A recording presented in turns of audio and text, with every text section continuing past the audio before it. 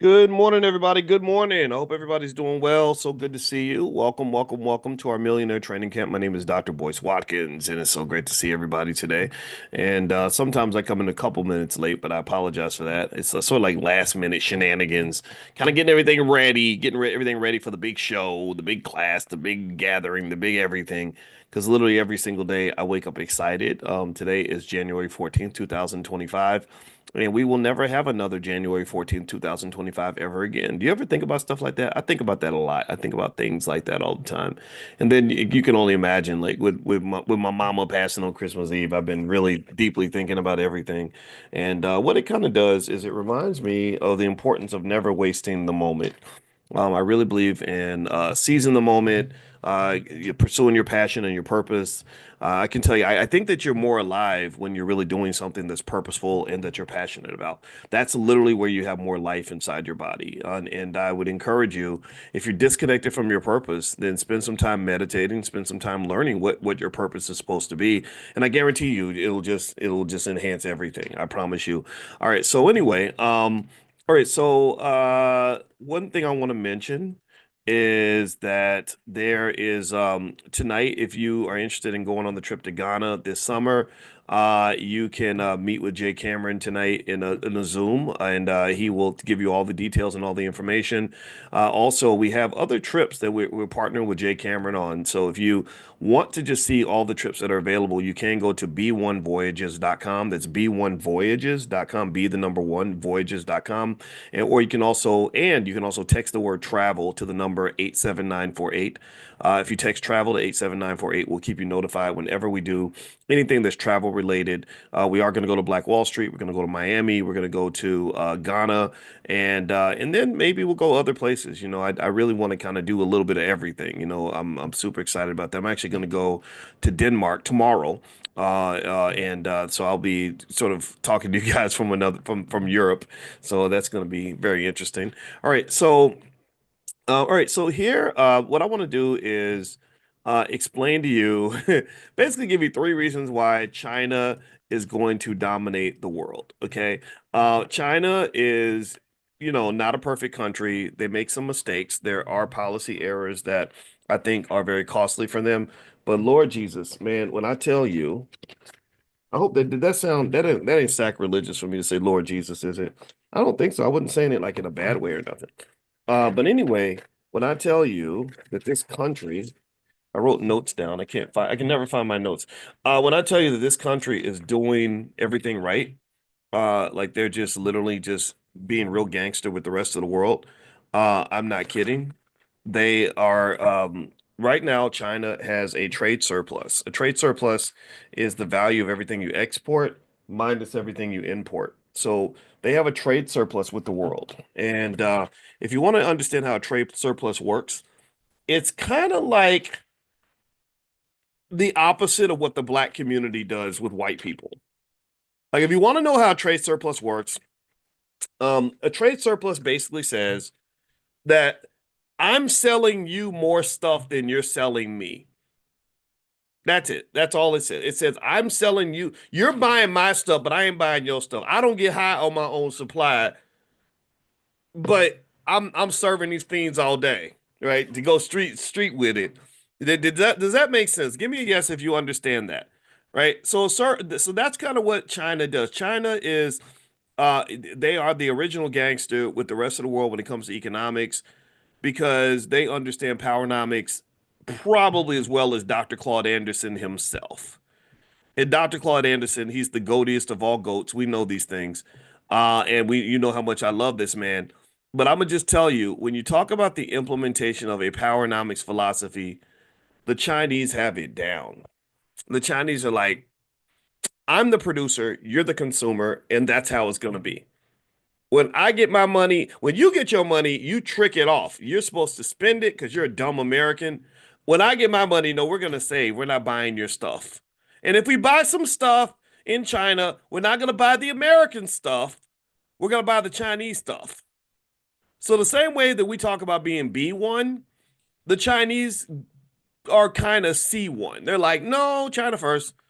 You want to sell us a car? No, we will buy we buy Chinese car. You want to sell us an iPhone? No, we make Chinese iPhone. We call it Chai phone. That's what the Chinese do. The Chinese, they're like, no, no, I don't, I know support your family. I support me family. I support my family. That's kind of what they do. And so I mean, I'm not mad at them for it at all. I think it's amazing and it's very powerful. So let me kind of give you some stats to kind of help you understand the severity of the massive economic imbalance that the Chinese are creating. They're what they're doing in a way is they're kind of doing the same things that America used to do. America used to manufacture stuff. Did y'all know that? We used to make things. And we used to make more things than anybody else in the world. That's how we won wars. That's how we won World War II and probably even World War One. Is we just knew how to like we could make like whatever for every one bullet you made, we'd make 100. For every one ship you could make, we'd make 10. For every one airplane you made, we'd make 50. And that was how America won. America was very productive because we knew how to manufacture things, and we lost that. We threw that away. Trade agreements, globalism, all that. So now America doesn't make stuff. That's what you go to cities like Gary, Indiana, Milwaukee, Wisconsin, Detroit, Michigan. You see depleted manufacturing bases that don't exist as much as they used to because we just decided, oh, we don't need to make stuff. We're gonna let other people make stuff, and then we'll just let them serve it back to us. And so the Chinese said, okay, we're going to take over manufacturing. We're just going to be the greatest manufacturer on the planet. So here are three reasons why. Here's what's going on with China. So let me give you some stats here. I pulled some stats. And by the way, I want to mention, I forgot to tell you that if you want to come to the Ghana informational session, I didn't follow through on my thoughts. Sorry about that. ADHD kicking in again. Um, is if you get on the text list, I will text you a link to join us for the Ghana informational session tonight with Jay Cameron. You can get on the text list, text the word morning to 87948.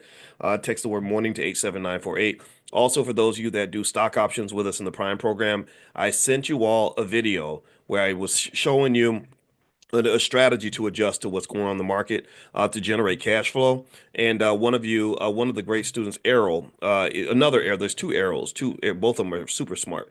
There's an Errol who has his son. He and his son are learning stock options together. I hope you didn't mind me mentioning that because I think that this is a template for every family. And so Errol asked me to do an example selling puts, and I did and because that's something I'd actually been doing. So I actually sent you all the video link where you can actually apply that strategy. And I did it in my portfolio and generated quite a bit of money that allowed me to deal with the market decline yesterday. So if you want to know more about stock options, and it's a great way to generate income, it's better to me. It's far better than real estate stuff. Like we've talked about this. Feel free to go to drboyceprime.com, or you can also text the word options to the number 87948. Text options to 87948. All right, so let me give you some stats on China. So here's the deal with China. Here are five powerful stats for China's economic dominance. Number one, China accounts for 28% of global manufacturing output, making it the world's largest manufacturer by far. The country's manufacturing sector produces a vast array of goods from electronics to textiles. Anything you need, they got it. We got what you need. We serving these fiends. Number two, China is the largest exporter of goods in the world, with its exports valued at $3.5 trillion per year. 3.5 trillion. That's massive. This accounts for 14% of global exports, cementing its position as a key player in global supply chains. If China stopped manufacturing things, everything was shut down. And that's a national security risk for America. And we'll talk about that in a minute.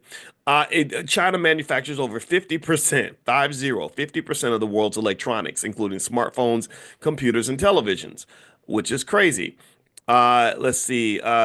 China has the largest labor force in terms of people that are involved in manufacturing. There are over 100 million people that they have working in the sector. This allows China to maintain its edge in low-cost manufacturing because the cost of labor is not that high, which is a huge advantage. And also, China's industrial output is valued at more than $4 trillion, which is more than any other country, dwarfing other global manufacturing hubs. This includes everything from steel to machinery, placing China at the center of global production networks. Now, let me continue to tell you why I believe the Chinese are going to dominate the world. Um, I saw the head of the FBI, the former FBI director, on his exit interview as he's leaving office. He said that basically the Chinese have an investing strategy that is something Americans really can't match. And the reason I say it's an investing strategy is because we talked about what investing is. Investing is not it's not about the money. Stop thinking about the money. Some people think I'm always talking about the money. It ain't about no damn money. The money's not the most interesting part. What it is about the Chinese investing strategy is mindset. As Terrence says, they play the long game. They're very patient. They're very patient. And patient people who are committed to delayed gratification will kick you in your ass every time. Like you never want to really get into a war with a really patient person. Like I had a friend the one time that was like kind of a gangster, like she was a drug dealer, and she had a past that we didn't talk much about. And I said, I ain't gonna ask you nothing about nothing that happened in the 90s. But we were talking about her experiences a little bit. She was speaking like hypotheticals, right? So she would be like, well, if I wanted to go and get revenge on somebody, I would not do anything right away because the police are paying attention or whatever. She says, so I would just I would let you think that it was over. I would let you wait 4, 5, 6 years and let your guard down and get into your comfort zone. And then I would go and handle my business. So that's what she did. She said, I would just wait. I would just wait and wait and wait and wait and wait. And eventually they just think, oh, it's over. It's all in the past. And then one day, next thing your dog is boiling on the stove or something or whatever, right? So, so basically, so patience is not just powerful in life, but it's powerful in investing, actually, incredibly powerful. Warren Buffett actually says that wealth is nothing but a transfer of money from impatient people to patient people, impatient people to patient people. And so capitalism thrives in America largely because we create a society full of highly impatient people. Tell me if I'm lying. Instant gratification, gotta have it now. Dopamine spike, dopamine hit, dopamine hit, dopamine hit, right? And again, like the dope dealers, they're serving them fiends. Like you want some Instagram? Yeah, yeah. You want scroll, scroll, scroll, right? You want sports betting? Yeah, yeah. Cowboys. I'm betting on the Cowboys. Don't do that because you'll lose your money. But like whatever. Like we have this society that's built on all this instant gratification. And you see it kind of pile up in a lot of areas, like relationships. Oh, if it's the third date and I ain't getting none, then I'm out. I'm out, right? If you can't spend $300 on a first date, I'm gone, right? And so what happens is that there's the short-term benefit, but there's a long-term cost. There's a long-term cost. And what I see in terms of the long-term price people are paying is number one, people are lonelier than ever. A lot of marriages don't last. A lot of people are disconnected from each other. Most young guys in their 20s haven't even slept with a woman in over a year, like 75% or something crazy like that, which is just unbelievable. And then people get older and then they sort of realize like, wait, I didn't invest in people. I thought kids were a burden. I thought a spouse would just hold me back. So now I'm 65 years old and I don't have what I wish I'd had if I'd made different choices when I was younger. There's a retirement crisis. Millions of people are not ready for retirement. A lot of people, because again, instant gratification over delayed gratification. So when I come along and I say, well, if you had just put $1,800 in Apple stock in 1997, you'd have $4 million right now. Well, then next thing you know, people are like, so first off, there's the regret, right? It's like, man, I had $1,800 several times in 1997. I could have done it. I could have bought some stock with that. And then you get these impossible questions like I retire in 2 years. How do I turn $1,800 into $1 million in 2 years? And I'm like, I don't know how to do that. That's like asking me to make delicious Kool-Aid when you don't give me no sugar and no water. You can't make Kool-Aid without sugar and water. If anybody's ever tried that, you know it does not work. What am I supposed to do? Spit in the bucket? Like it ain't gonna work. You need water to make your damn Kool-Aid. So you need time a lot of times to build your wealth. If you throw away time, then you've kind of thrown away your opportunity. So millions of Americans are in the middle of a retirement crisis. Millions of Americans are lonelier than ever because they didn't invest in relationships. Millions of Americans are in a physical health crisis. I saw a stat the other day that said 48% of all women over 55 are going to get dementia at some point. Also, nearly half of all Americans are going to die from cancer. There are easy, simple studies out there that talk about the link between sugar and cancer, and processed food and cancer, and obesity and cancer, right? But then there's a price to be paid if you're getting up and going to the gym, if you're avoiding the sugar and the salt and all these other in the processed food, right? So it's hard to do. It's very hard to do, especially when they're putting it in your face. right? They're putting it in your face because capitalism is it's almost like the original kind of artificial intelligence. Capitalism, when it is at its worst, it's like this really smart demon that literally has pierced your soul. It can read your mind. It knows what you want. It knows how to tempt you. It knows where your greed lies in your darkest spots, and it knows how to say, "Oh, you want more of this, don't you? You want some more? You want here? Take some more ice cream, right? And right here, have some sex. You want some sex, don't you? Right? And that's what happens, right? That's why spirituality and consciousness, I think, is really important because that helps you rise up above all that, right? Because we are, to some extent, we are kind of like slaves to the flesh in a way, like the cravings and desires and all. So that's what things like the therapy really matter. Because if you get the therapy, then you get the self-awareness. You can kind of look at yourself and say, this isn't who I want to be. This isn't where I want to be. So now I'm going to take a different process of life optimization. I'm going to invest differently. I'm going to make sure I still enjoy my life, but I'm going to enjoy it in a way where I can enjoy it over a long period of time and not just have a lot of fun right now and pay a big price later on. The Chinese, I think, are dominant economically largely because they incorporate this into their society for children at a very early age. Like their children at an early age. You might have seen those videos on Instagram of like Chinese kindergartners in school and the crazy stuff they're doing. Like they'll be cooking and making like building buildings and like making like sewing sweaters and or they'll play even when they play basketball. They're so much better than like they'll have like 20 kids and they'll all be dribbling a basketball in sync. And like one, you ever see that where they're what like there'll be like a circle of kids. Try to imagine this, right? They'd have a big circle of kids and like maybe 30, and they would have a basketball on each side of each kid. And then they would dribble and then they would move and then take over the dribble for the next ball and then move again and take the dribble for the next ball. And the amount of coordination is very powerful. And when I taught finance in China back, I think it was about 2006, I noticed that they are in sync unlike anything I've ever seen. You want to talk about unity? We can't come we can't even dream of having that level of unity. I've never seen that level of unity. Like it's almost like they are a cyborg. They are literally they operate like the same person. It is scary and it is amazing. And what I think that they do because they're at war with the United States is they use our impatience, our lack of discipline, and our lack of unity against us. They do. They're like, oh, these people, they believe in stuff like democracy and freedom, which is, I think, actually, I like democracy and freedom. I do. That's a downside of China. They don't let you have that, right? They put the group over the individual.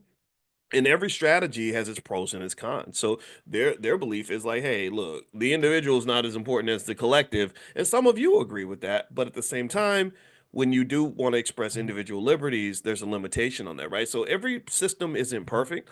It's hard to be all things all the time to everyone, but I can tell you that their unity is something that is, I think, going to make them very dominant.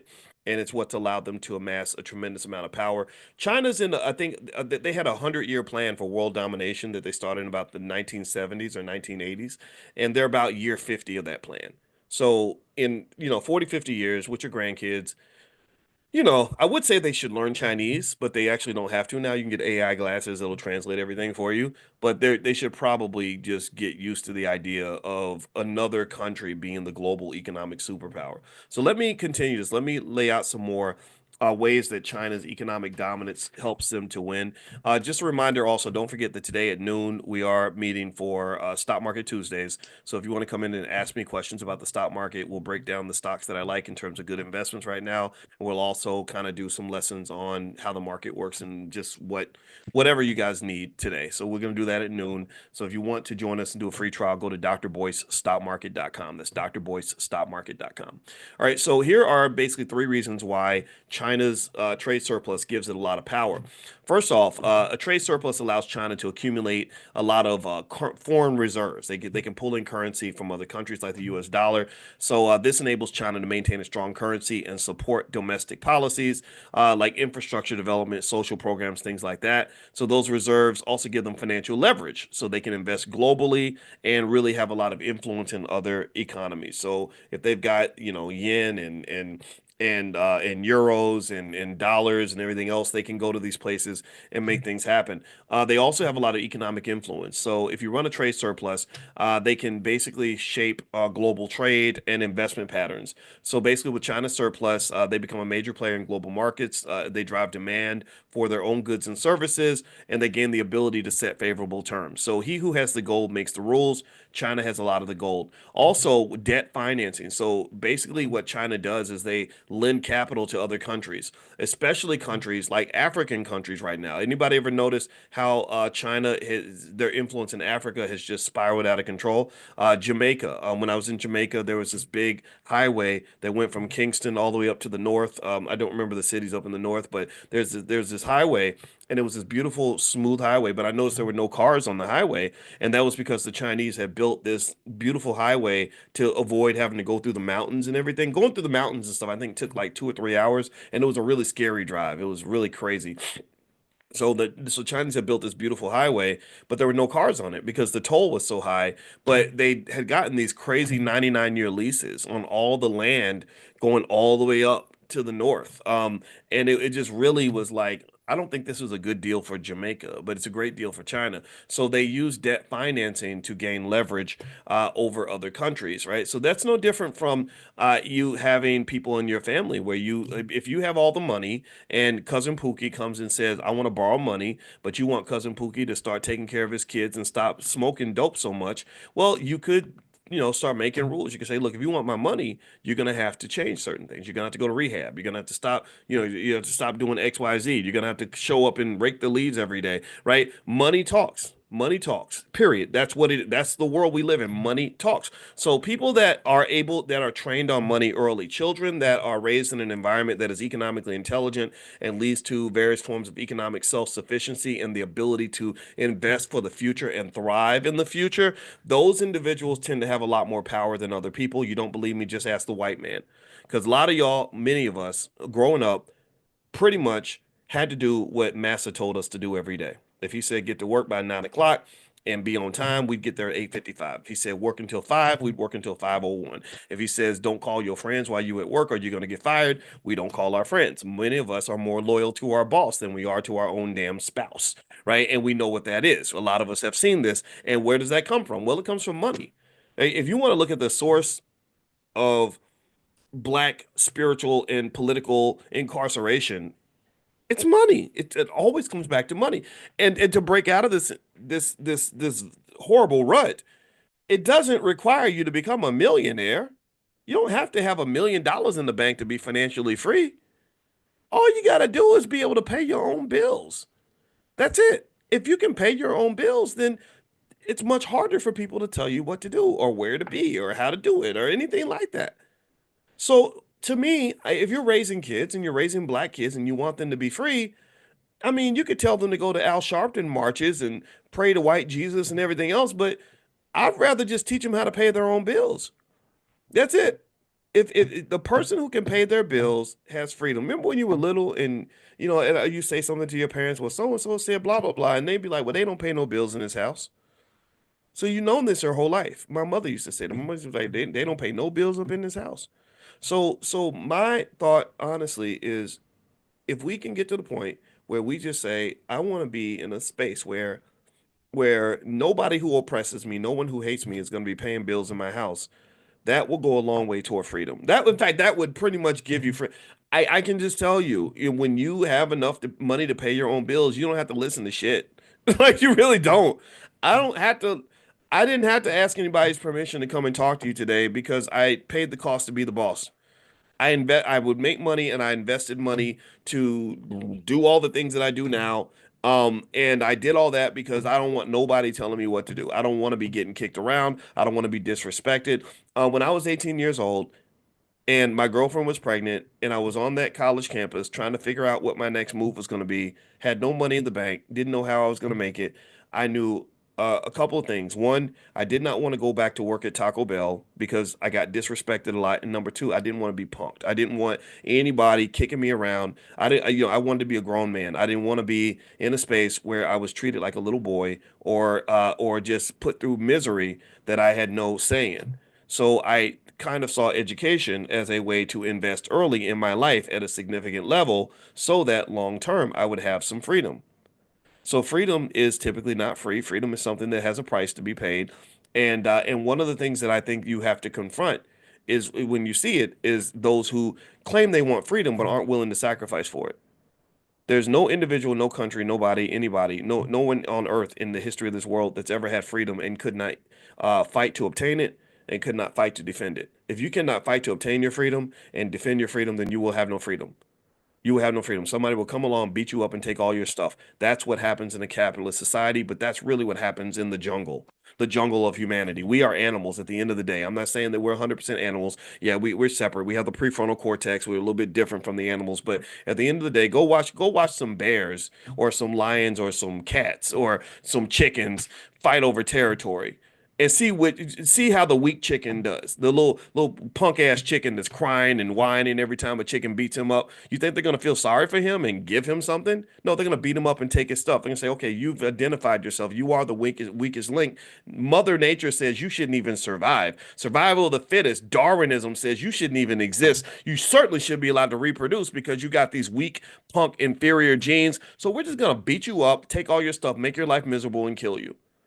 Or you look in a prison. You ever see in a prison? Like it's kind of sad, what they do to the weak, to the weakest in the prisons, right? So what I'm saying is, at the end of the day, I vehemently reject the way black people have been trained to perceive ourselves and perceive each other. I think that we are trained to just feel sorry for ourselves and to be sad and to just politely ask white people to please change your behavior and all this other stuff. And then you see shenanigans. You see a lack of disciplined behavior. Like Dr. Claude Anderson writes about this in Powernomics. He talks about what he calls inappropriate behavior.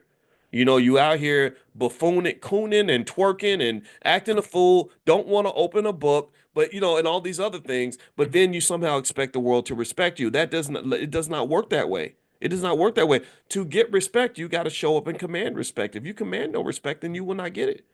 So anyway, let me keep going because I don't want to offend nobody, but this is the reality. And so I think that the way we're even taught to think about race is completely wrong. It's completely wrong. I think that our children should be taught to compete. That's it. Yeah, they may not like you because you're black, but who cares? Why do you even need somebody else to like you like that? What's wrong with you? Your mother should like you. You should like yourself. The need to be liked is a weak to some extent. That's a weakness, actually. That's something people can exploit. Oh, you need us to like you. Okay, well, do what we say, or we're going to say that we don't like you. We're going to call you ugly. We're going to call you stupid. We're going to take away your Oscar, your Grammy, your Nobel Prize, whatever little stupid awards we've invented to give you your self-esteem. We're going to take those things away. We're going to take away your little fancy job. You won't have the corner office no more. You won't be the chosen Negro anymore because you're not behaving appropriately. So what we do is we learn over time that if you behave, then they're gonna hook you up. So we have a lot of well-behaved Negroes that are in corporate America and other places because we know that if we get out of line, there's going to be an economic consequence. And I don't know, maybe I mean I know my whole life I've kind of been the rebellious kid a little bit. I When I was in elementary school, I used to stay in detention, and I don't even know what it was. I would try. I'd be like, I'm trying to fit in. I'm trying to. I would just every damn day, and it was like, damn, I'm, I'm suspended again. I gotta stay after school again. I would stay in detention. Like I would just sign myself up for detention at the start of the day because I knew at some point something was gonna pop off. And I guess it must have just been like I don't know, like if something didn't make no sense, I'd be like, well, I'm not doing that, or that doesn't, or if I wanted to just do something, I would just do it. I have no idea. My mother used to say, "Yo, boy, your mouth will either make you great or get you killed. I'm curious to see which one." And when I met Cornell West for the first time, he's such a wonderful human being. And I let me tell you about the time I met Cornell. It was really really cool. We did something in Brooklyn in 2013 where I had put out this book. It's out there somewhere. You can go find it. It's probably free. It was called Wealth, Education, Family, and Community: A New Paradigm for Black America. And I was kind of doing like a little tour on that book, and Cornell joined me in Brooklyn. And but we met in Manhattan. So I walked in this restaurant in the middle of Manhattan, and it was a fancy restaurant I never heard of, full of white people. And in this restaurant, he let me tell you what he did. This is the kind of guy he is. He gets up in the middle of the restaurant and he walks over and he gets on one knee and he grabs my hand and like bows to me on one knee. And all these white people are like, what's happening right now? Who are these Negroes bowing to? Like, what's going on? And I was like, wow, like he's such a great, humble person. I'm like, stand up, man. Like, this is kind of if I feel like I'm Eddie Murphy and coming to America. But anyway, when I told him what my and then when we sat down and talked, he told me that he literally knew my parents. He said Robin Watkins, blah blah blah, Larry Watkins, blah blah blah. He had read my Wikipedia page, and he knew my father was a police officer. He knew my mother was a social worker. He knew that my parents are a little more on the conservative side. That's their choice. That's who they are. Because cops, my dad's a soldier and a cop. He's black, 100% black, but he's not into the shenanigans. He's not into feeling sorry for yourself. That's kind of how he was built. And it was just really interesting. Like, so just that, if you want to know my bias about Cornell West, that's where it comes from. It's like I said, wow, this guy, and I spent years with him, and I watched people very closely. Like I spent hours and hours with Al Sharpton, and I told you, I felt like, okay, there's a game being played here, almost like a mafia type of game. It's about power. And but he also is a genius. He's extremely smart. The man is you cannot tell me that he's stupid. Cornell came off as a genuine soul. I observed him closely as he interacted with every person on the street because people recognize him more than me, and white people don't really know who I am, and I don't, and I like it that way. Whereas with him, everybody, lots of people were stopping him, and I just liked the way he treated everybody. It was something that just told me, like, wow, I wish we had more people like this running the country because we'd have a better world. I really believe that. But anyway, I remember I told him, I said, yeah, my mother used to say, boy, your mouth will either make you great or get you killed. I'm curious to see which one. And he said, I think it might be both. He said, I think it's gonna be both, brother. And I said, yeah, you might be right about that, but that's okay. I'm all right. I'm willing to die for what I believe in. So let me finish up with this China thing. Okay, so in terms of China's economic dominance and the fact that they have this massive trade surplus, this is something I think the black community should pay attention to because what happens when you have a trade surplus is that the people that are buying all your stuff, where you're not buying any of their stuff, they're at a natural economic disadvantage. You're at a disadvantage. So for the black community, when you see how little we are actually producing for the world, how little others support black-owned businesses, how black-owned businesses get boycotted by two groups. They get boycotted by black people and they get boycotted by white people. But we'll go support their businesses in a second. Like we attach purchasing things from them to our self-esteem. Like I feel like I'm a better man because I got this label on my body, this Coach, Gucci, Louis, Prada, whatever. I'm picking up a bottle of the Henny when I go to the club, right? Whatever it is, right? We tend to like really enjoy these labels because they're attached to our self-esteem. Go watch the video How to Sell to the Negro. So what's happened is that basically they do to us what China does to the world. That's why China is going to dominate. In fact, let me read this here. China has strategic influence or all around the world because of sorry, I lost my screen because of the trade surplus, right? So effectively, when they go in and your money talks and the BS walks, China is pretty much able to declare war on you without actually firing a single bullet. Like they don't have to fight you to destroy you. And they don't have to tell you that they're going to destroy you. The Chinese are very polite. I remember when I was in China, I noticed that one thing that someone told me culturally, and I don't want to stereotype, but they were literally saying like Chinese people typically don't say no to anything, right? They won't say no to you. So if you say, "Hey, I need to use $1 million. Can you give me $1 million in 3 hours?" A lot of people they won't say no. Like here, we'll be like, "Hell no! What are you talking about?" They'll be like, uh, I need to think about that. So that's what they kind of do. So they're very polite, extremely polite. And so what they'll kind of do with other countries, I've noticed, is they'll go and you'll do something they don't like, and they'll be very polite. They'll be like, "Oh, it's okay, it's okay." And then next thing you know, your goods are not getting through the port in China, or or they've been done some sort of embargo on you economically that's decimated you financially. So they're very subtle about that. They declare economic warfare, not so much direct warfare. They don't want to go to direct war with the United States. But the FBI director mentioned something really interesting about how the Chinese investment strategy works. Because they don't just invest in things that generate money, they invest in power. And one thing that he said the Chinese have done is he said they have planted a bunch of bugs in a malware viruses, computer viruses, in a lot of essential American infrastructure. They basically said that they're just sitting there. They're waiting. They're just waiting. Like, okay, go ahead and do something. Go ahead and say something. And what they said they can do is they can then at that point activate these Trojan horses to poison our water systems, to mess up our electrical grid, shut down all the cell phones in the United States, whatever, right? And this is what he said he was deeply concerned about. So just keep that in mind. Like if we go to war with China, they know how to fight just in sneaky little ways. Like I think they fight through social media. With all that conversation about Russia and China, getting all these ads on social media to basically kind of pit people against each other. And they're very aware of, for example, the racial divide in America. So there will be, these Chinese bots that pretend to be, strong black women on the internet who have all these opinions, or angry black men or whatever that will just pour fuel on the fire to create civil war. Thank you, Sharon. That's the right word, right? So they know this. They use America's divisions against us. So here is, if you want a couple of lessons that I think we can apply as a black community to learn from China. First off, there's economic independence and wealth building. So as you know, the same way China accumulates the reserves as a source of power, I think that we should build wealth and achieve economic independence as the number one objective for our whole entire community. That has to be near the top of our priority list. So that means owning businesses. We cannot keep producing employees. Stop producing employees. Stop producing people that are consumers and employees and renters and all these other things. You cannot do that. You cannot thrive and grow when you're on the white man's economic nipple.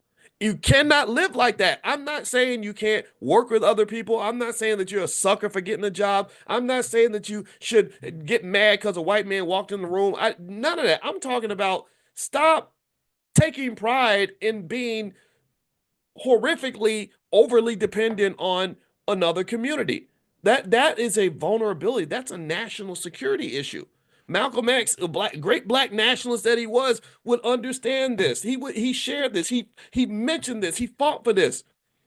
So what happens is that it's really weird. I remember when Damon Dash went on to the Breakfast Club and did that epic interview where he was really talking about having your own business and all, and he was doing it in a Dame Dash kind of way, right? It wasn't perfect. Dame, I told you he's not perfect. I spent a lot of time with the guy and I like him, but he's different. But I remember I remember when I got a call from Charlemagne, and he's like, yeah, man, he said, I need you to come and calm down people because I got brothers calling me, they gonna quit, telling me they gonna quit their jobs tomorrow, they gonna quit their job tomorrow, and I said, yeah, I said, well, I can fix it, I can patch it up a little bit, but he's kind of right.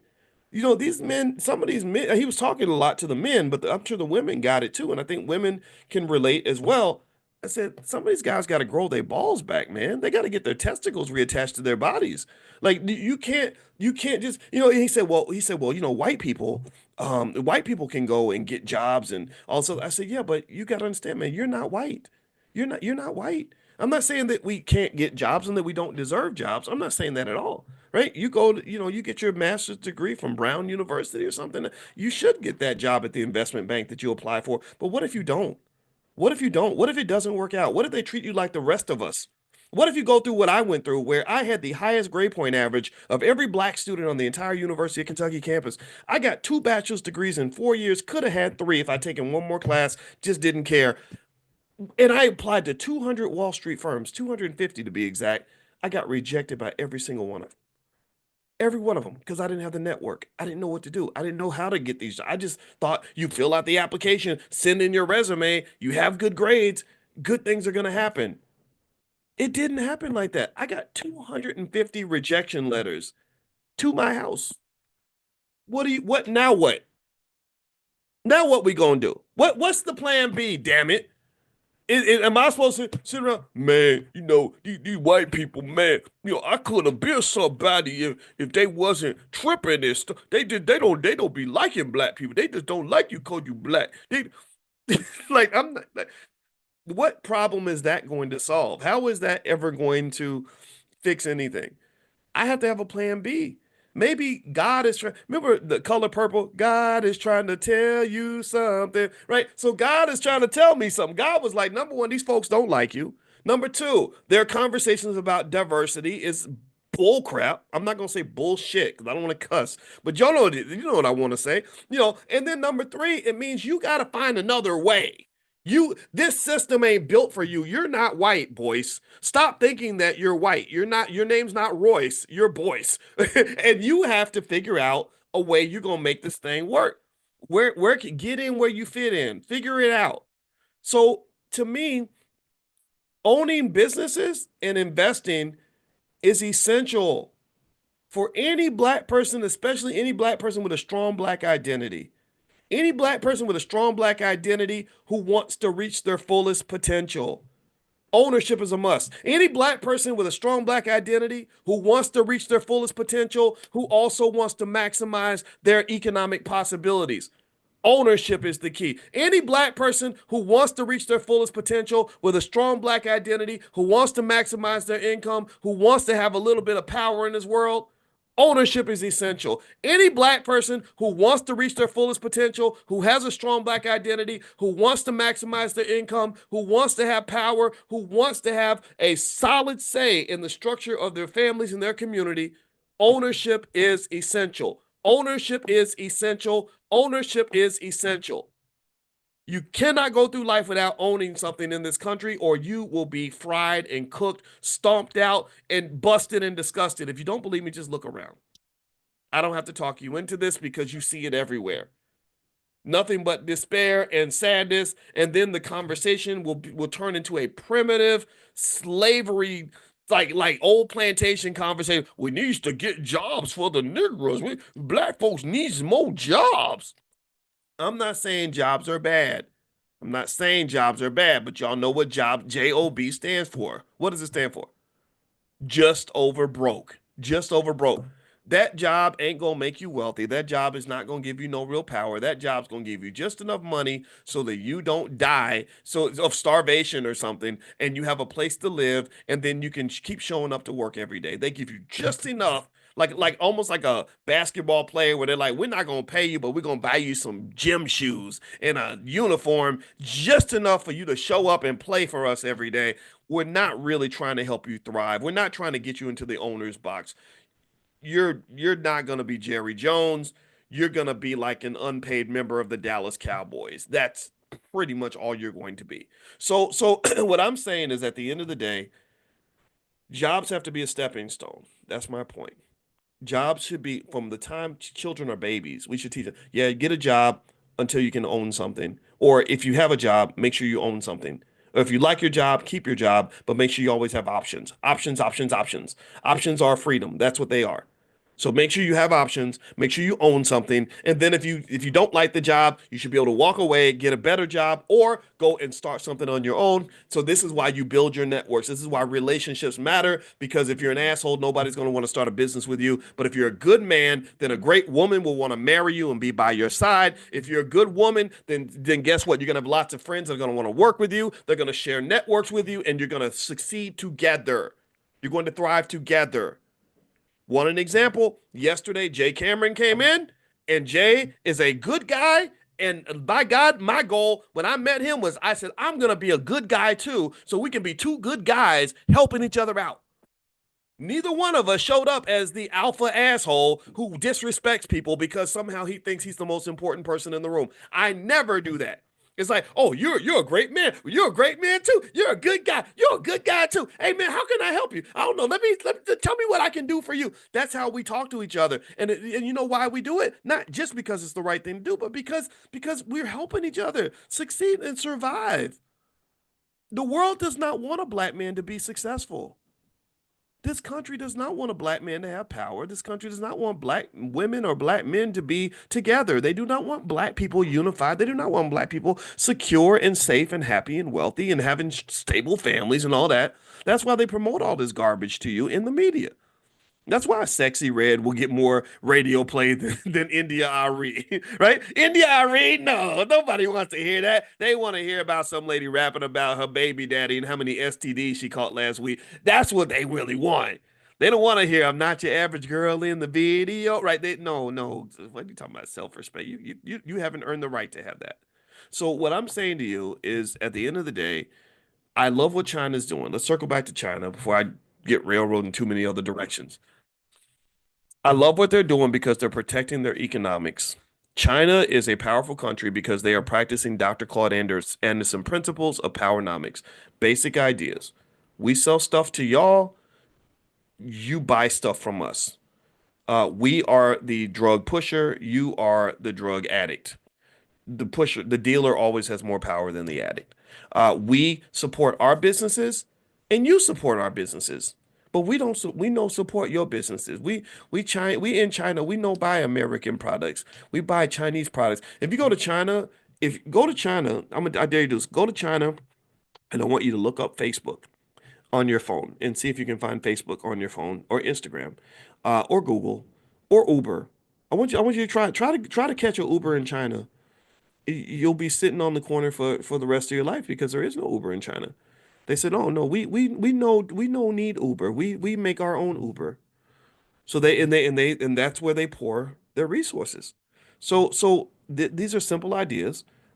This is going to lead to China and Chinese youth being the most dominant on Earth. One other fact about China that's really interesting is they produce more engineers in China every year than India, Japan, and the United States combined, and their engineers are more qualified. They can go on the job, and because they don't spend all their time in college, like going to frat parties and step shows and whatever, they actually learn stuff. So they can actually go on the job on day one, start getting patents, and start actually being productive on day one. American engineers need 2 years of training after college before they can even become an asset to the company. This is just a fact. Look this up.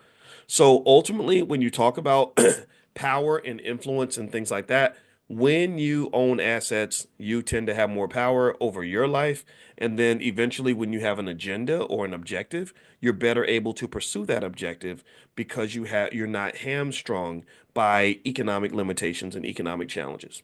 So this is the mandate for the 21st century and beyond.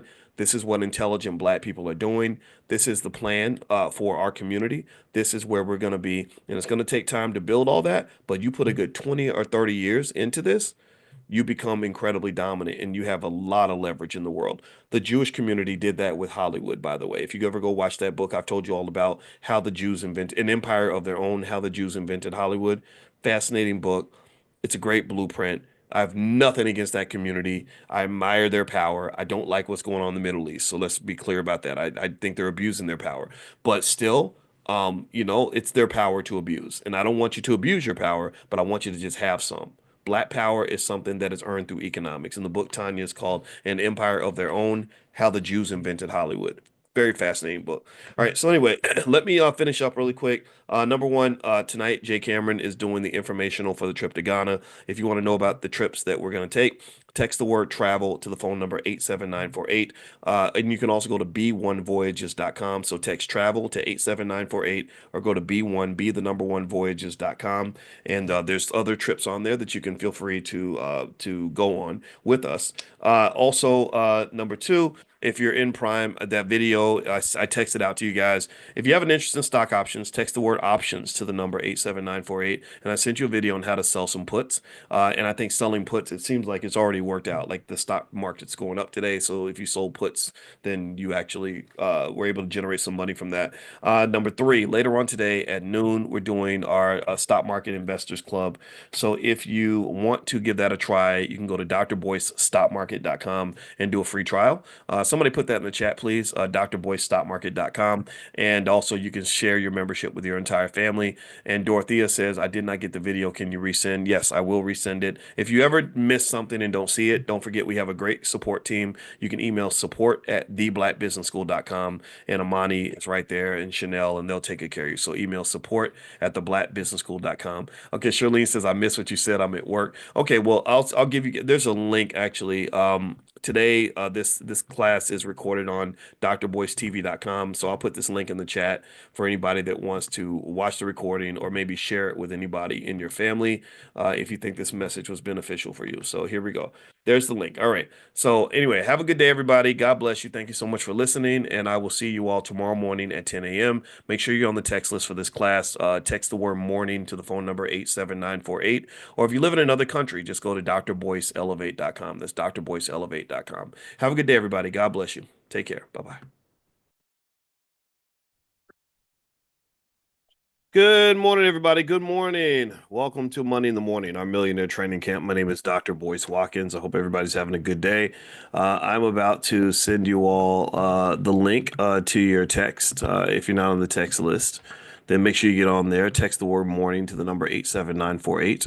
And I'm going to send you all a text right now, letting you all know that Money in the Morning is starting now. All right.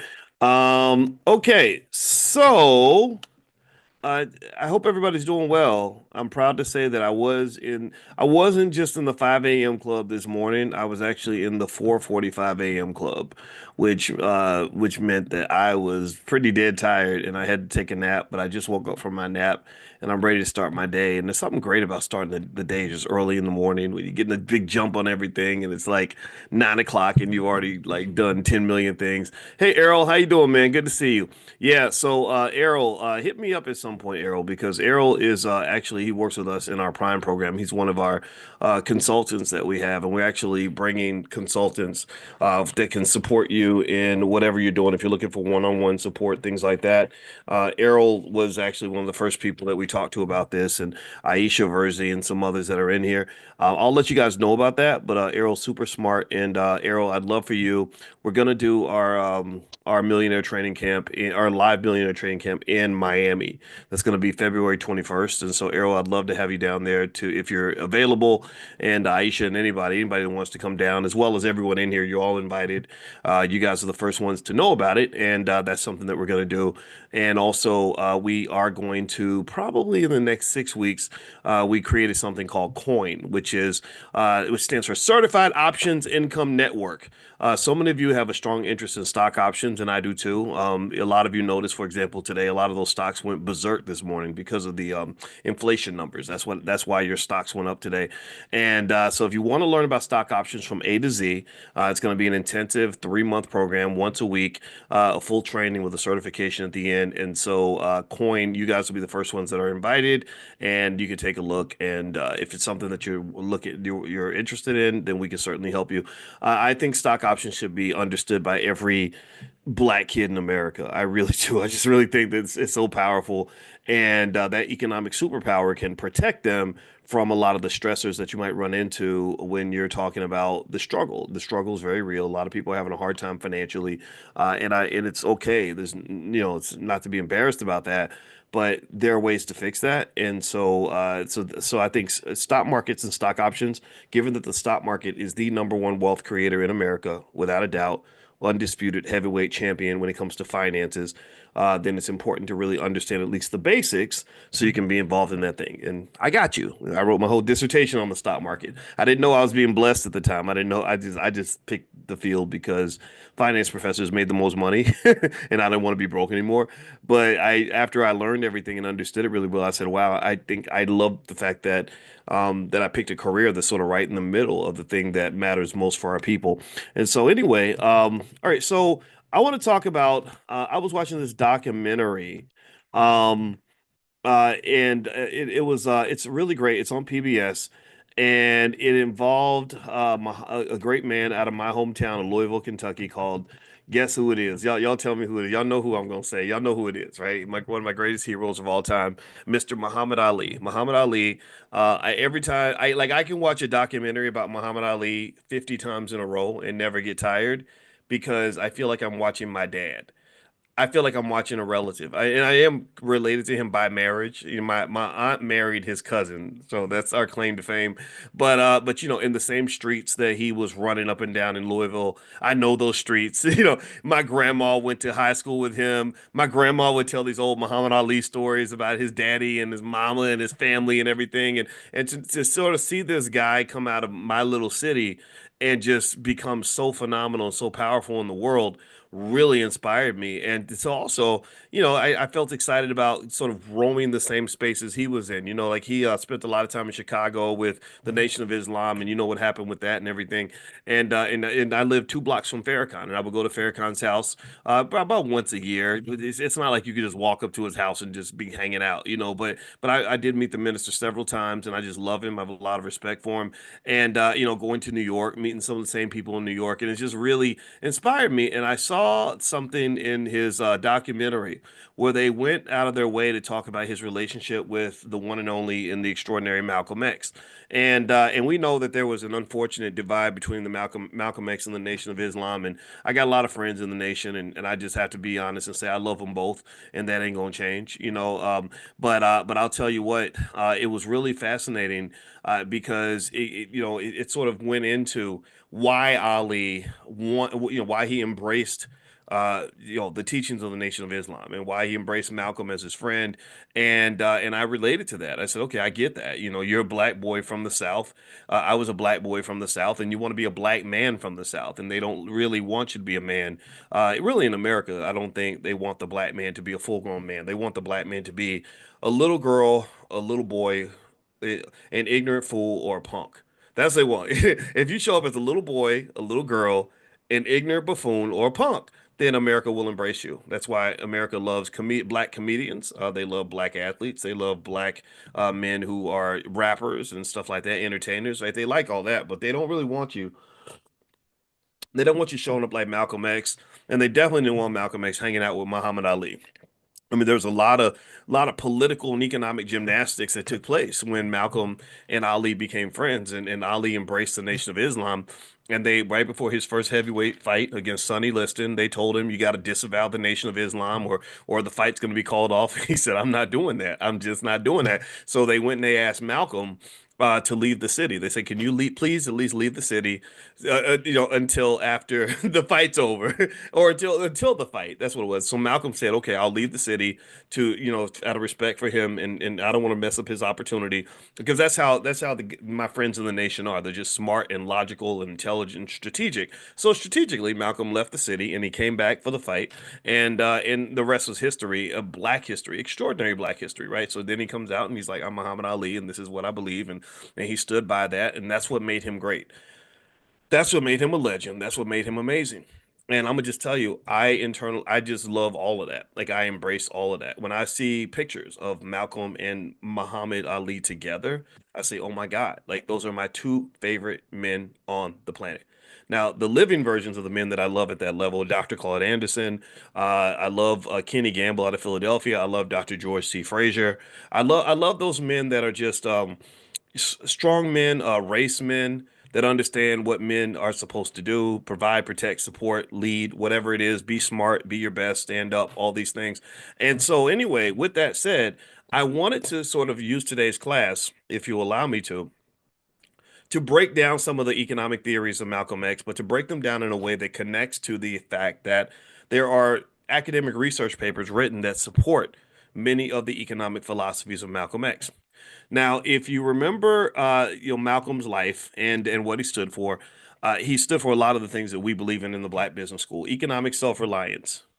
Self-reliance. You have to have something of your own if you're ever going to be strong or successful in America. That's just a fact. If you don't own something, then you're really standing on a slippery slope. You're always on thin ice. That which you claim to possess can be taken away from you at any moment.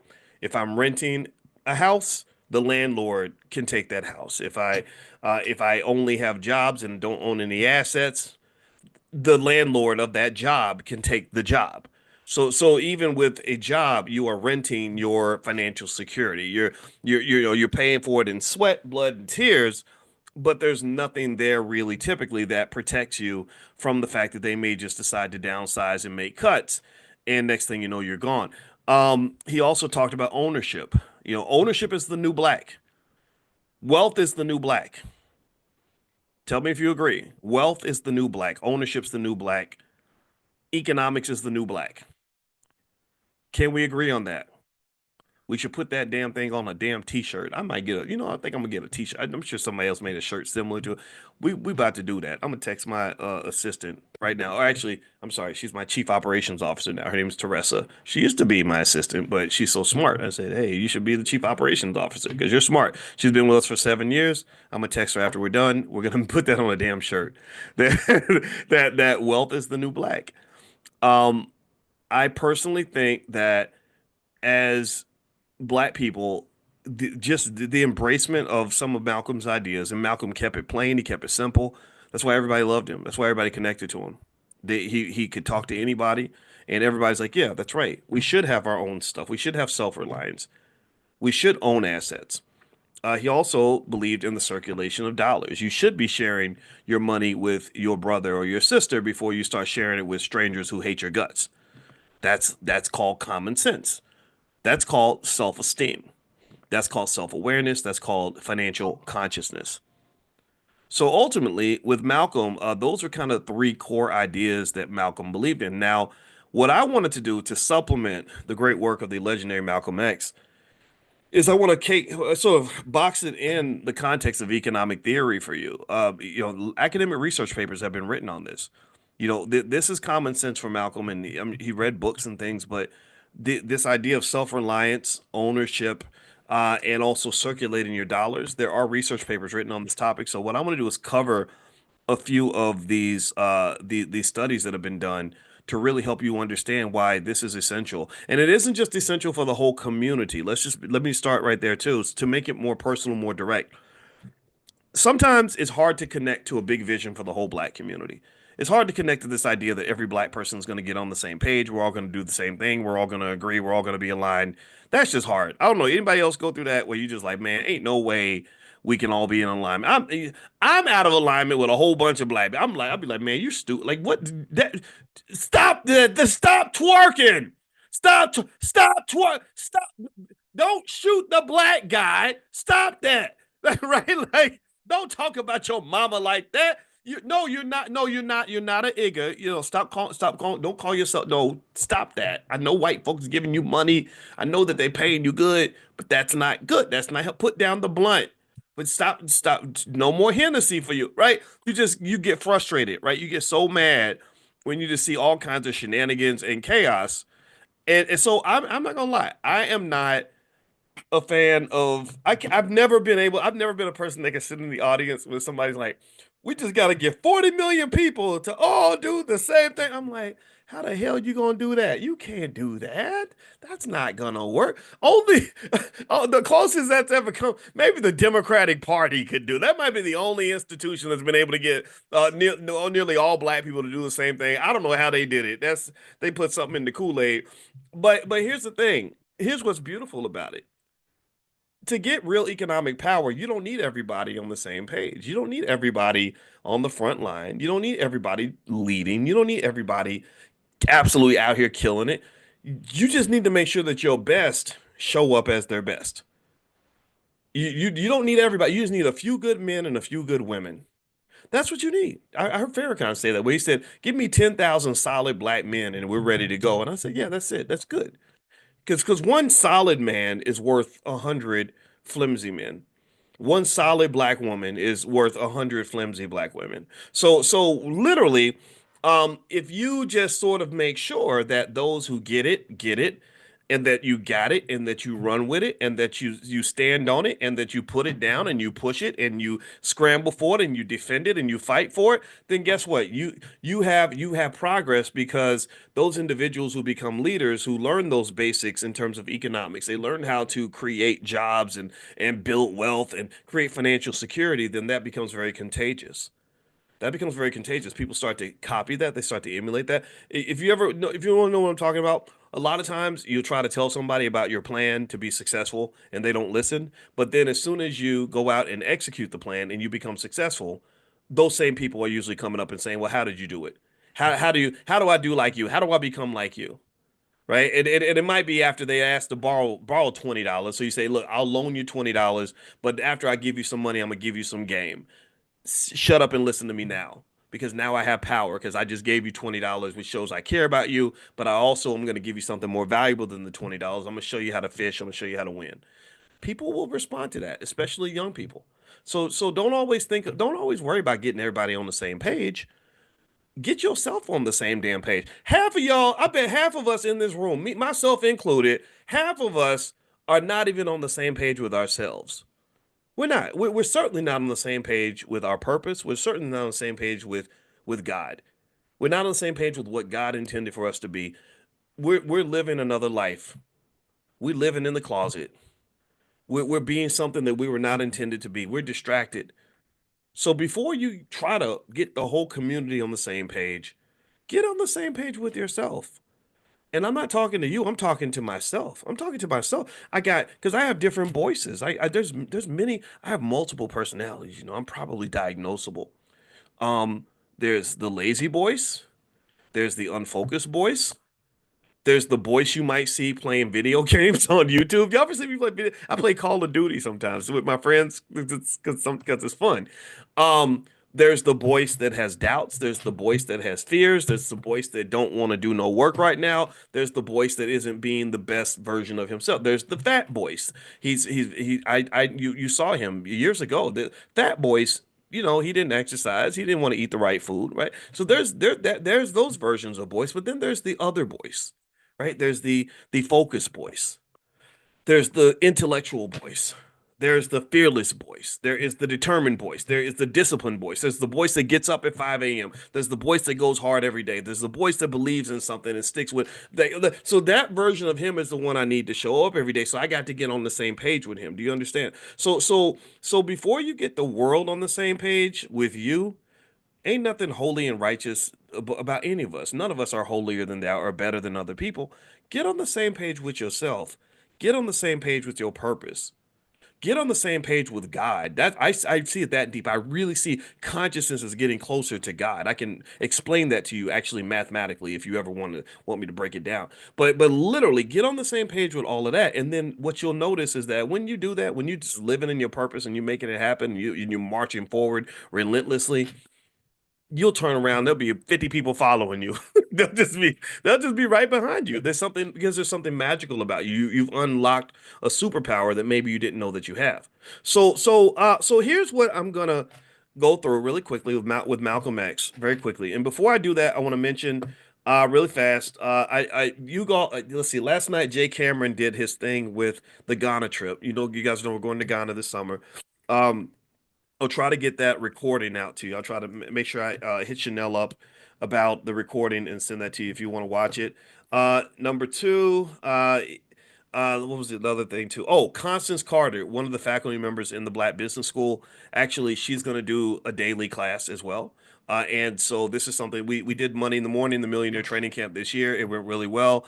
And I said, you know what? Maybe Constance, maybe you should do this too. That way we can be with our people every day and talk to them every day. A lot of you have come in here and seen Constance. You've seen how great she is, how smart she is. So basically, she's going to actually be doing her thing right after I get done. So what I'll do is I will text you all the link so you can go join Constance and hang out with her if you're into this whole Black economics thing and you just want to keep, just hang out with us for a big chunk of the day.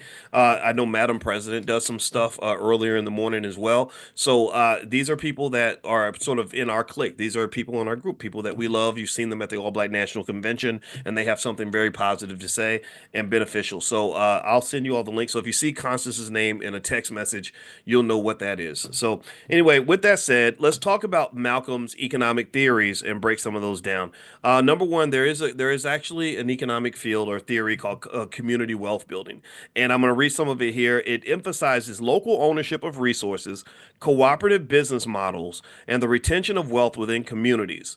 So basically, the community wealth theory backs up what Malcolm was saying. It basically says that wealth creation should prioritize community benefit over external profit extraction. All that means is that you take care of your own before you start taking care of everybody else. That's really all it's saying. It's saying it's like a type of nationalism. Malcolm was a nationalist, which means that success and prosperity starts at home. It means if you have a job available, you hire your friend or family member if you can. You go outside of the space if you have to. If you have $1 to spend, you try to spend it with people that are in your circle. If you can't, then you might go outside of the circle, right? So you do a little bit of both. Also, there are institutions like cooperatives. You probably heard these terms. Give me a guess if you've heard about any of these terms. Has anybody ever heard of a co-op? Co-ops are in this space. Credit unions are built on building community wealth. Locally owned businesses, etc. So a lot of times they're used to create economic ecosystems where the money just kind of gets reinvested. And a lot of other communities do this. The Amish do this. The Mormons do this. The Mormons are amazing. The Mormons, they went out to Salt Lake City with what's the guy's name? One day I got to tell y'all the story of Brigham Young University. Didn't they? Actually, they beat, didn't they? I think they beat Coach Prime's team in their bowl game. They beat them kind of bad too. I think it was Brigham Young. Yeah, it's kind of embarrassing. There's a bunch of corny white dudes, but they were good. Anyway, so Brigham Young went out to Salt Lake City with a bunch of families, and they said, "Let's build our own." And literally, I think they found out that the Mormons had secretly held like $100 billion in wealth in a vault or something crazy like that. It was in the Wall Street Journal where they were like, they basically were like, the Mormons secretly have $100 billion that they told nobody about. So it's pretty powerful. And what they've done, I think, is that they've actually just taken their faith and tied it into their lifestyle, the way they live and their economics, and I'm not mad at them for it. It provides financial security. Salt Lake City will not go broke anytime in the near future. Number two, there's something called the endogenous growth theory. So this theory supports the idea that investments in local human capital, innovation, and entrepreneurship drive economic growth. Entrepreneurship, innovation, human capital, human capital. Let's translate that. That means that we have all these precious babies. We have $1 trillion worth of babies in our community, $1 trillion worth of kids, and we cannot keep selling our children up the river to the first white man that will hire them for any crappy job that they're willing to do or that will give them just enough money to pay bills. You can't do that. You can't do that. You have to invest in them, and you have to have an entrepreneurial mindset where you can understand human capital. Human capital is the value of a human being. It's the value of a human being's ideas, of the value of a human being's labor, the value of a human being's free time, the value of a human being's existence. So you must understand before you start really extracting your worth, you have to be able to see it. Before you start extracting your worth, you have to see it because once you see it, you won't be so quick to give it away. This is consciousness. This is what financial consciousness is. Because before I acquire wealth, I got to know where the wealth is located. Before I own it, I got to be able to visualize it. I have to see something before I grab it. You can't grab something that doesn't exist. A lot of wealth gets passed up. I stand on this point. Most wealth gets passed up because people don't even see it when it walks right by them. Tell me I'm lying. I've run into so many people who passed up $1 million opportunities because they were looking for a paycheck. All their eyes were trained to see was a pay. How much is I gonna get paid? That's all they could see. Now paychecks matter. We know this, right? They're very good, especially if you're trying to pay bills and get by. Nothing wrong with that. But here's the thing. Sometimes it's like dating, right? Sometimes it's really like dating. It's a lot like dating. Some people date with no consciousness. They date the prettiest girl with the biggest booty, and then next thing you know, they're miserable and they don't know why. Or they go after the man who has the most money because he's 6 feet tall, and then they're miserable and they don't know why. Well, the reason they don't know why, the reason that they end up like getting a bunch of stuff they didn't sign up for is because they didn't spend the time to gain consciousness. They don't have a full throttle vision of what they're actually investing in. They'll look at a guy and they'll look for one thing. How much money you got, right? And if he's got no money, they'll say, "Oh, girl, I ain't interested in him." But they're not looking at all these other things this man may have to offer, right? That are seen and unseen. They're not even taking the time to explore any of that, not doing the due diligence on the investment. Next thing you know, you pick the other guy because he's tall and has money, and but he beats you up and and kills your cat, and now you're mad, right? So really, I think it's the same way when it comes to wealth and investing. When I was in college and I had no financial consciousness, most of us, when we picked our jobs, we simply picked the job that paid the most money. That's what we would do. It wasn't always the case that we would look at five or six other criteria to say, okay, how's this going to fit in my life when I'm 40? What are the growth opportunities in this organization? How does this fit with my work life balance? Right? You don't learn these things until you get older and you start saying, yeah, I had a job making a whole lot of money, but it was terrible. Like when I got my dream job, I've told you all the story about my dream job. I got my dream job when I was 19 or 21 maybe. I turned 21 no, I turned 20 that summer. I was 19 and I hated that damn job. That job was so terrible. Oh my God. Right. And that was my introduction to wealth consciousness. Like, okay, boys, we can't be going after the most money because sometimes something seems to have the most money but it may not be what's best for you. So the same thing is true when you talk about economic consciousness or you're talking about economic, the endogenous growth theory that when you're talking about our kids and you're talking about our community and the people that are in it, there's so much value there. and you have to learn how to see that value. So you got that child who's really good with math, who's good with who likes computers or whatever, and you're visualizing, okay, what are they going to do? Well, you can get a great job working for Google or IBM. And that might be true. Of course, Google and IBM would hire that child because, yeah, they love to hire little black geniuses and pay them far beneath what they're actually worth. But maybe what you then say is, maybe if we train this child on some other economic skills, maybe if we show this child how to be an investor, maybe if we build a capital base for that child, maybe if we also teach them how to create a job and create prosperity for others, right? Right. It's one thing if you make yourself successful, that's nice, but it's really cool when you can make 40 other people successful too. That's really powerful. That's when you go from being like a little match to becoming a nuclear bomb is of success is when you learn how to scale that success.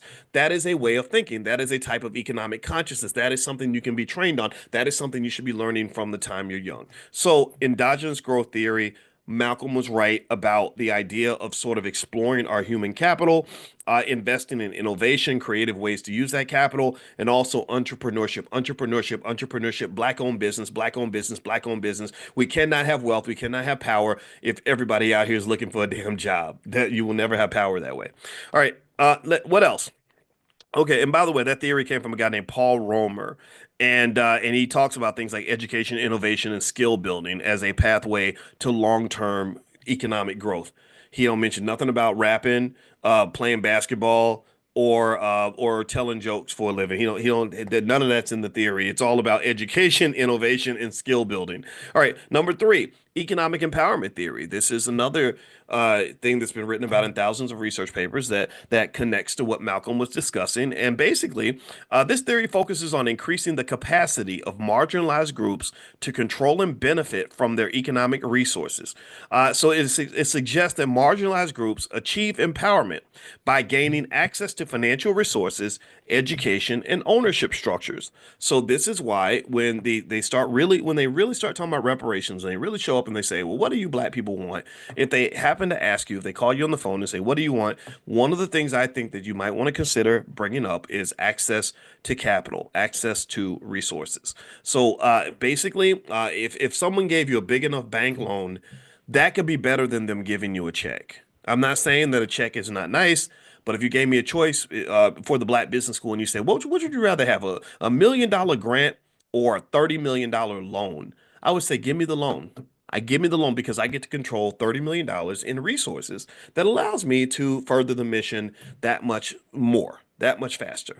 And now, yeah, I got to pay the loan back, sure, but capital is a moneymaker if you know what to do with it. You can take capital and I can instantly deploy it and say, okay, we're making an extra $5 million a year now because we've been able to deploy this capital properly. So access to resources is a really important part of economic growth, according to economic empowerment theory. Also, education and ownership structure. See, notice the theme of education, education, education.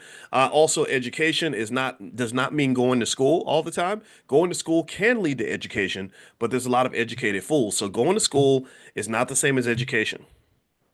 Education is not the same as knowledge. And knowledge is not the same as wisdom. Those are different tiers to the process. So if somebody says, well, I want to have wisdom, and you say, well, you got to go to school, there's more to it than that. Being inside a building with a bunch of walls and with ivy coming down the tower and all that, that does not give you education. That does not make you wise. It doesn't give you knowledge.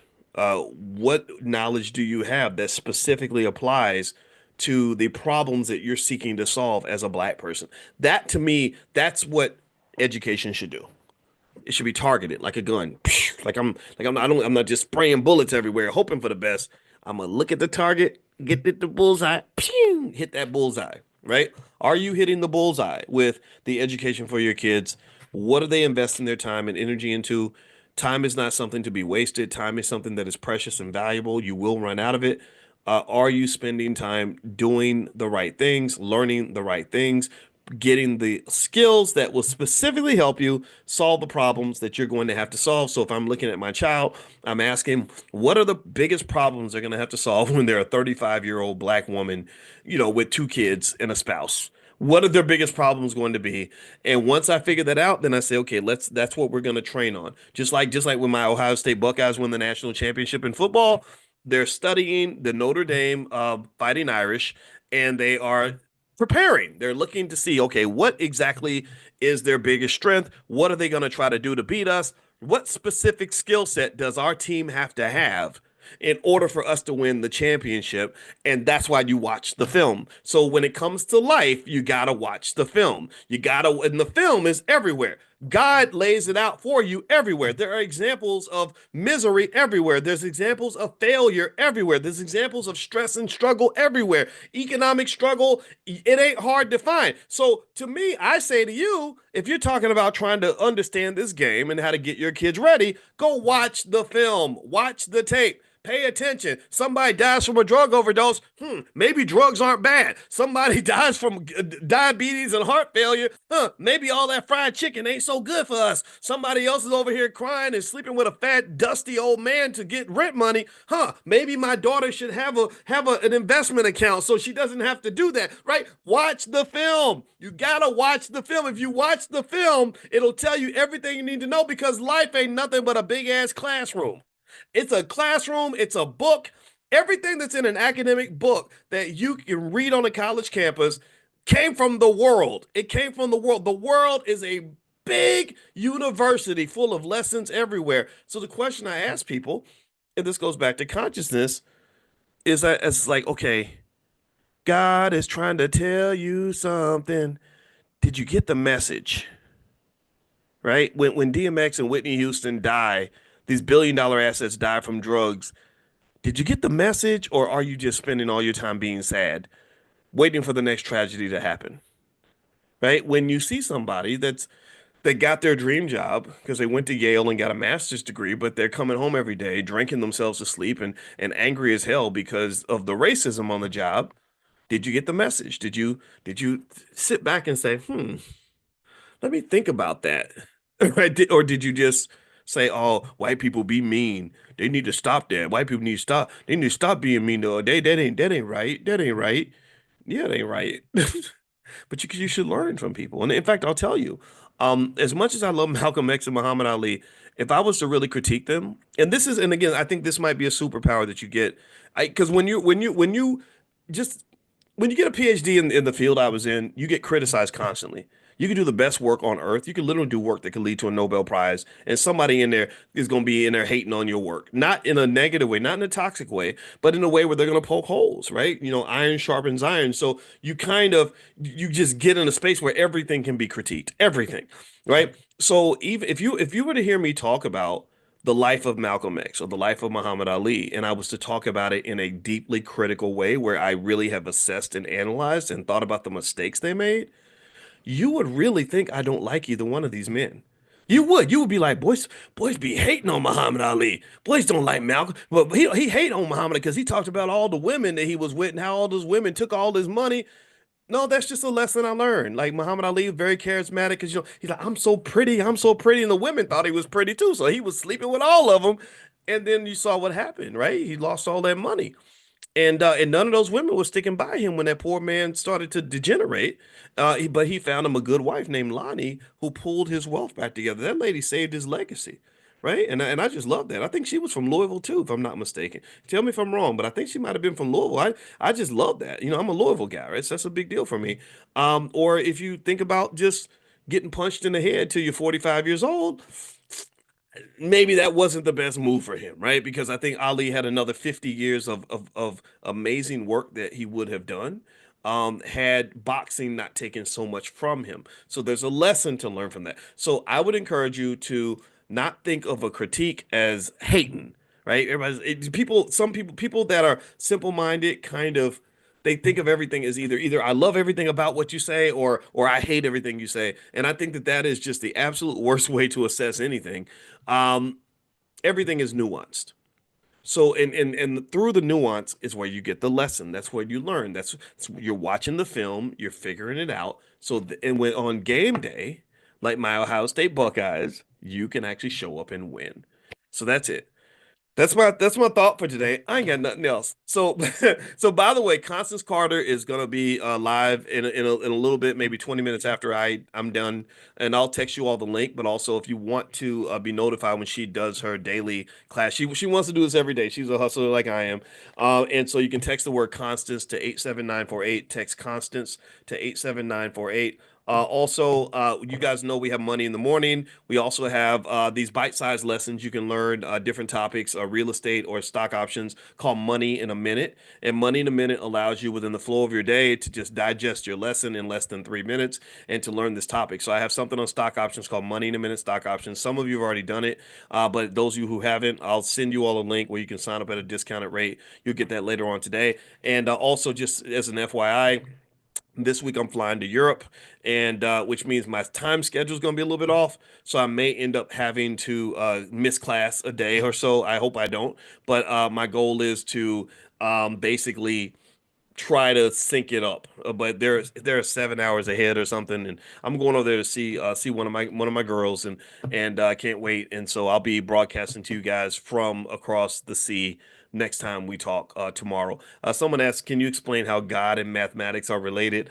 Well, I can get to that a little bit later. That's more of a full thorough conversation, but basically it has to do with dimensions, right? When you do mathematics, like particularly starting with one topic called linear algebra or multivariate calculus, you go into higher dimensions, and basically dimensions are structured in a certain way. And basically, long story short, when you get to the sixth dimension, they say that's where God lives. God lives in the sixth dimension, mathematically speaking. But one day we'll talk about that. So that's my connection there. All right. So anyway, have a good day, everybody. God bless you, and I will see you all tomorrow morning at 10 a.m. And don't forget, if you're not on the text list for this class, just text the word morning to the phone number 87948. Text morning to 87948. Oh, and one more thing, too. A lot of you have asked to be, if you could be affiliates on the Black Wealth Mastery Store, where we sell our financial flashcards for kids, our financial workbooks for kids. Dr. Alicia's books are on there, my books are on there. So we actually set up an affiliate program.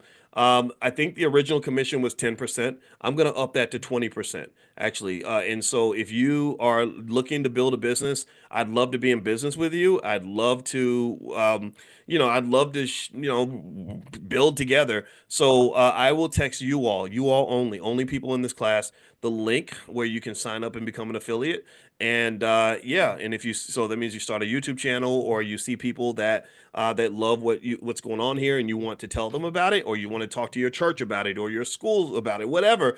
Then if they buy something from us, then you will get a commission. And again, we started at 10%. I said, no, I want to go to 20% so that it makes more sense. So you will get the link, Toya. I'm going to text the link out. Make sure you're on the text list. Text the word morning to the phone number 87948. All right. So have a good day, everybody. And by the way, the store, if you want to take a look at it, it's at drboycebooks.com, drboycebooks.com. Okay, you did get it. You did sign up, Crystal. Okay, great. Let me know, and I'm going to ask you all about it, because this is an experiment. We've been talking about this for a while. Finally, the team was able to implement it, and finally, I got around to actually, sharing it and implementing it on my end.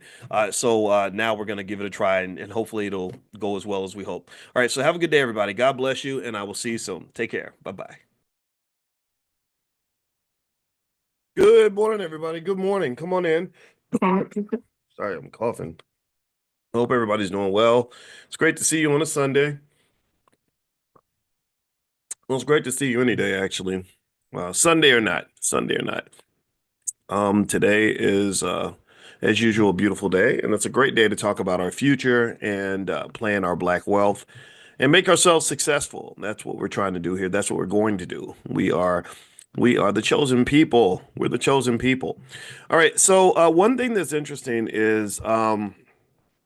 um, I saw something the other day where a woman was basically explaining why your kids should not want to be professional athletes. In fact, in fact, I would say specifically the NFL. She did this great video where she was kind of giving the backdrop of life, as the wife of an NFL athlete, and she was talking about the financial side of it all.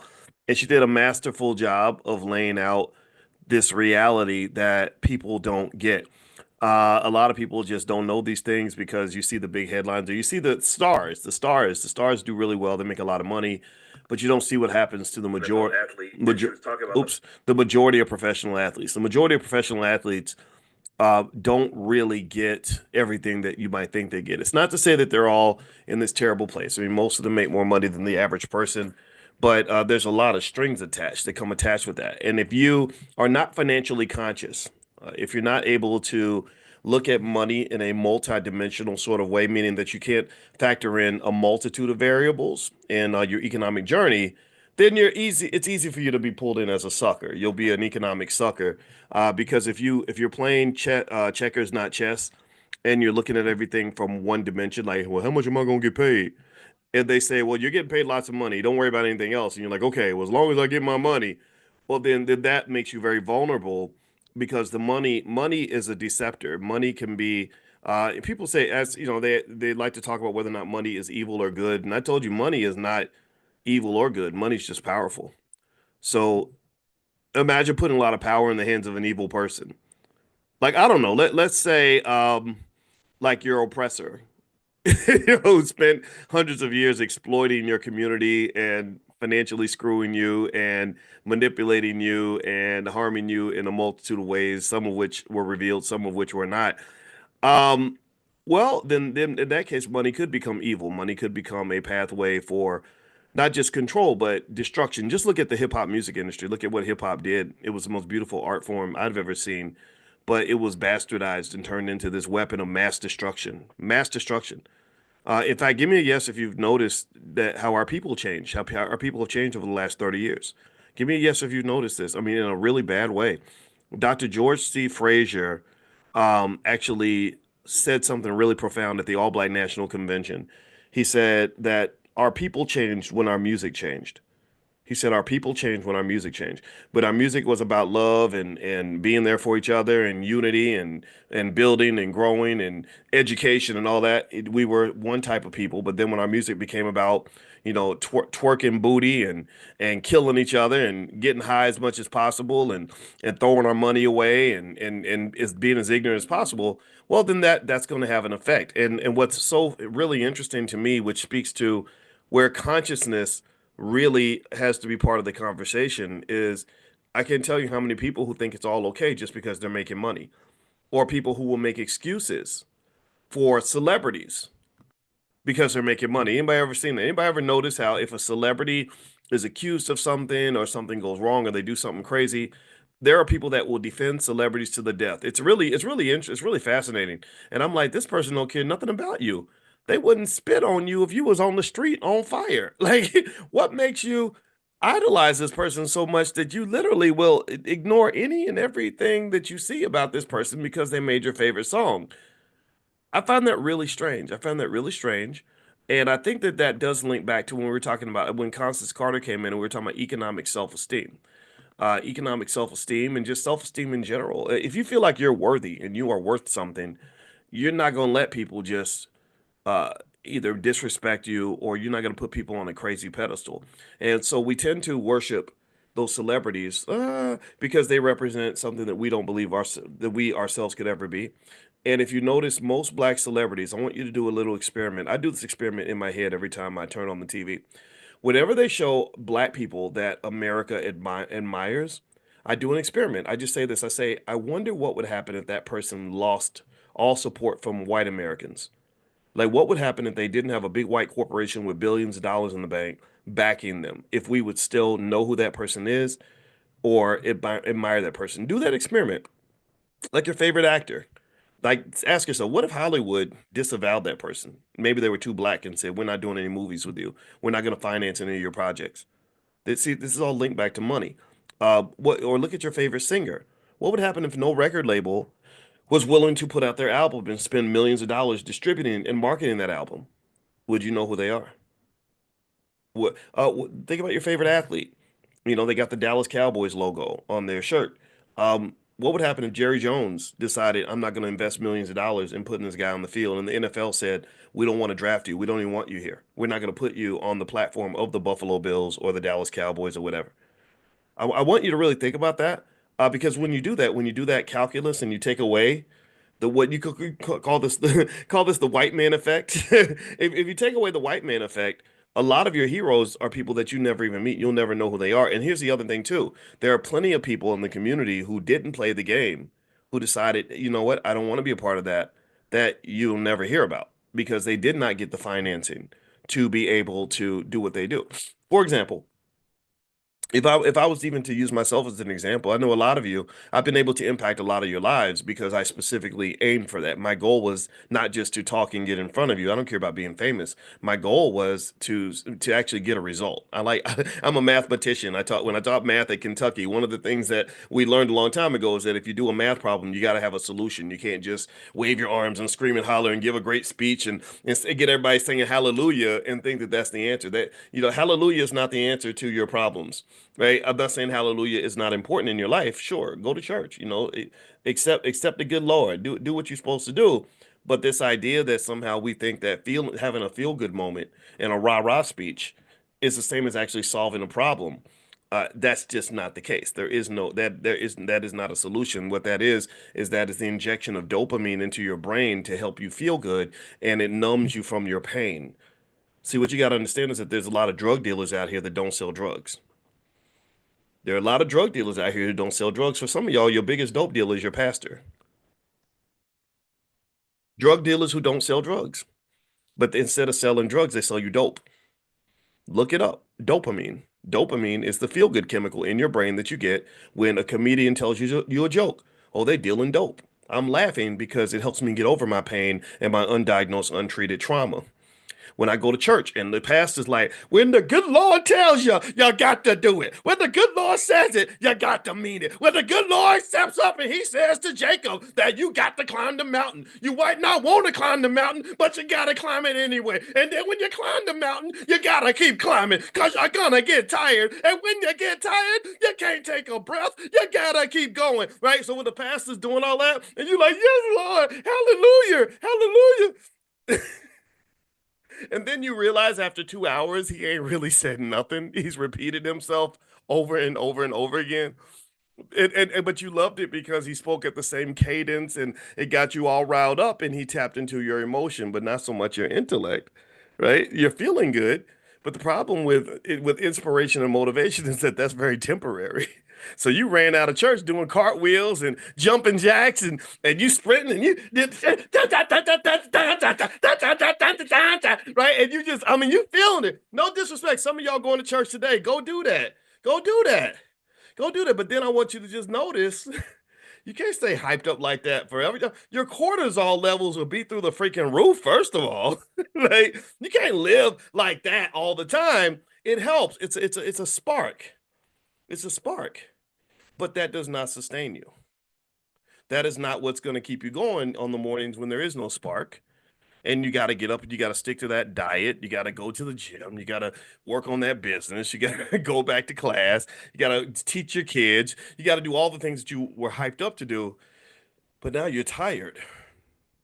So again, dope dealers. You got a lot of dope dealers who don't sit. You got a lot of, sorry, drug dealers who are actually dope dealers because they're not dealing you drugs, they're dealing you dopamine. That's what a comedian does. They make you laugh. That's what a pastor does. They get you all pumped up and feeling good about your horrible life, and then you go home and you think that because you feel good that you've actually made your life better when really you actually haven't. But there is a value to feeling good.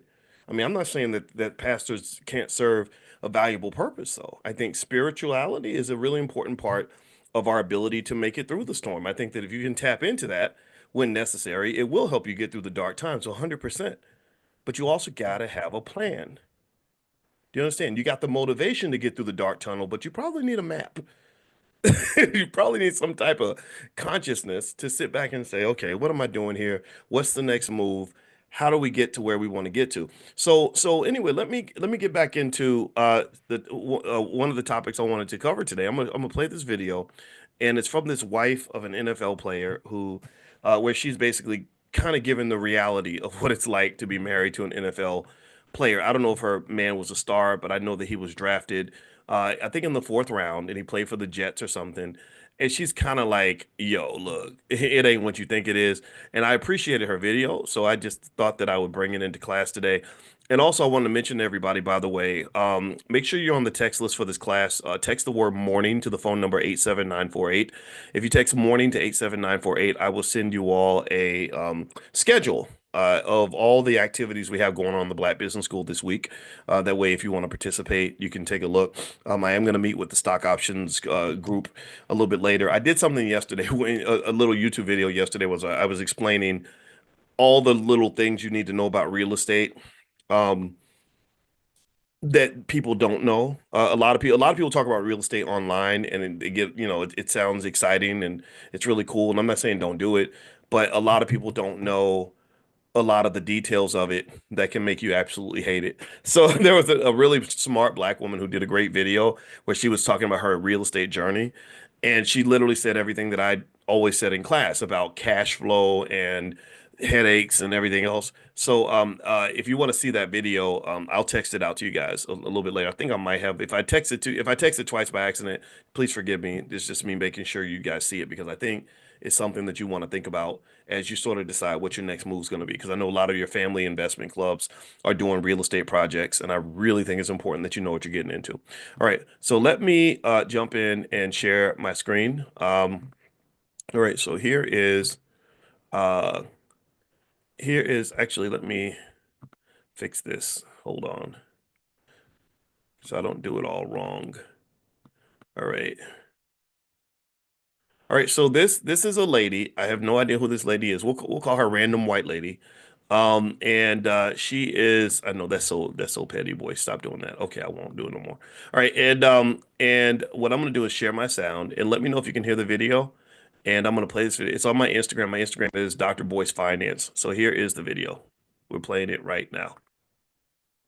And it has no sound. See, that's where I'm messing up. There we go. My husband is now retired from the NFL, but he was a free agent a lot of the time, but he was on 8 different NFL teams. That means 8 different contracts are being signed and broken. So of course, I don't even have to say this. When you're on a team, it is good money. No matter what, practice squad, active roster, it is all good money, of course. But since these contracts aren't guaranteed, like my husband, he signed a contract and then a couple months later, you get nothing, especially if you sign at the beginning of off season and then you're cut during off season. You're not seeing any of that money because you haven't played again in a game. You haven't gone to practice. You haven't really like worked out with the team, even though you signed a contract with the team as like a futures contract. And us personally, because we were on 8 different NFL teams, that means 8 different states. We're moving that many times. I moved personally with him to 6 different states. And at one point in time when he was released in 2018, 4 different times we moved to 4 different states, and we were actually at one time paying for 3 different rents. It was a little bit of ignorance on our part, but also like we couldn't really prepare for that situation. So he had just signed, renewed his lease for his place in New Jersey, and then was released with New Jersey after being drafted the year before. This comment. So my husband is now retired from the NFL, but he was a free agent a lot of the time, but he Okay, so let's stop there. How about y'all give me a yes if you caught that part about paying 3 different rents. All right, let's just start there. I thought that was really interesting. Paying rent at 3 different places. Um, okay. That's tough. And so so that right there would be enough for me to be like, whoa, wait a minute, how did that happen? So ultimately, here's the deal with the NFL in particular. A lot of us. One time I spoke at a school with black boys, and they had it was a school with where all the teachers were white, and 80% of the kids were black or Latino. And I went into the class for the kids that were labeled as emotional or psychologically or ADHD, psychologically slow or mentally whatever. And of course, it was full of black boys. That's what they do. They this is how the school system screws your sons. It destroys your wealth because your son's supposed to be an asset to the family, but it's hard for him to be an asset if he has no skill.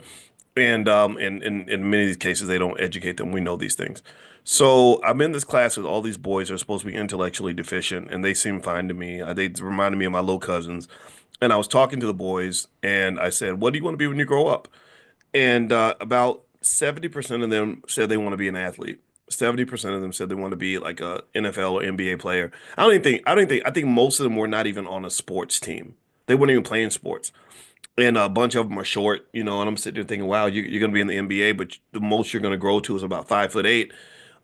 This kind of ridiculousness is obviously something that just sort of has to be confronted, right? We kind of have to really talk more about this, and Because what all is also true is that even if you're in that, that 1% of 1% of 1% that does get to make it to the league, uh, it's your life isn't what you think it's going to be. Most of the people I know who became professional athletes did not make very much money for very long.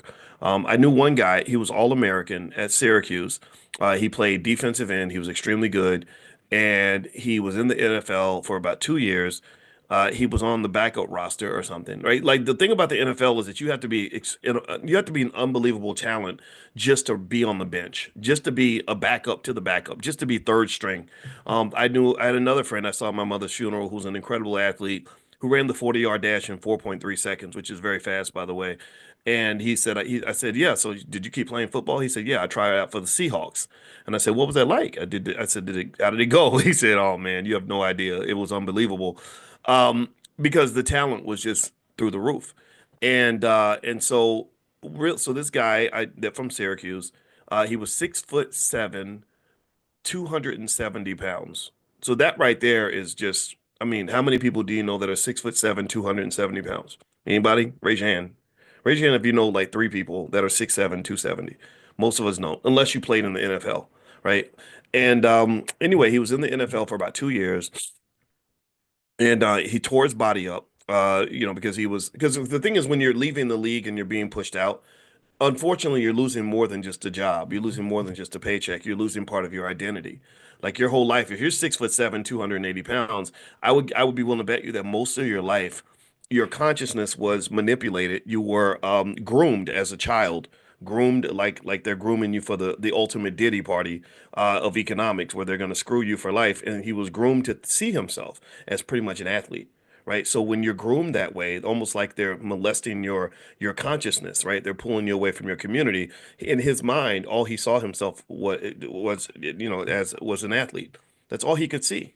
That's all he didn't see. Okay, I could be a father. He didn't see, oh, I could be a great husband to somebody. He didn't see, oh, I could be a great entrepreneur. He didn't see, oh yeah, I could be a great intellect. He didn't see the things like people like Dr. Myron Rolle, who's another friend of mine who has a very successful NFL journey.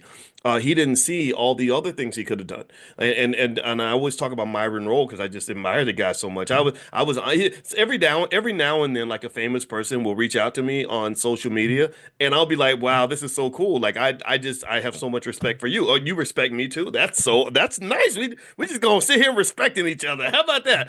And he was one of those people. He had sent me a little nice little note. He sent me a copy of his book, and I said, man, you have no idea. I've been talking about you for years because Dr. Roll is now a Harvard-educated neurosurgeon, if I'm not mistaken.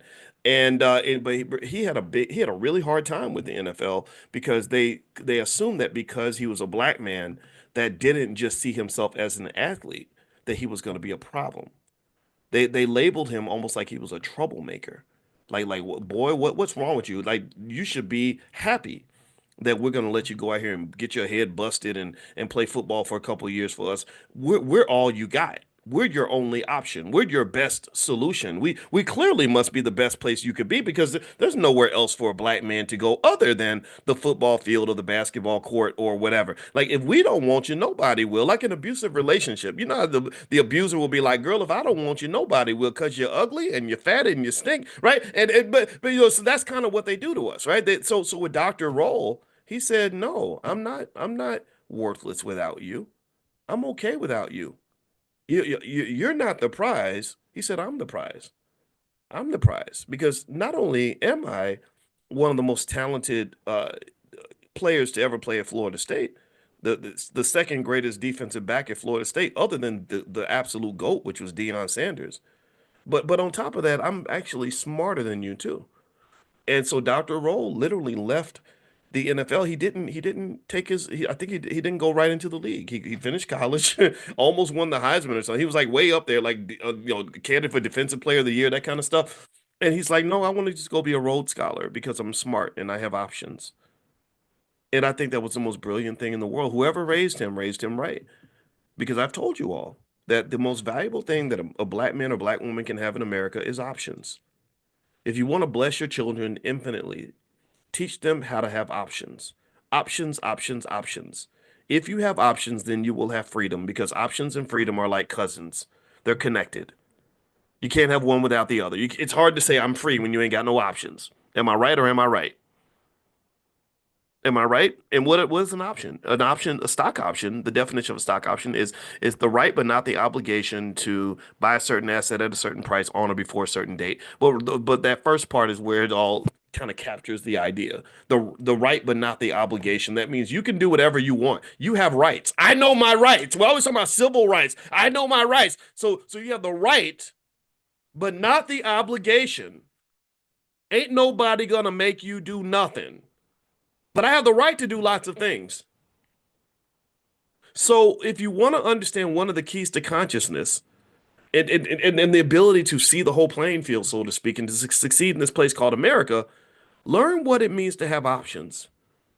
I have the right to do this, the right to do that, the right to do that, but I'm not obligated to do nothing. I'm the prize. I'm the prize. Y'all competing for my attention. I'm not competing for yours. So yeah, I'll go to the combine, and I'm sure Dr. Roll had to do all that, right? I'll sprint and show you how fast I am. I'll bench press and show you how strong I am. I'll catch some balls and show you how what kind of dexterity I have, and then I'm gonna let you sit back and try to convince me to come play with you because I got other things I could be doing other than being here. Options. Everything is about options. So you think about this, right? You ask a black man in America, like you say, "Hey man, it's 9:30 in the morning. What you gonna do today?"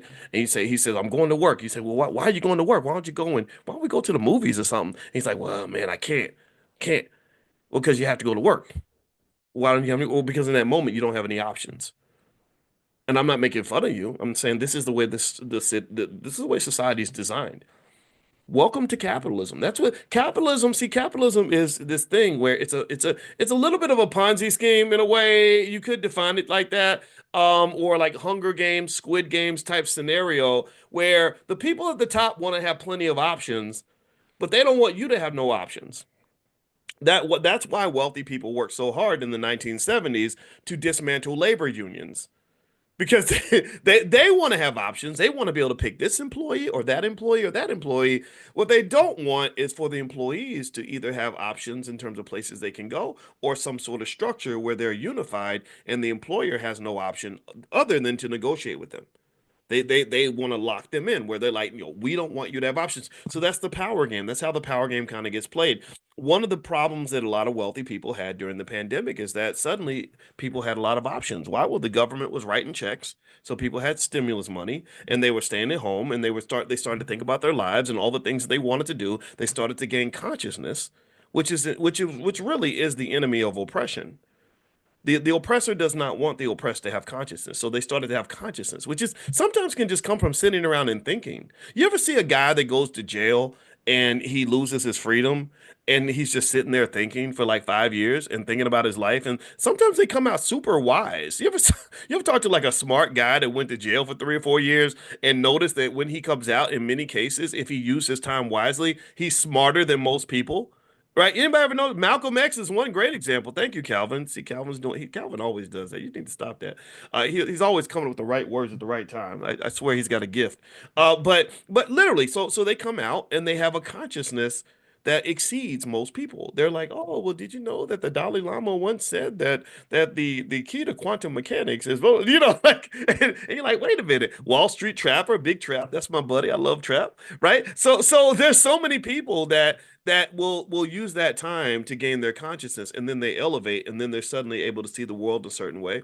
So a lot of times when you're conscious, you're in a cage. I think a person that's conscious and they live in a cage is it can become dangerous because then they start to understand the cage. They start to see the cage and they start to see all the places they could be other than the cage. And then at that point, once they have freedom, and a free person that has consciousness is very, very hard to oppress. They're very, very hard to contain and control. Like if you think about, pimps, and the way pimps will control a prostitute, they don't want her to be conscious. They don't want her to have high self-esteem and education and knowledge of all the places she could be. They want her limited in her options, and then maybe they'll give her drugs because a person who's high, they're not very conscious at all, right? So unconscious people are manipulated. That's why Diddy kept the baby oil that was laced with the whatever it was, that drug that makes everybody go to sleep so they'll be unconscious so that then bad things happen, right? So anyway, with that being said, let me finish up this point on the NFL stuff with a few stats that might be interesting to you. Second thing I want to mention really quick, later on this week, I'm going to send you guys a list of of some good stocks that you might want to buy your kids if you want your kids to be introduced to wealth. So look out for that. If you're not on the text list, get on the text list. You can get on there by texting the word morning to the phone number 87948. So text morning to 87948. Or also you can go to drboyceelevate.com. I know some of you live in other countries. So if you live in another country, you can and you can't do the text, you can go to drboyceelevate.com. Also, later on this week, Jay Cameron, who runs a great travel company, I can't, the name of it's not in my head right now, but he'll tell you he's going to come in on Monday and he's going to talk about our trip to Ghana. And we're also going to have an informational session if you want to go to Ghana in the summer. We're doing a few different trips in February. We're going to do the Millionaire Training Camp. Probably, I think Miami is actually the place that the team chose. We were going to do LA, but no disrespect to LA, but my gosh, my heart goes out. I mean, LA is just, so bad things are happening there. And so the team decided to kind of move it out east. And then also we're going to do a trip to Tulsa. We're going to do a tour of Black Wall Street. That's going to happen, I believe, in May. I think May is the date that they picked for that. And I think that that's everything. And of course, there's the All Black National Convention, which is the weekend of August 24th. That is a big year. It's our 10th year anniversary. We have funded this ourselves for 10 straight years. No corporate sponsorship, no government money, no Democrat, Republican money, none of that. We've done this. It has cost millions of dollars to do this. So clap for yourselves, clap for each other, clap for this, because this is independent, black owned, and you saw that, and it was tested during the pandemic. You got penalized for even having conversations that did not agree with whatever Dr. Fauci was saying, right? And we allowed all conversations. At that convention in 2021, we were in Orlando, Florida, and we brought in Riza Islam, who was on literally on the disinformation dozen list. If you remember Riza, who is a buddy of mine, who's been my friend for a long time, he was on this list of people that the government had pointed out, like as being like almost like terrorists, like because they're telling people that they don't have to actually get the shot. Now Riza's being proven correct. In case you don't know, a lot of as the information's pouring out, Riza's sitting there like, see, I told y'all, I told you, I told you. And I stood by that guy the entire time. Man, he came on my YouTube channel. I said, bro, you're gonna get my YouTube channel banned. But I guess this is where your character gets tested. I said, I'm not gonna leave your side. So let's do this. So Riza came in, but here's the thing though. We didn't pick a side. We didn't pick a side. My belief is that you can respect all points of view. So we had doctors there that did think that the shot was something that you're supposed to get, and they gave their point of view. And I was like, look, I don't care what people decide to do. I just want people to have options, right? And we were the only black conference, that major black conference I can think of that did that. I don't think you're going to get that at the NAACP conference because we know who they're in bed with. We know who pays the bills there. No disrespect, but we know who pays those bills. Corporate America and the government, and particularly the Democrat or Republican Party. Usually it's the Democrat.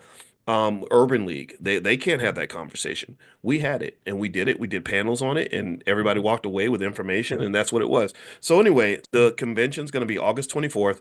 It's not only the 10th year anniversary, but we're partnering with the Black Business League run by Dr. Ken Harris. Again, one of the best leaders in America. Dr. Ken Harris, last year at his Black Business League conference, they had thousands of people there.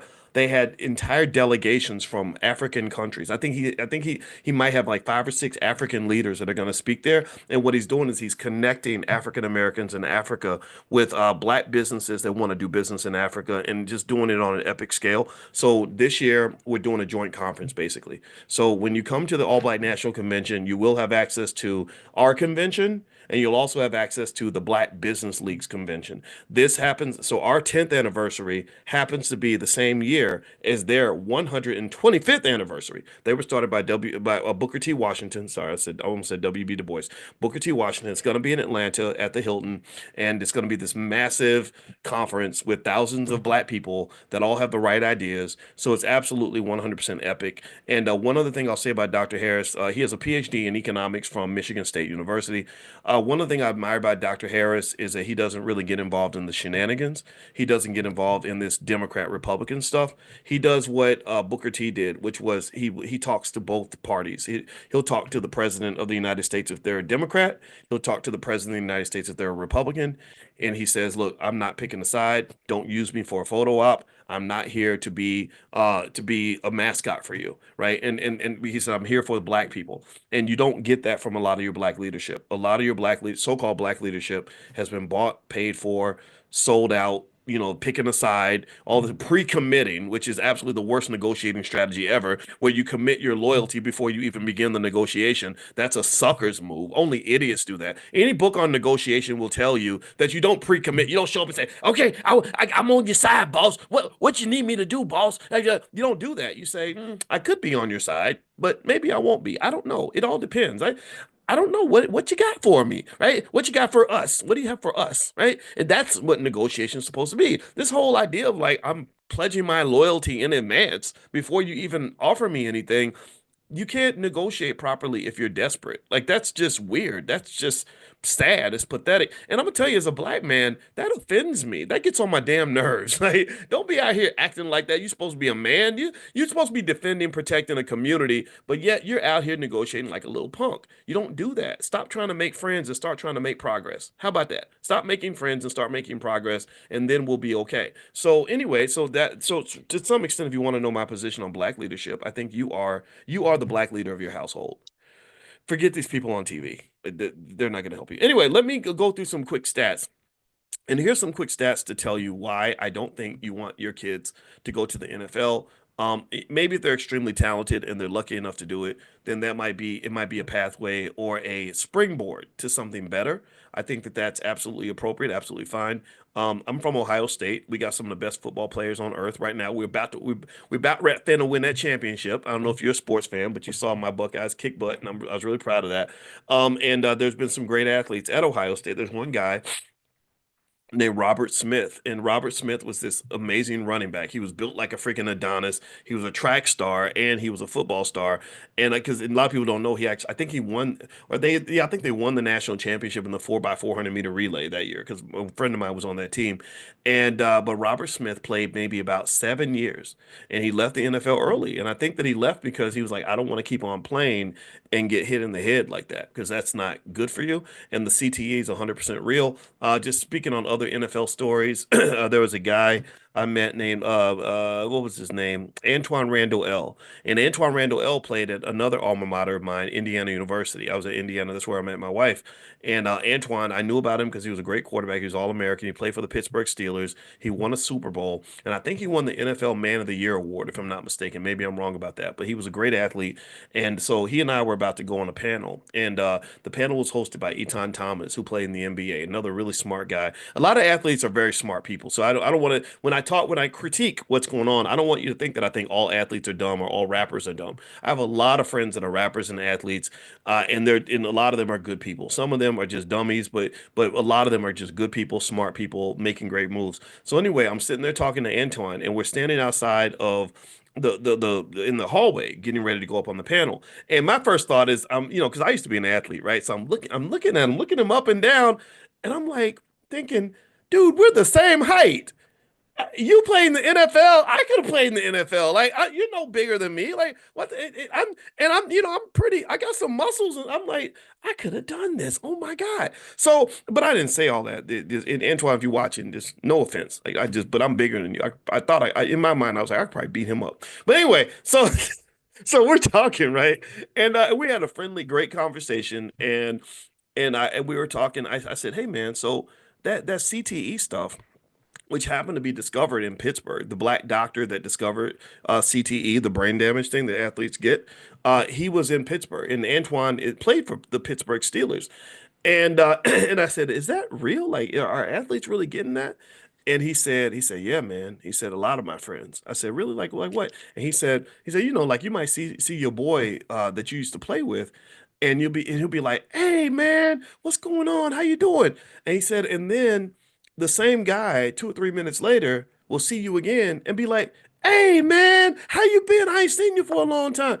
It like he literally forgot that he just talked to you 2 minutes ago, 3 minutes ago. Now, this isn't happening to everybody, right? But that was what I think he was talking about a specific example of what he's seen, or like people, a guy going to pick up his daughter from school and then forgetting how to get back into his house, or, or just having trouble. He said, yeah, sometimes I have trouble walking down the steps. I'll just lose my balance. And, what I did not know at the time, and maybe I've shared this story before, but it really impacted me, and I really was impressed with him. He's a really nice guy, very smart guy. And after we were done, I didn't want to fight. I wasn't comparing to him no more. I mean, come on, man, that's so petty, boys, to be trying to compare yourself to him, a great athlete like that. But anyway, I remember that after we got done, I did not know that he himself had been an extreme victim of the CTE thing. And a year after our conversation, I saw this headline in USA Today where it says Antoine Randall L. says, I wish I had never played football. That was heavy. That was really heavy. And I thought back to our conversation, and I had no idea that he wasn't describing other people. He might have been describing himself. This poor guy was ground zero of what is one of the biggest cover-ups in sports history. It's one of these unspoken things. The NFL does not talk about it because there's too much money at stake. Professional football makes a ridiculous and insane amount of money. And it's going to grow because now private equity firms are being allowed to purchase percentages of NFL teams. That's going to inflate the valuations. Like right now, the Cowboys are worth 10 or 11 billion. I bet you in a decade, they're going to be worth 25 billion. Okay. Because when that money starts flowing in, those valuations start going up. It's standard inflation, basically asset inflation. That's the specific term for it. It's called asset inflation. Um, so they don't want to mess around with their money. But what's really happening beneath the surface that nobody's really talking about is a lot of these poor guys are they're basically disabled at the age of 34, 35 years old. And so you live that dream of playing professional sports, and maybe sometimes you find out that the dream isn't what you thought it was going to be. Now, I'm not here to tell everybody to quit sports. I'm not, I know a lot of you are in here are football coaches and stuff and or football fans. I'm a football fan. I told you that. I'd go Buckeyes, right? But I kind of think at the very least, you should know what you're getting into. I think that's really the requirement. It's like investing. When we talk about investing and someone will say, "Should I buy this stock or not buy it?" I say, "Well, I can't tell you if you should buy it or not buy it because either way I'm going to be wrong. Because if I say don't buy it, you shouldn't buy it, well, there's millions of people that disagree with me because there's millions of people that already own that stock. Do you understand? If I say you should buy it, well, that's wrong because even more people disagree with me. They didn't buy the stock. It's really a matter of knowing what you're getting into. If you know what you're getting into and you've assessed the risk and you're okay with that, then I support you 100%.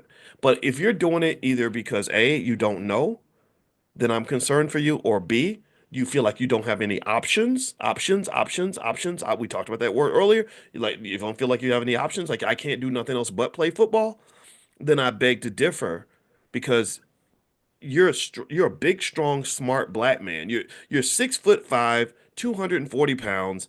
You've already won the genetic lottery, and there's a good chance you may even have a brain that is just as powerful as your body. In fact, you probably do because if anybody's ever seen the complexities of the offensive and defensive schemes of professional football, you'll know it's like studying for a master's degree. It's crazy. Like the way the quarterbacks have to remember all these different patterns and setups. And okay, if the cornerback is over here, then that means the linebacker is going to move here, and then the team goes in motion. Then you got to do this with the running back and go into the flat. Like there's a lot of thinking required in these sports, right? So to me, I'm sitting there thinking, I don't know if you realize how special you are. Like I don't know if you realize that those same skills that you have, they come from sports.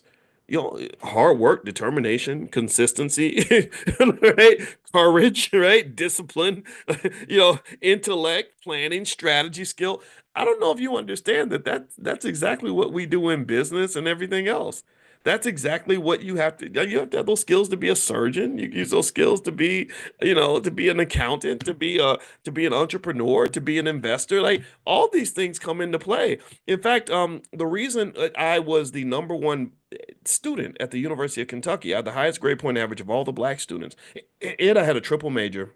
and I got two bachelor's degrees in 4 years. It was all very easy. It was really easy for me, and people didn't understand why it was so easy for me. They thought I was just some genius, and maybe my IQ is kind of high. I'm not going to deny that, but a lot of it really actually came from sports. Like I just learned from playing sports that if you want to be a champion, you got to bust your ass.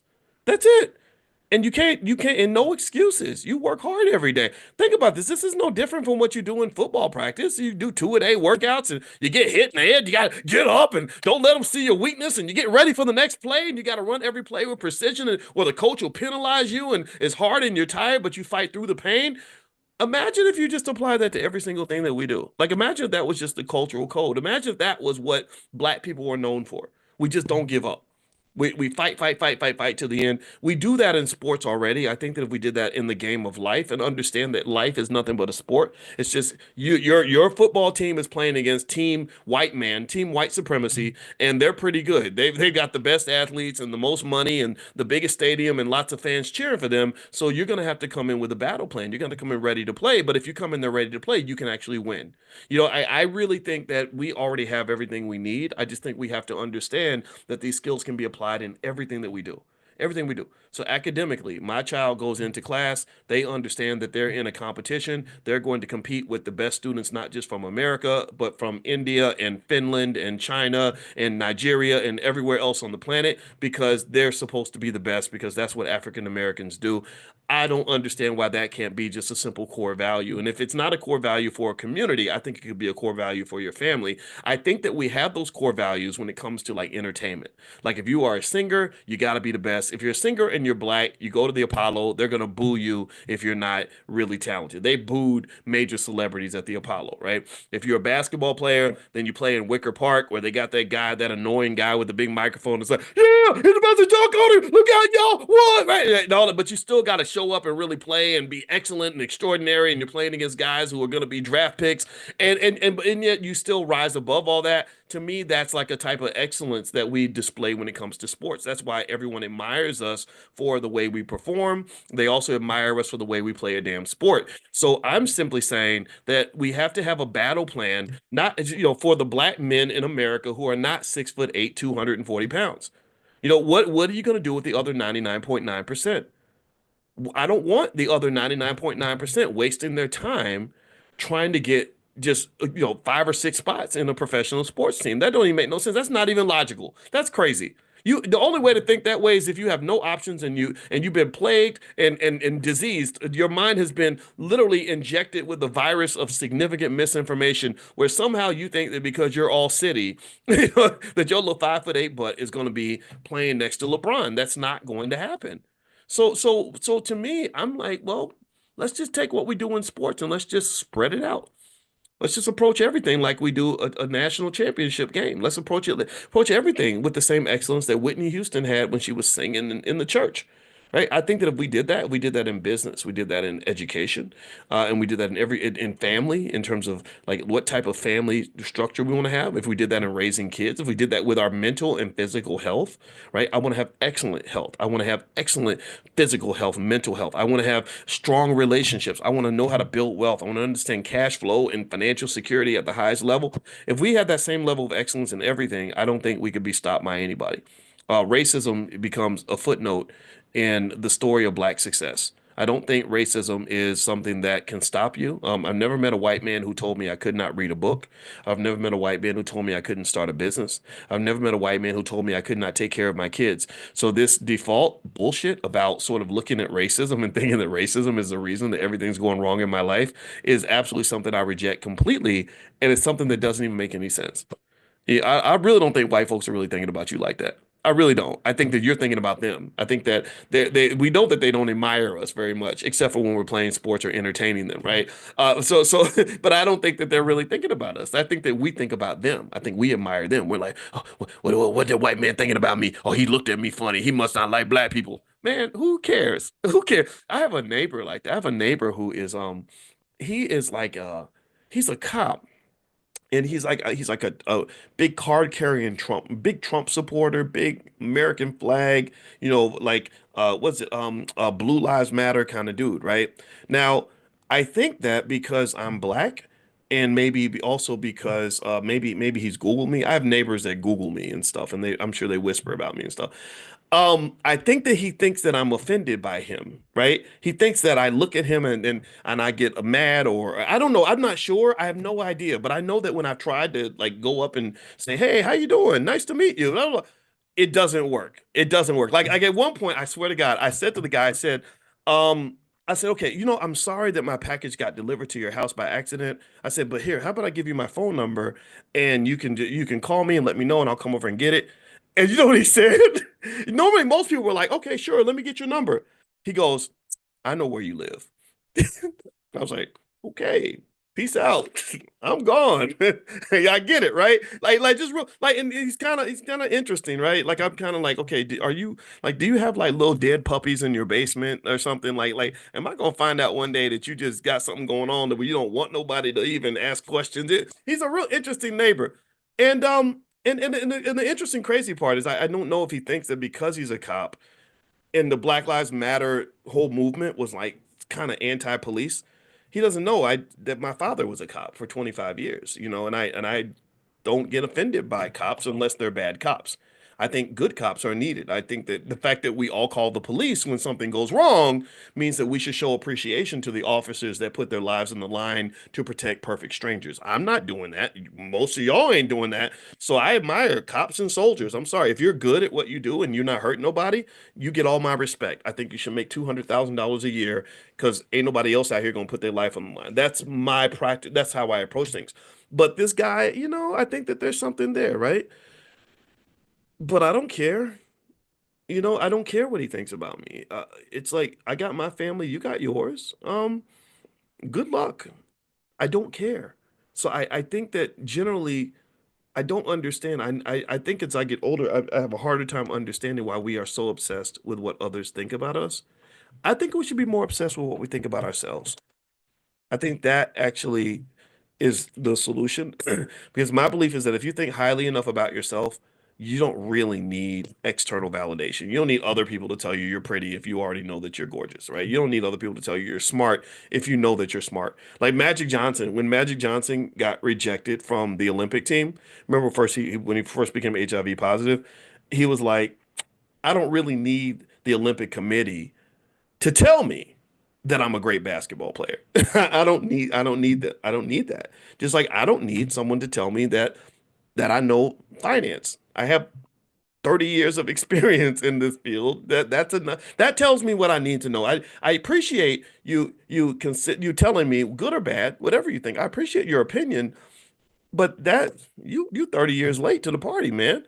It starts internally. Think about that internal compass. Now, a couple more things. One, those of you that I invited a lot of you into the Fly Newbie Money Club, where Constance Carter did her whole 6 and 7 figure blueprint. There's a lot of other good stuff in there. So if you guys want to join the Fly Newbie Money Club, it's all the teachers are women. So every 2 weeks they bring in an expert in some area and they do a club meeting around some topic that expert can deliver. So Constance did her thing on Saturday. A lot of you were there. A few hundred of you were there. If you want to see the recording of that, as well as all the other trainings that they've done, just go to flynubianmoneyclub.com and I'll send you guys the link. I'll text it out to you. Make sure you're on the text list. Text the word morning to the number 87948. Somebody said it was fire. Okay, good. I'm glad you liked it. Yeah, yeah. Constance is great. Constance teaches with us in the Black Business School, and I have a lot of respect for her. So anyway, we'll text that out to you. So make sure you get on the text list. Text the word morning to the number 87948. And also the Queens go live every day at 1 o'clock. And I really I keep reiterating, like I hope that you we support our women. We got to support our Black women that are doing amazing things. I feel like as a man, I feel like we can do better. And I feel like, and as women, a lot of you women support us, and I want to say thank you for that. And if you're not supporting us, I hope that you'll reconsider that. But anyway, they go live every day at 1 o'clock. So if you text the word Queens to the number 87948, they can actually let you know when they go live. So text Queens to 87948 on your phone. All right, so a couple stats I want to read to you about NFL athletes, just because referencing this list, and I wanted to make sure I share this. Number one, most athletes have a very short career span. The NFL does not stand for National Football League. It actually stands for not for long, because the average career span of an NFL player is about 2.3 years. And after retirement, most of them cannot replace the income that they had before. So not only is the income short term, but it's also very risky in the sense that sometimes your career is even shorter than you think. Like you're thinking, oh, I've only got 10 years to play. No, you might only have 2 years to play. Or you get out there, injuries are pretty frequent. So you get injured one time, you kind of fall off. I knew a lady who, and this is a funny thing too. I noticed this when I wrote my book, Financial Lovemaking, that there were a lot of women that married athletes when they were younger, and they thought that they were getting this sort of dream fantasy life because they meet the guy in college, and and all these other girls are competing for this guy, and he picks you, so you feel like you won the lottery. When really in economics, there's a term for that in economics. They call that the winner's curse. That's when you think you won, but really you lost. Like you think you won this amazing life, this fairy tale princess life with all this money and status, but really you might have actually lost. Maybe because remember, unfortunately, with being an athlete and having lots of options when it comes to women and fame and power can spoil people. If a person is not grounded and they're not conscious, it can spoil people and cause them to make a lot of bad decisions. So, like when I used to work at University of Kentucky, I used to work in the basketball dorm when I was in college. And I would sit in this dorm and I sign people in and out. So the person who's sitting there silently, like running the front desk, knows everything. Like you're literally, remember the spook that sat by the door? That's kind of what I was. I don't call myself a spook though, but yeah, that's what I was. I was the voice that sat by the door, and I saw everything that was happening in this dorm, and I would see people signing in and signing out, and it was crazy. I would see a girl sign in to see some dude at 7 o'clock, and then she signs out at 8 o'clock, and then another girl signs in at 8:30 to see the same guy. She signs out at 9:30, and then another girl signs in at 10:30, and she signs out at 11:30. I'm like, wow. Now remember, I was a regular guy. I'm not even 6 feet tall. So ladies, y'all would have passed me up in college, I'm sure.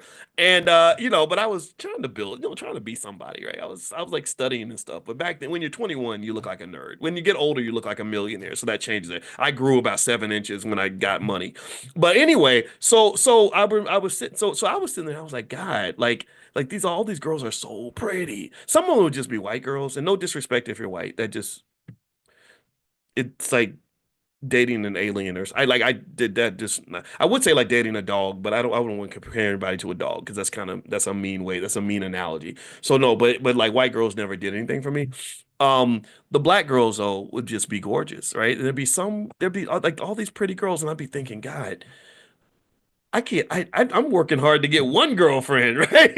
Like, and this dude has three girls coming into the same night, and I'm like, I wonder what they're expecting from this relationship. Like, I wonder if they know about each other. I wonder if they understand like this guy is not the best decision maker, and he's sleeping with all these women without a condom. That's another thing, right? There's STDs. That's a real thing. Um, and I'm like, I wonder like what I like. I was trying to understand the dynamics. That's it, right? Like because I was like, if they're all thinking that they're gonna be with him and marry him, he can only pick one. So maybe they'd be better off picking like some guy, maybe like me. I don't know. Like I'll be with you, and I'll be just with you. I'm not gonna have 10 girls like coming in like that. And so anyway, there would be one, and then he would pick that one girl. Maybe they get married or something. They go to to the NFL, NBA, whatever. And then sometimes in some cases, you're dealing with a lot of extra stuff, like a lot of shenanigans, right? Like this constant competition from like thousands of other women who are trying to get your man's attention. You're dealing with drugs, right? A lot of NFL athletes have to take drugs and painkillers, especially in order to keep playing. Maybe you're just dealing with like kind of crazy culture, crazy spending, maybe some arrogance, right? Okay, why would I work hard on this relationship with you when I've got five other women that are telling me how much better they would be for me than you are, right? So a person who doesn't have consciousness or good values, like they're not firmly rooted in terms of knowing, like, okay, this too shall pass. Remember, consciousness is time and space, where they can see the bigger picture, right? They're thinking, okay, this is my wife, and I want my wife and I to have a good family, so I'm not going to get caught up in the temporary shenanigans because I want to focus on having a wife and a family. And sometimes you'll see that if you watch some of the NFL series like Quarterback, It seems like they would show like Patrick Mahomes, who has a $500 million contract, and he could be running to the stripper club, throwing money in the air, living his best life. But he seems like a guy that's like, no, I got my wife and my daughter and my football, and that's it. And I'm not interested in all the extra stuff. But maybe that's just front. I don't You don't know. And so anyway, yeah. So I knew a lady who married a guy who played for Penn State, who ended up getting drafted in his junior year, and he played for the Seahawks, and he thought he was going to have a long career because why wouldn't he? I mean, he was All-American, and they ended up cutting him like halfway through the season because he got injured, and he was waiting to come back from the injury, and he was waiting to get a phone call from the team. The call never came. So, but because he's this athlete, he didn't think of himself as a person that had options. He was a person that thought of himself as only an athlete, and so he just waited. He didn't do anything in the meantime. He didn't try to build anything, didn't start a business, didn't go to school, didn't do anything. So he'd be sitting at home waiting for the team to call. Now, here's what happens, right? So the mental health starts to decline. The mental health starts to dip. Why? Well, because you're waiting for the call because it's impossible that your dream is going to die. You're only 22 years old. Why? It can't die this young, and because you're too good, you're too talented. All you need is that one shot, and you're going to come back, whatever. Well, the team never called. So then you're sad and depressed. So maybe you're taking those painkillers still because they feel good, or you're drinking liquor, right? The idle mind becomes a devil's workshop. If you ever want to know the most dangerous type of man in the world, it's a man who has no purpose.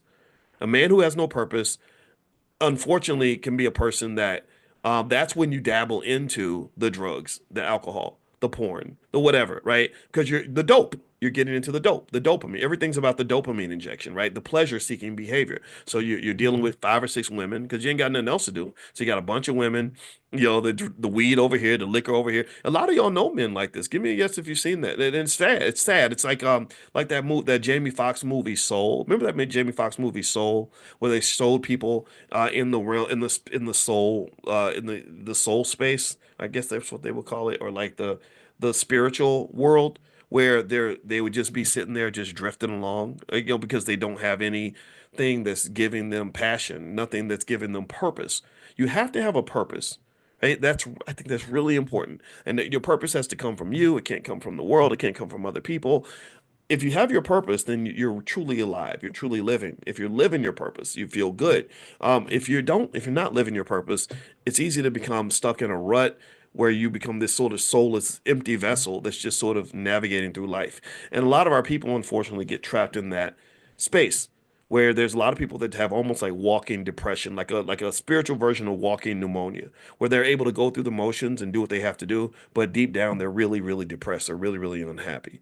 A lady wrote a book like that. I forgot it. I think it's still called Black Pain. Terry Williams. I met Terry a long time ago. I haven't talked to her in a long time, but she wrote a great book called Black Pain, and she talked about millions of black women in particular that have depression and anxiety. They tend to go together, but it's undiagnosed, untreated because, well, why would you treat it? Why would you even talk about it? You're a strong black woman, and so you should be able to just function and do everything for everybody all the time, everywhere. But yet deep down, maybe you're dying on the inside. Your mental and physical health is just kind of deteriorating because you're trying to be this rock for everyone. So I think it's important to kind of do that work. But anyway, like, yeah, so when I wrote Financial Lovemaking, I saw a lot of couples like that. If you want to know how that story ended with the woman that married the Seahawks guy, she got to the point where she said, I was surprised. I thought that I would have an easier life as a professional, as a wife of an athlete. But she said, actually, it was harder because I had to get 2 jobs to pay all the bills because he refused to get a job because he only saw himself as an athlete. Right. So he would sit at home and she would be out working all day. And then after eventually he became abusive, right? The drugs and the alcohol and all that does mess with your head. An unhappy man who gets liquored up or whatever, then you have a risk of violence in many cases. And he started beating her up. And then eventually that's when she got the divorce. So everything that she thought would be a dream turned into a nightmare. And that is an example of the winner's curse. So when I wrote Financial Lovemaking, which by the way, you can have a copy of the book for free, an e-copy, just go to boyceandalicia.com, boyceandalicia.com. And anyway, there were several women who had that winner's curse. Several women I saw, because again, lack of financial consciousness means you're looking at what someone is right now, you're looking at where things are right now, and you can't see what's this going to look like 10 years from now. Where's this person going to be 15 years from now? Consciousness is like Wayne Gretzky, the hockey player, used to say, I don't look at where the puck is located. I look at where the puck is going. So in your life and in the lives of others, I think that one good way to be able to see good investment opportunities when you're talking about investing in people, the biggest investments you make are in people. They're not in stocks and bonds and real estate. It's people. When you marry someone, you're investing in them. Do you understand? Do you agree with this? Do you get what I'm saying? You're investing something that's more valuable than money. Money's like this. Your life is like this. So you're investing like years of your life. You'll never be a cute 22-year-old ever again. You might be a cute 32-year-old, but you won't be a cute 22-year-old. Those comes with different types of benefits, right? So when you choose that man or you choose that woman, you are making an investment. So a big part of investing in financial theory, I could show you 1,000 research papers that break this down, is knowing where the puck is going. You don't look at what a company is right now. Do you understand this? This is how the whole stock market is valued, by the way. The whole stock market, it's not valued based on what companies are actually worth. The stock market is not valued based on what companies actually have or how much money companies are actually making. You do understand this. Companies are valued based on where the puck is going, what they think they're going to be worth, how much money they're expected to make. Do you understand? So the stock market is what they call a forward-looking vessel, and I think it's quite logical. But sometimes you can be wrong, right? If you're not conscious and not intelligent about it, then you'll buy that stock that's shooting up in in value because everybody loves it right now, but you're not thinking about where the puck is going. So generally speaking, in your life, I encourage you to always remember that everything you see, most things you see that are in motion, whether you're talking about people or opportunities or investments, what they are and where they are is not nearly as important as where they're going to be. If I'm in a car and I'm going 60 miles an hour down the road, don't judge me from where I am. Think about where I'm going to be in 5 hours. If I tell you I'm in Connecticut and you think that I'm going to be in Connecticut for the rest of my life, but I'm going 60 miles an hour and I'm headed west, then you're wrong. I'm going to be in Connecticut for a little while, but eventually I'm going to be somewhere else, maybe New Jersey or something. So that really, to me, I think is a great principle to apply when you're talking about what moves you're going to make. I also think, just circling back, I think that black families should be fully aware of the limitations of professional sports. So you'd stop sending your sons off to go become slave masters or become slaves for slave masters like Jerry Jones and stuff like that. I think that that's fine. It's okay if your son can play for the Cowboys, great, but he should always know he has options, and you should also understand those risks. They are destroying the brains of these poor young guys. These guys are getting out of the NFL, and they're never going to tell you because they're very, very strong, hard, type guys. But a lot of them are living in a quiet hell, and I just don't want that to happen to anybody. In fact, I have another NFL story I could tell you, but I'm not going to tell it because I've been telling too many stories. But it involved Dave Durison. I knew a lady who dated Dave Durison, who played for the Chicago Bears. He was NFL Man of the Year, just like Antoine Randall L. And he played on that '86 Bears team that was really good. They won the Super Bowl, and it was probably arguably the greatest team in NFL history. A lot of people think that they are.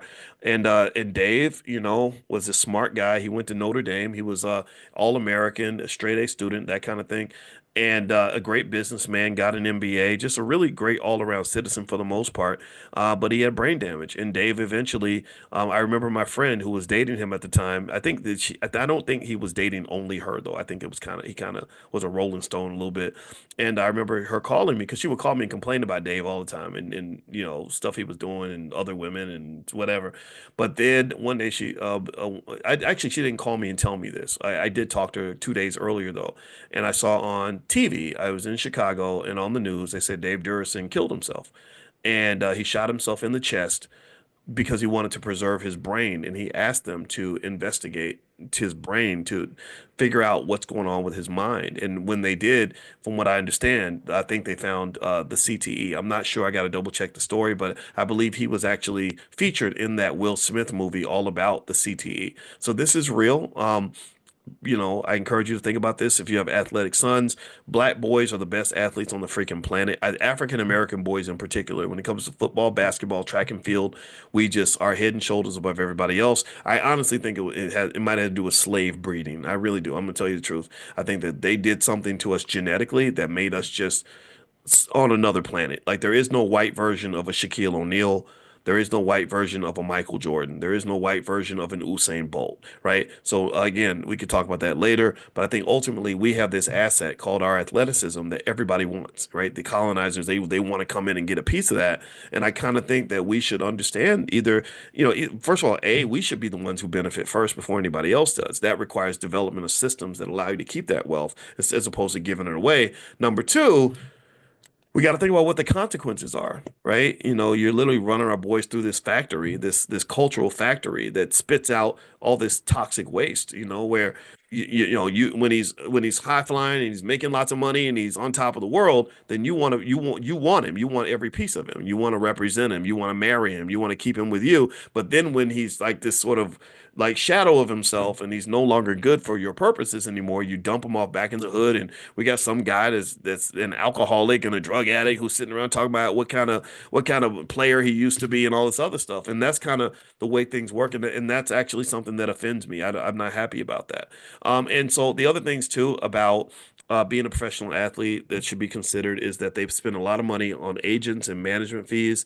A lot of that money gets eaten up. Also, there's a lifestyle expectation. A lot of NBA players went broke trying to gamble with Michael Jordan. Like Antoine Walker talks about how he would gamble with Michael Jordan all night, and Michael had a gambling addiction, and so he would just gamble like 24 straight hours, and they would be betting like $100,000, $50,000 a hand, stuff like that. Most guys could not afford that, but there is a lifestyle pressure that comes with making more money. A lot of you felt that actually when you maybe finished college. Maybe you got your MBA from Harvard, and everybody thought that because you got the MBA from Harvard and you got this fancy job making $250,000 a year, that you're just made of money. So when you have that expectation placed on you, and because you've let everyone know how much money you have, or somehow they can maybe guess because they came to your house and saw your car, well, then now sometimes there's pressure to fulfill that expectation. Let me know if you've gone through that. Anybody go through that where you go to dinner with relatives and they don't even look at the bill, they don't even look at the tab when they eat with you because they know that you're going to cover it because you're the one who has money. I'm ground zero for that. Whenever I go eat anywhere, people pass me the bill. And truth be told, usually I can take the bill and it's not a big deal. But before I go in, I have a consciousness of what restaurant we're eating at and how comfortable I am with paying the bill for this many people. So if it's like 12 or 13 people, I'll say in advance, I'm not paying for everybody. And not in this restaurant, but we can get a pizza. Right? Well, how about this? Because I want to be generous, I'll buy four Domino's pizzas and everybody can eat. But no, we ain't all going to Ruth Chris with 14 people. Hell no. I'm not paying a $1,400 bill. To hell with that. I can afford to pay, but I'm not doing that. There's nothing that makes me want to do this right now, right? So maybe consciousness in terms of setting expectations in advance goes a long way. And because when you have more wealth, you're going to have more responsibility. You're going to have to protect that wealth and be a steward of that. But at the same time, I don't believe you should have to be a miser either. I think that part of the joy of financial success is the ability to bless other people and to be there for other people and to support other people and help other people.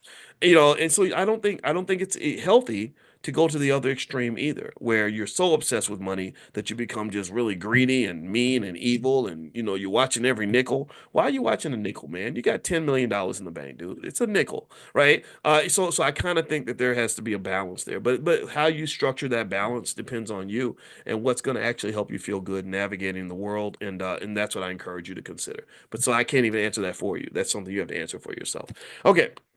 All right, so let's get out of here. Let's see a couple more things. Pretty soon I'm going to reach out to you guys to do stock options class.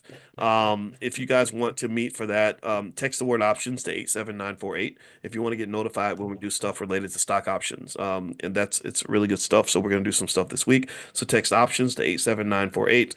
And also, we have a social media platform you guys are welcome to join. It's Be1 Nation, and you can actually find people that live in your area. There are groups on there, stuff like that. So feel free to go to be1nation.us, be the number one nation.us. And Amani, by the way, I saw Amani, who's on our customer success team in the Black Business School. She's in the chat. So I want to say thank you, Amani, for hanging out this morning. I didn't expect to see her today, but I'm glad she's here. All right, so have a good day, everybody. God bless you. I will see you all tomorrow. Take care. Be good. Peace. Hey, what's going on, guys? I hope you guys are having a wonderful day. Welcome, welcome, welcome to the Black Financial Channel. My name is Dr. Boyce Watkins, and also, just in case you don't know, I do have a podcast called Dr. Boyce Daily Stock Market, which is on Spotify. If you guys want to go check that out. Now, I want to talk to you guys about real estate. I want to break something down for you that is probably going to surprise you. A lot of people love real estate, and I love it too. I do own real estate. I think real estate is great as an investment vehicle for diversification purposes. But I'm gonna just tell you the truth. I really actually sold a lot of my real estate, and I'm gonna explain to you why I don't know if the so-called American dream of owning property is really what it's chalked up to be. I think it might be a little bit overhyped. Now, what I want to do as you come in, please hit the thumbs up button, thumbs up, share, subscribe. Is I want to play a video for you, and this video is there's a young lady. Her name was Stephanie Kabidi, and I'm going to share her video. And she did a really good job of explaining her experience as a real estate owner and why she's selling a lot of her properties. And so I'm gonna play this video for you guys so you can take a look and hear from the sister's mouth. She's very smart. She looks like she's really deep in the real estate game, and I respect it. Hold on, let me turn this down a little bit. And I really think this is worth watching. Okay, guys. So I'm gonna share this real quick. Do me a favor, hit the thumbs up button, thumbs up, share, subscribe.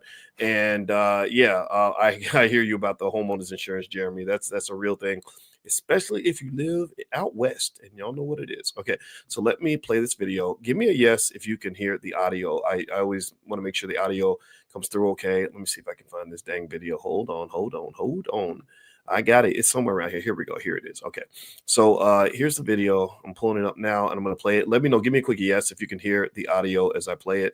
I'm going to look for your yeses in the chat. Here we go. It's in only 18 months, and now I regret it. Just to show you, here's a 2-unit property I own. Here's another one that's a 6-unit apartment building, and here's another one, and here's another one, and there's even more properties, but I'm done driving around wasting my gas, and I feel you guys understand. I thought owning rental properties would be a great source of income, but boy, was I wrong. Most real estate investors teach about buying rental properties, rehabbing them, renting them out to tenants, and then refinancing them with a bank just to only cash flow $300 per month. And that $300 per month may sound like a small amount, but when you have a lot of units, that amount adds up. For the 22 units that I own with my business partner, we roughly cash flow on an average of $600 per month, and that's per unit. And on a monthly basis, that comes to $13,200. And on an annual basis, each year, that comes to $158,400. And that's a big cash flow amount just for only owning 22 units. Now that we talked about the money side of things, you're probably thinking to yourself, Stephanie, why on earth would you regret buying all these properties and wanting to sell them if you're making well over 6 figures with them? Well, because I'm here to tell you the dark side of owning rental properties that the other real estate gurus won't tell you. I honestly thought that as we buy more rental properties, that I would make more money. And as we continue to buy more, I just became more broke. So owning 22 rental properties looks great on social media, but in real life, it sucks. And the 6 figures that you see that we make from all these properties isn't really 6 figures, because as you buy more and you scale, more of that money of that cash flow that you make just goes into buying more properties. And not only that, you have to remember you're dealing with properties and things happen. So a roof could go out, an HVAC system could go out, windows could need to be replaced. And those are some pricey items. And that starts to add up. Look, think about it. Let's say you own a single family house and you decide to rent it out and you cash flow $400 per month. That's great. That's above average because typical investors look to cash flow roughly $200 a month. So you're making $400 a month just from this one property. Now, let's say your roof goes out, and to buy a new roof, that costs $5,000. All your cash flow of that $400 per month is completely wiped out just because of that one thing, just because you have to pay for that roof. Look, I'm not here to tell you what to do with your money, whether that's buying rental properties or not. I'm just here to tell you what my journey is and the ups and downs that have come along with it, just so it can help you along the way. Because at the end of the day, we all know that there are pros to rental properties and there are also cons to rental properties. Throughout us buying all these rental properties within an 18-month time frame, I quickly realized that we were becoming equity rich, but cash poor. And having a lot of equity is great, but equity does not put gas in my tank for me to be able to drive to the office and drive to appointments. I don't like living a life having to constantly check if my bank account is in the negatives or not. I just got tired of it, honestly. And with you being equity rich and cash poor and not having enough in your bank account, you have to think of those things. Like, are you gonna have enough money for food? Are you gonna have enough money to have gas? Are you gonna have enough money for just the regular bills in your life? And that's where I just got over it. I was just tired of living a life like that and just came to this realization where I just regret building and scaling this fast. Okay, so what I'm going to do is I'm going to pause right there, and I'm going to start with a financial concept that we've talked about in Money in the Morning. In case you don't know, we do Money in the Morning economic elevation training We call it the Millionaire Training Camp every morning. Anybody who wants to be invited, just text that word morning to 87948 on your phone, number 87948. I'll put that on the screen. It's totally free. We have thousands and thousands of you that sign up and come in for free. You bring your children, and it helps a lot. And in case you don't know my background, in case you're new, I'm a finance PhD. I taught at Syracuse University for 13 years, also at Indiana University and the Ohio State University. Go Buckeyes.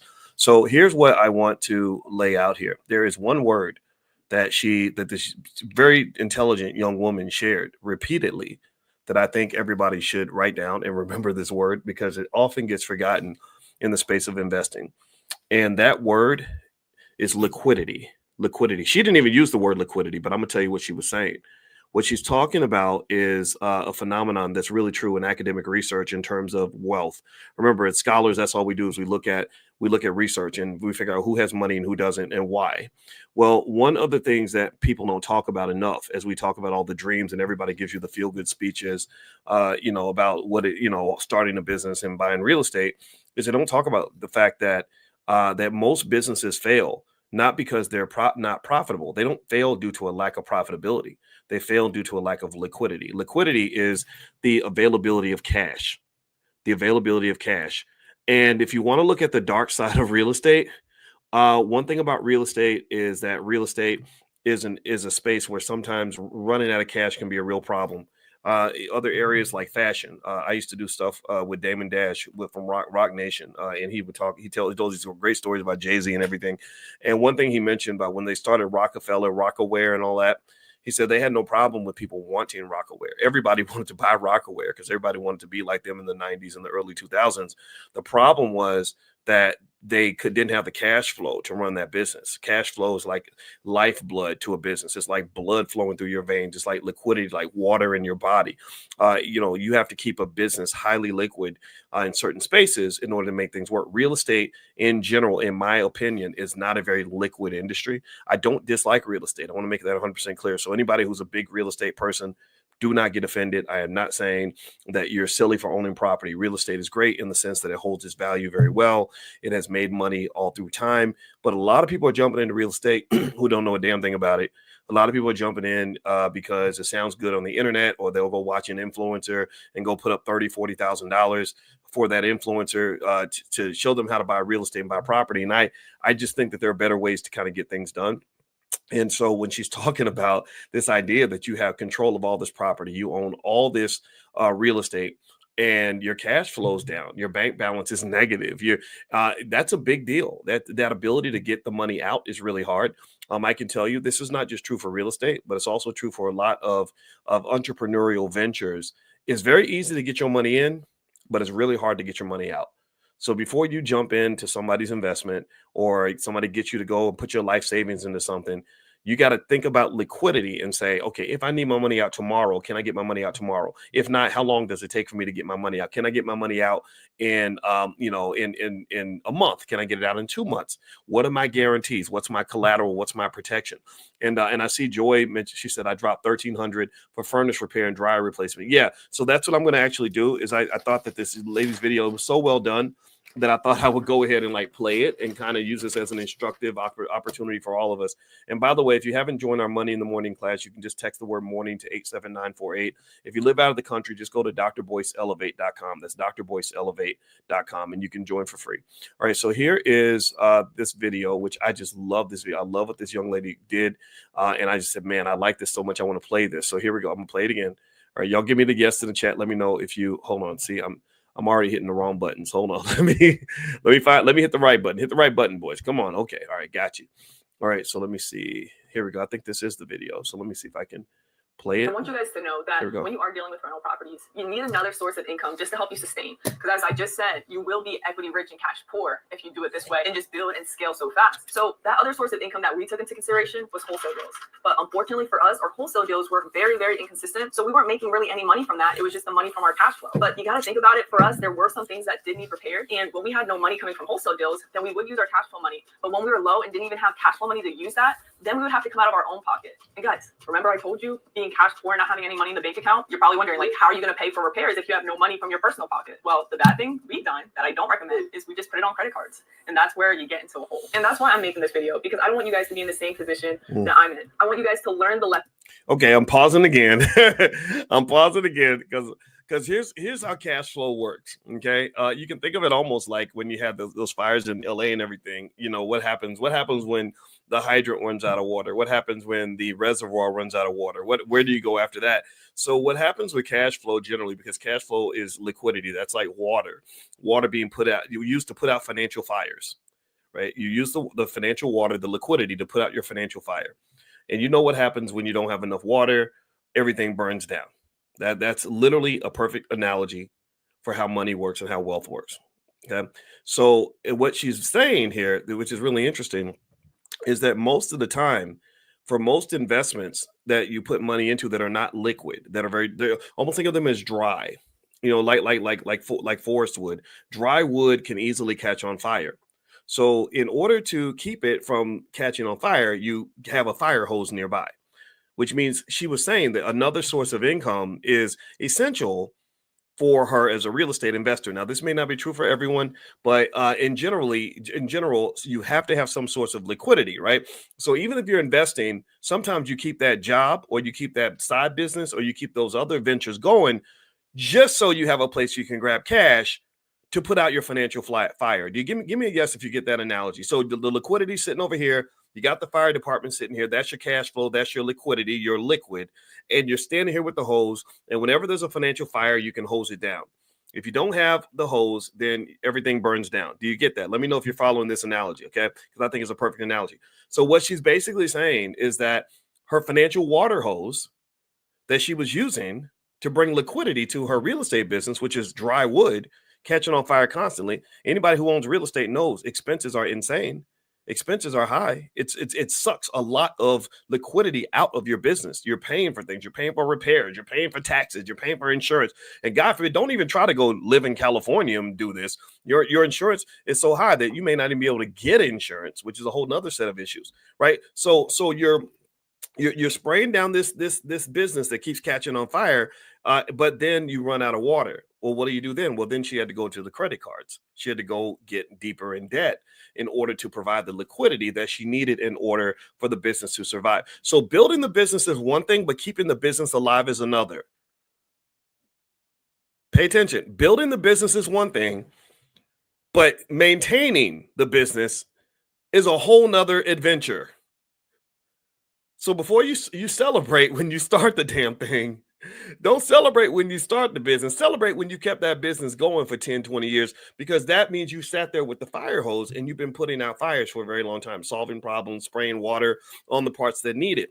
So it's no different from a baby. Like anybody can make a baby, but only special people can give birth to a baby and raise a baby to the age of 18. So don't celebrate because you had sex. Everybody can do that. That's easy. Celebrate when you don't raise that kid up to the age of 30 and they are a productive citizen. That's when I give you your cookies. That's when I give you your award. That's when you put in 250,000 hours of consistent effort to raise that child to adulthood. So business is the same way. A lot of people can start things, but not everybody can finish and maintain. So the liquidity is required for the maintenance. And what she's saying is that when she was maintaining the business with the liquidity that she had available through wholesaling, that ran out. So she had to go to the credit cards, which tended to make things even worse. Let me pull this up again. Let me share this video. I love this video. My God, it's a great teaching tool in terms of just us really talking about what the real deal is. I believe in realistic investing. I think too many dreams get sold online.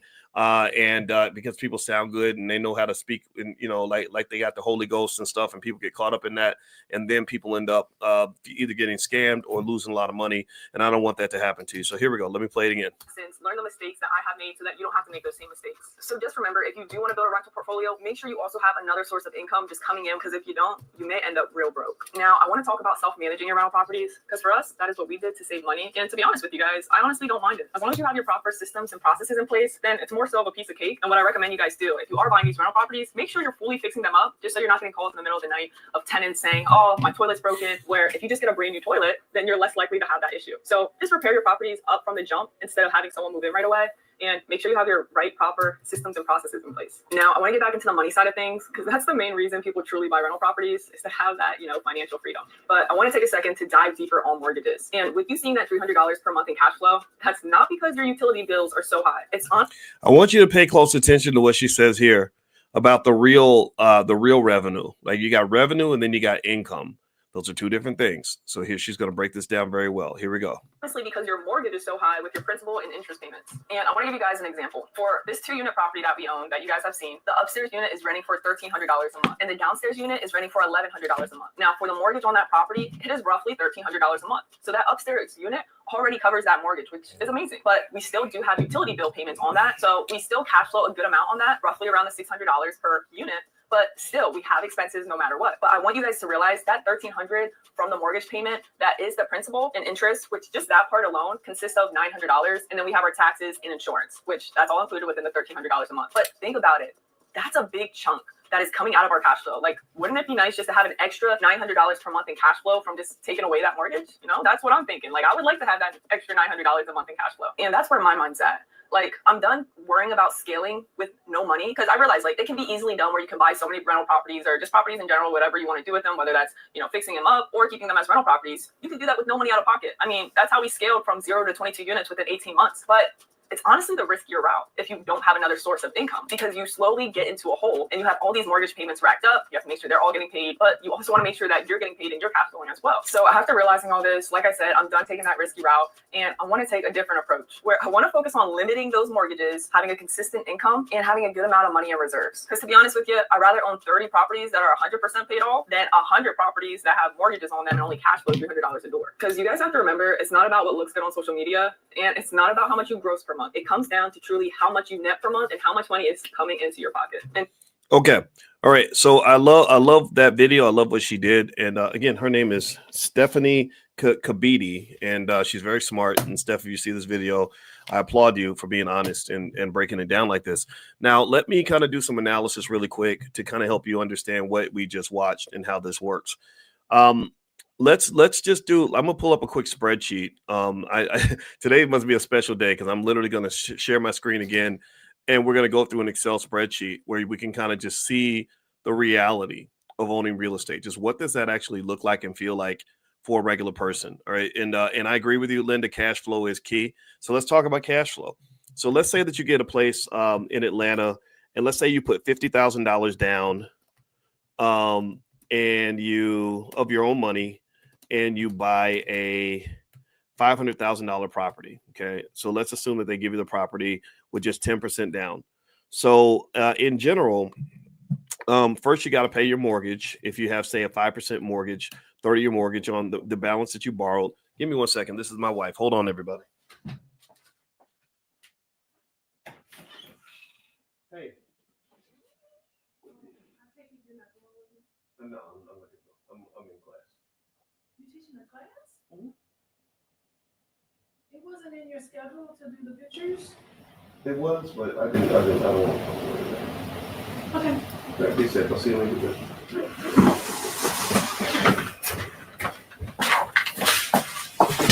Okay, guys, sorry about that. Thank you for your patience. All right, so here, let's assume that you you get your mortgage. Your mortgage is $2,415. And then you have taxes, and let's assume your taxes are $416. I base this on average amounts in Atlanta, and let's assume that you can rent. Your monthly rent is $5,000. Okay, so your tenant's paying you $5,000 a month. Now, just so you know, I think this number is very optimistic. My wife and I owned a property in Atlanta that we paid $590,000 for, and the income that we got was $3,500 a month from the tenant. But we didn't charge as much as we could have charged. Maybe I'm thinking we could have got at least $4,500 a month. But the tenant was a single mom with 3 kids. I just didn't want to overcharge her. I wanted to just pay the mortgage and the expenses and leave it at that because we're going to get the capital gains, right? As the property value goes up, that's our windfall, and that's what it was. So here, let's keep going. Can you guys hear me? Let me know if you can still hear me okay. So let's assume your insurance is $150 per month. This is based on averages for Atlanta. Utilities, let's say your utilities are $416 per month. Okay. And then let's assume that your management fee is $500 per month. Now, one thing I did not include, Jeremy, is HOA. Yeah, we do pay HOA 100%. So just right there, though, here's the deal. Just right there, your income is only about $4,100. I'm sorry, $800 left. I think so. Let me add this up. Let me see here. I'm gonna do a sum. Okay, so let's add up all of our expenses. $38.97. So I'm sorry. So if you take $38.97 minus the 5,000, you get what? Let me see here. 5,000 minus this. So $1,100 a month. Now, here's what we didn't include. We didn't include HOA fees. HOA fees can be pretty high. I have to pay those in the property that we have. And also, we don't know how much that's going to be. You know, I'm not going to put a number there. But then you throw in like another variable, headaches. How much is a headache worth to you? How much is it if somebody's stressing you out? How much is that worth? Headaches. I think that's priceless, right? Because one of the things that we did not factor in here is the amount of work required to just deal with tenants. Has anybody, give me a yes in the chat if you've ever dealt with a tenant who did or did not pay their rent on time. Give me a yes if you've ever dealt with trying to find a tenant. Give me a yes if you ever dealt with repairs and things breaking down. Here's the thing. If you were to look at sort of a list of all the things that people complain about when they own properties, first of all, you got tenant issues, especially if you live in a place that is very overly tenant friendly. They assume that landlords are all super rich people. So rich people are evil in those places. So they pretty much every ruling's in favor of the tenant. They can squat on your property and it's hard to get them out. Late payment of rent, non-payment of rent. If they don't pay the rent, you have to still pay the mortgage. Your expenses still come in even if they don't pay the rent. So there's $5,000 or $3,800 a month in expenses, which happens on a normal month. That's assuming nothing breaks down, by the way. That's assuming that I don't have, a broken, busted toilet or a broken, or I don't know, like something doesn't happen with the electrical system or there isn't a leak somewhere. And believe me, that happens all the time. How many of y'all have ever owned real estate? Anybody ever owned real estate and rented it out? Like, just say something in the chat about just how much stress it was and financial stress it was to pay for everything, be responsible for everything, take time out of your day to fix things. Even when you have a property manager, they still got to get on the phone with you and talk through it and say, we're going to fix the such and such. And you got to send us a check for $2,000 to get a new blah, blah, blah. Right. It's crazy. Right. So the headaches are priceless. Some other things that people you have to deal with. You got to screen any new tenants that come in, maintenance and repairs. We talked about that. If the property is getting older, you just might have to maintain it because it's getting older. If the property is vacant, then you still have to pay the mortgage, even if it's vacant. That's thousands and thousands of dollars lost. Now, mind you, you're defending all this with an $1,100 a month income, right? So your $1,100 a month is very fragile. That's the point. If you have one thing go wrong, that in many cases will wipe out every penny that you make, and then cost you more money, which is where she had to keep going back to the reserves. She had to keep calling the fire department to put out the fire because she didn't have enough liquidity in her business to even sustain the business. The business couldn't sustain the business. So she had to have another business to sustain the first business. That's the reality. I'm not telling you not to do it. I'm just telling you what it is. Also, don't forget, you in different cities and states, you have different building codes, eviction laws. Sometimes the taxes can be complex. If you talk about managing property, you either pay a management fee, roughly 8 to 12% a month of your rent, or you do it yourself. And that's extremely stressful. Oh, and then we didn't even talk about the liability. We didn't even talk about liability. What if you own the property and somebody forgets to check the carbon monoxide detector and everyone in the house wakes up dead? Well, then they're suing you. They're taking everything they can get their hands on. And then you got to do little stuff like get an LLC for every individual property to protect. It's a lot of work. It's stressful. Okay. So that's just my 2 cents. I'm not saying don't do it. I'm saying just make sure that you're clear on this if you decide to go into that space. There are different ways to invest in real estate without having to actually buy it. They have real estate investment trusts. I sent you all a list before of different real estate investment trusts that I like that you can invest in that will still give you the benefit of owning property without actually having to own property. property, so to speak. You let somebody else kind of handle all the headaches of the management of the property, and you just become the investor. I'm a big believer in investing. Maybe I'm biased because my doctorate's in stock market stuff, but I'm just telling you, like, this is the number one wealth builder in America. There is no jobs don't build wealth the way investing builds wealth.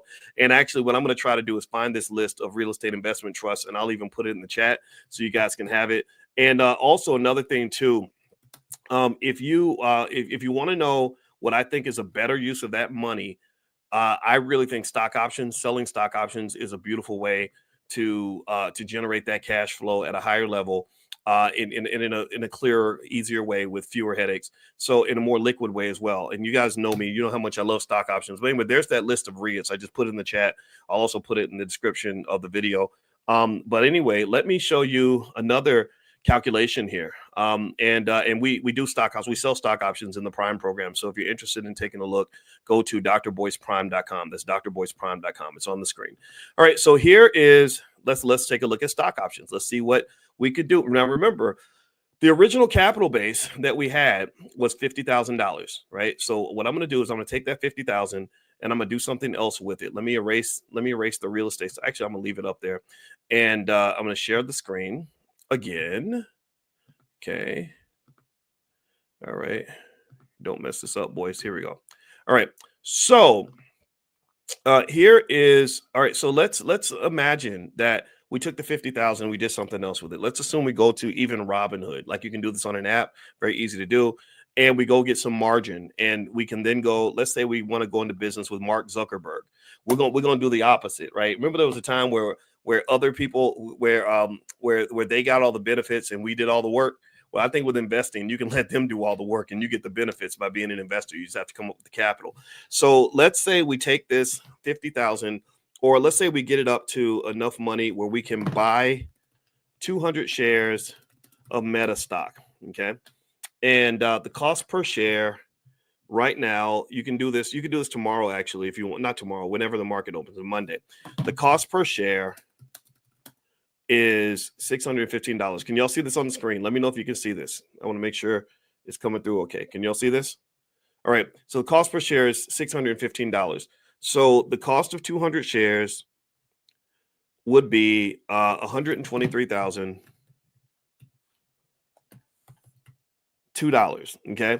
Now, you can get margin. They'll loan you half the money. They'll loan you, like whatever you have 50,000, they'll loan you another 50. If you got 60, they'll loan you another 60. So actually, this will require a capital base of about $61,000. But you can do this, right? You can do this tomorrow.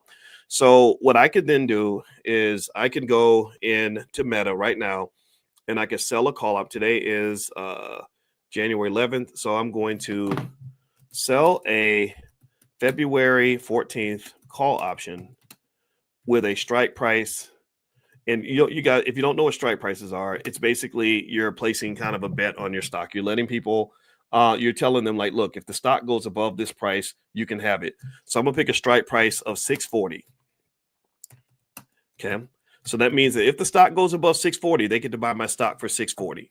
But I'm not mad, because if the stock goes all the way up, if it goes up $25 a share, then I make an additional profit of 25 times 600, which I guess is what, $12,000 or something like that, $14,000 that I get, because they're buying my stock at a premium. They're not buying it at the current price. They buy it at the premium price. So I'm okay with that. I'm not mad about that. So that option right now on the market would be worth $24.45 per share. I've got 200 shares, so I can sell 200 of those suckers. And that would give me an income right now in my bank account of $4,889. That's how much money I get.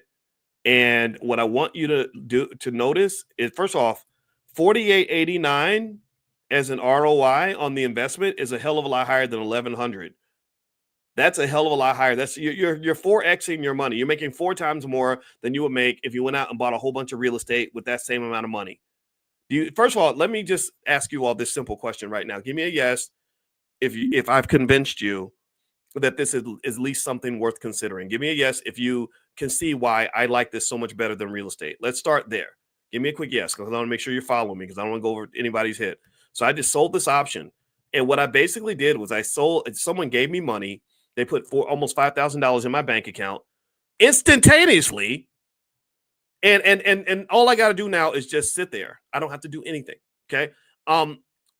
That's the first piece, right? And it's a lot more than this 1,100 I would have made by taking that same 60 grand and going out and buying a bunch of real estate and paying mortgage, taxes, insurance, utilities, management fee. And that's the, but then here's the other part that's interesting that you got to really process is quality of life.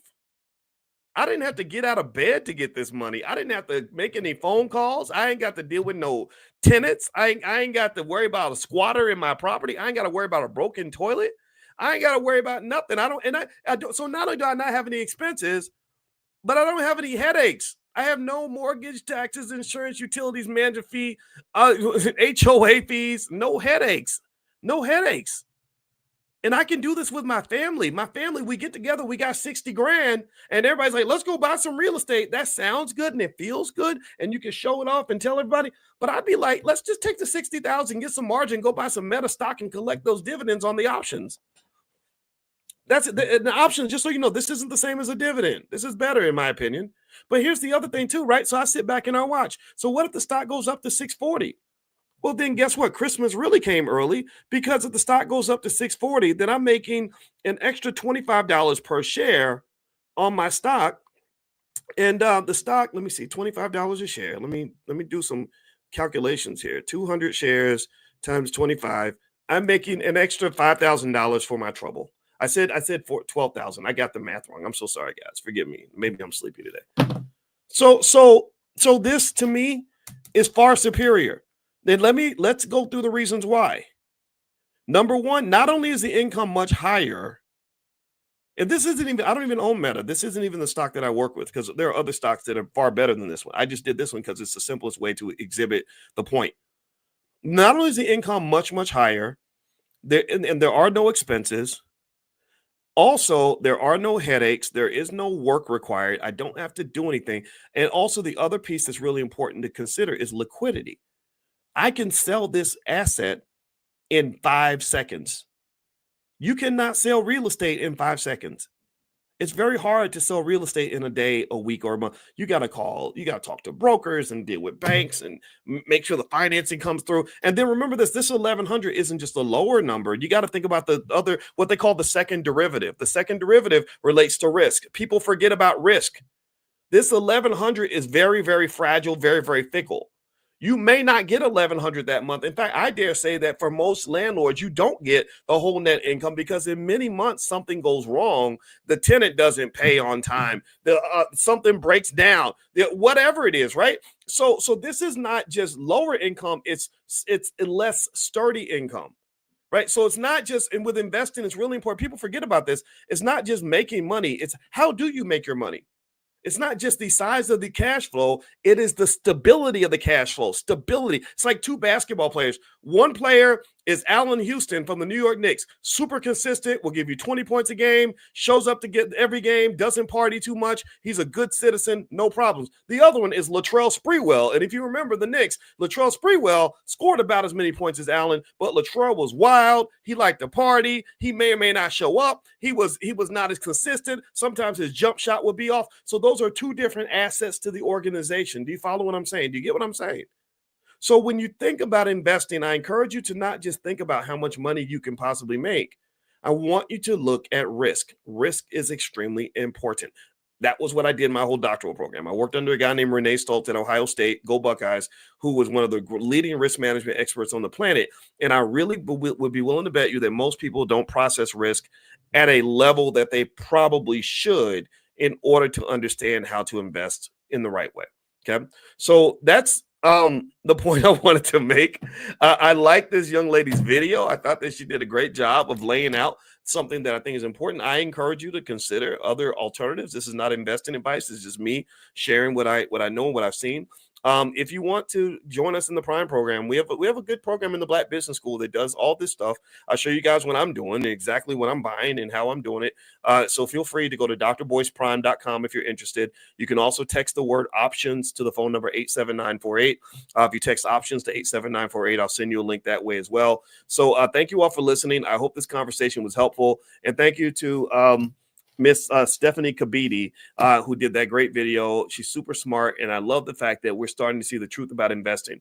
When I started doing a lot of this stuff back in 2006, 2007, a lot of our people weren't as into investing as we are now and into generational wealth. So I remember just kind of going around to different shows trying to say, like hey, we got to invest. Like, we like money. We got to go make money.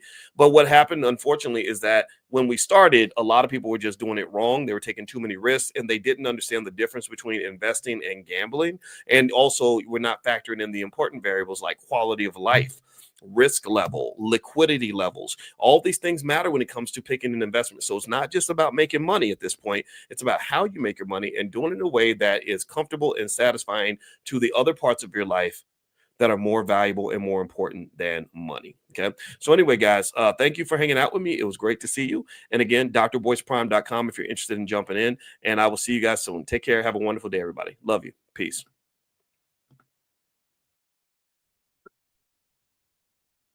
Good morning, everybody. Good morning. Welcome to Money in the Morning. That's our morning millionaire training camp. This is for anybody who wants to build a future for themselves and their children. So if you don't want to have a future, and if you don't ever want to understand how money works, then you should probably leave. I'm sure there's something good on Netflix for you to watch. So, or maybe some sleeping you could do, because some of us be sleeping until noon, right? But we don't do that in here. I was not in the 5 a.m. club this morning. I was actually in the probably about the 6:45 a.m. club. But I did go to the gym, and I did do my workout, and I'm telling you, it makes you feel good. Now, give me 1 second here. I'm going to get a setup, and I want everybody to know I sent you all a text. Uh, Let me know if you got the text, because I sent out a text this morning letting everyone know that we were about to meet for class as we do every day. And I'd heard from some of you who actually reached out to the support team and said you were not getting the notification, which concerned me. And so, I want to be careful about that. So give me 1 second here. Um, One of the things I want to talk about today that I think we can learn something from is has to do with a new show on Netflix called Squid Game. And what I'm going to do is my goal is to rock your world in terms of sharing with you something that'll make you say, I never thought about it like that. And this is the purpose of Money in the Morning. In case you haven't been here in our millionaire training camp, the goal is to embrace something that we do in the Black Business School that we call conversational learning, which is better than like sitting there and just with a pad and a pen and always taking notes. Sometimes just having discussions and talking about things is how you learn, right? Because economics is culture. And as you guys know, in my book, I wrote a book called The 10 Commandments of Black Economic Power. And in that book, The 10 Commandments, one of the things that I want to impress upon you is the importance of understanding the connection between where your wealth and your financial situation ends up and the things that you think about every day, the things that you do every day, the people that you talk to, the lifestyle that you live. In fact, if you go to my Instagram at Dr. Boyce Finance, I put up a video of Mike Epps, who's a comedian. I do not know Mike, but I know someone who knows Mike really well.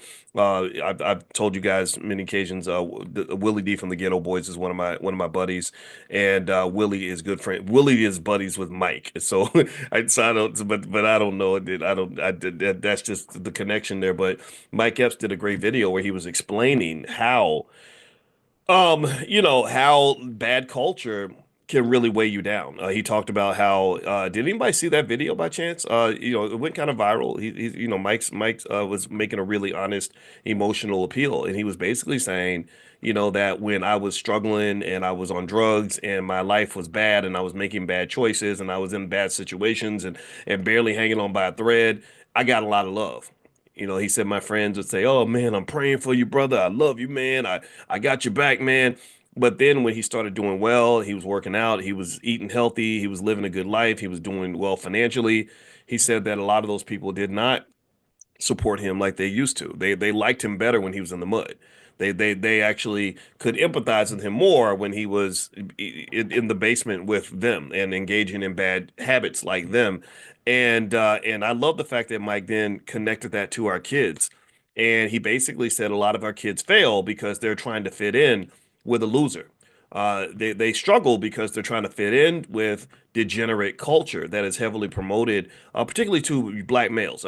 We've talked about this extensively, how it's sort of interesting to me that there is an appreciation for black men who are broken, busted, torn to pieces, weak, uneducated, not working, lazy. They like there's a celebration of that. But then, when you show up and you say, "There's nothing wrong with me. I'm okay. I'm actually all right. I read books. I don't know. I'm not gonna pick up the liquor bottle. I'm not gonna go to the club and shoot somebody and get 30 years in prison.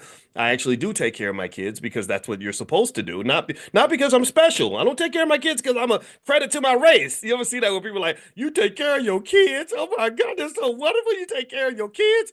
I'm like Chris Rock. Chris Rock said you're supposed to take care of your kids. That's what human beings do. So the fact that they convince you that it's normal to not do that is fundamentally hilarious. And I'm gonna tell you what really burns me up as a black man, and I'm gonna talk about Mike Epps and that little thing in a minute. Then I promise I'll bring it back to my key point. Is I saw where Zendaya, the Disney lady.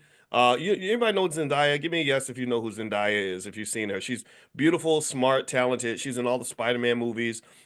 She's got a real black family. She actually had a show where she told them to put black people on the show. Like I much respect to Zendaya. Our kids love her, and so I know I get to learn about the Disney people because of when you got girls in the house, you gonna know Disney.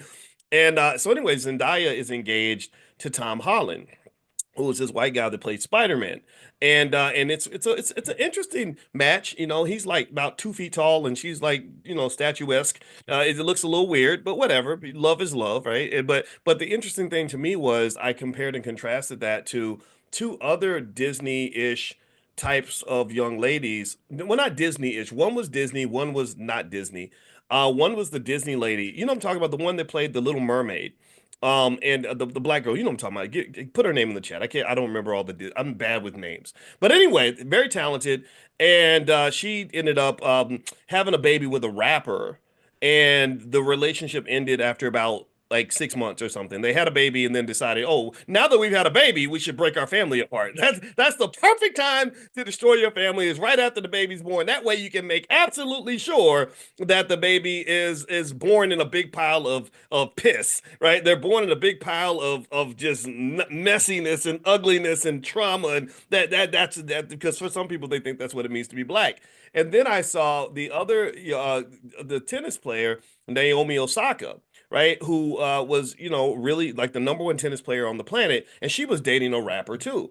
And I was like, what is it with these girls and these rappers? Like, don't they understand that most of rap culture, not all of it, but not all of it, not all of it. I'm not because I got some friends that are rappers who are good people, D1, Immortal Technique, guys like that. But some, you know what I'm talking about. Some of the stuff that you hear, if you are a rap fan, a lot of that stuff is not pro family. It's not like, hey, brother, settle down, pick one woman, yeah, you start a family, live a quality life. Like they don't rap about that. They're like, I got hoes in different area codes in area. I got hoes. I got hoes. Y'all remember that? Anybody remember that? That. Forgive me if that word is it's breakfast. I'm sorry. But anyway, so hip hop is not. It's not. I'm sorry, especially gangster rap. It's just not pro family, right? Lil Wayne literally had a song. I swear to God, in this song, he literally said that I will steal your girlfriend, make her into my hooker, and then I will use her up and make money from selling her body, and then I will chop her dead body up and put it in the trunk of a car and mail it back to you. I swear, go look it up. Look it up. It's like whoa, that's not even sex trafficking. Like that's Jeffrey Dahmer type stuff, right? But yeah, but everybody's like, oh, but the song is so good, the beat is slamming, yo, and because they didn't take a psychology class on the subconscious mind and how how words have power and the things that you recite over and over and over again become mantras. What's the quote people use? What is it? Words are spells, basically. And I do believe that. Like you repeat it over and over and over again, that does seep into your culture, and you do see some of that, right? So long story short, here's the deal. Here's where I'm going with this. The problem for me is that because we don't understand the connection between our economics and our families, we think we can destroy our families and build our wealth at the same time. You can't that doesn't it's not happening. You can't destroy your families and build your wealth at the same time. Why am I talking about Naomi Osaka and the Disney Halle Bailey and their rapper boyfriends? Well, because if you're integrating your children into a culture, see integration with white folks, we already know the damage that was done there, but what we don't assess the damage of is the integration with hip hop culture. So you're integrating your family, you're bringing a child into the world, and the daddy's a rapper, where all of his friends are in his ear telling him that relationships are a burden. Children are a pain in the butt. I heard Hallie's boyfriend say that having a relationship is like having a part-time job, man. Like that's not because why would in his mind it's like if you're all addicted to the dopamine of new experiences, then why would you settle down with one woman when you could have 12? Right? That's the thinking of a 22-year-old child, right? And so ultimately, long story short, what you have is you have a scenario where the infrastructure is broken before it even gets built. There's nothing there that says, okay, I'm going to take pride in being the kind of man who is married to my wife for 50 years. My mother, my mother passed on Christmas Eve. We talked about that, and I think about her all the time. Just be ready to hear about my mama all the time. I'm gonna carry my mama right here in my soul for the rest of my life. And when I spoke at her funeral, I looked down at my father and I saw a man who was once a 21-year-old man. I knew my father when he was 21, 22 years old. I remember that. And he was very handsome. He had those green eyes that apparently, for whatever reason, girls like those green eyes. Maybe I'm just a hater because I don't have none of that. I'm just an average guy. But yet, despite the fact that his little green eyed, and he was light skinned, you remember back in the day, people, if you light skinned it and you got the curly hair and the green eye, right, all that stuff. He's still, because of how he was shaped as a man, because of how his father shaped him, looked at my mother and said, I'm gonna marry that woman. He didn't say I'm gonna get all them hoes. He didn't say that. He said I'm gonna marry that woman right there. And he claimed her. He went and he pursued her, and he married her, and he stuck by her side until her last breath. When she took her last breath, he was laying right next to her. She passed at about 4:30 in the morning. He was asleep, and he woke up and she was gone. But every single time I talked to him about my mother, his whole conversation was, my job is to take care of her, period. And what I don't get, here's what I'm not processing because I'm old fashioned apparently, is I just really, when I saw Naomi Osaka with this rapper and I saw Chloe Bailey with the other rapper, both of whom have already broken the relationships have already ended. I was kind of like, I wonder why young ladies aren't interested in men like that anymore. Like I wonder what it is that would make you look at someone who's a complete who's not going to have a great future most likely because he's engaging in some unhealthy habits and not really interested in like family and all that is not really kind of like a role model in his head. What would make you want to align your children with him versus the guy who says, I want to be with you, I want to marry you, I want to cherish you, I'm going to take care of you until we're old and gray and dead. I want you to die if you die first, I want you to die right next to me. If I die first, I want you next to my bedside. I don't know if this is where integration was bad for black people, and I'm not talking about civil rights integration. I'm not talking about Brown versus Board of Education. I'm not talking about we shall overcome. Let's go to school with white folks and get jobs working for white. I'm talking about integration with hip hop culture, which is also white culture for the most part. The reason I call it white culture is because the person who has the gold makes the rules. If you want to know who defines what something's going to be, it's the person who writes the damn check. I say this as a finance PhD. The person who writes the check, the person who pays the bills, decides what the culture is going to be. They decide what the rules are going to be. They decide which songs are going to be on the radio. You don't own no radio stations. You don't own the systems of distribution. You haven't raised $1 billion in capital to start a record label. Not one rapper in the history of the world has ever gone to Chase Bank and gotten $1 billion to start a record label. Never has that occurred. So stop acting like hip hop culture is black culture. That is not black culture.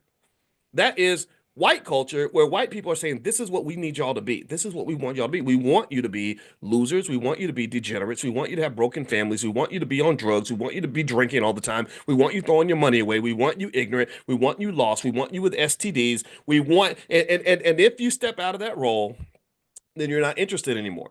So let's circle back. Why was I on the treadmill, feeling some kind of way when I saw Zendaya, engaged to Tom Holland, and I thought about the other Disney princess who got with the rapper, who's never going to have a family with this man. He's already declared that. That's already that the baby's born, but the family breaks apart as soon as the baby's born. There's no consideration like, well, what about the children? How whatever, none of that, right? It's like, oh, I can be I can just still I'm gonna come see my son once every month and he's gonna be fine. And okay, whatever, do your thing.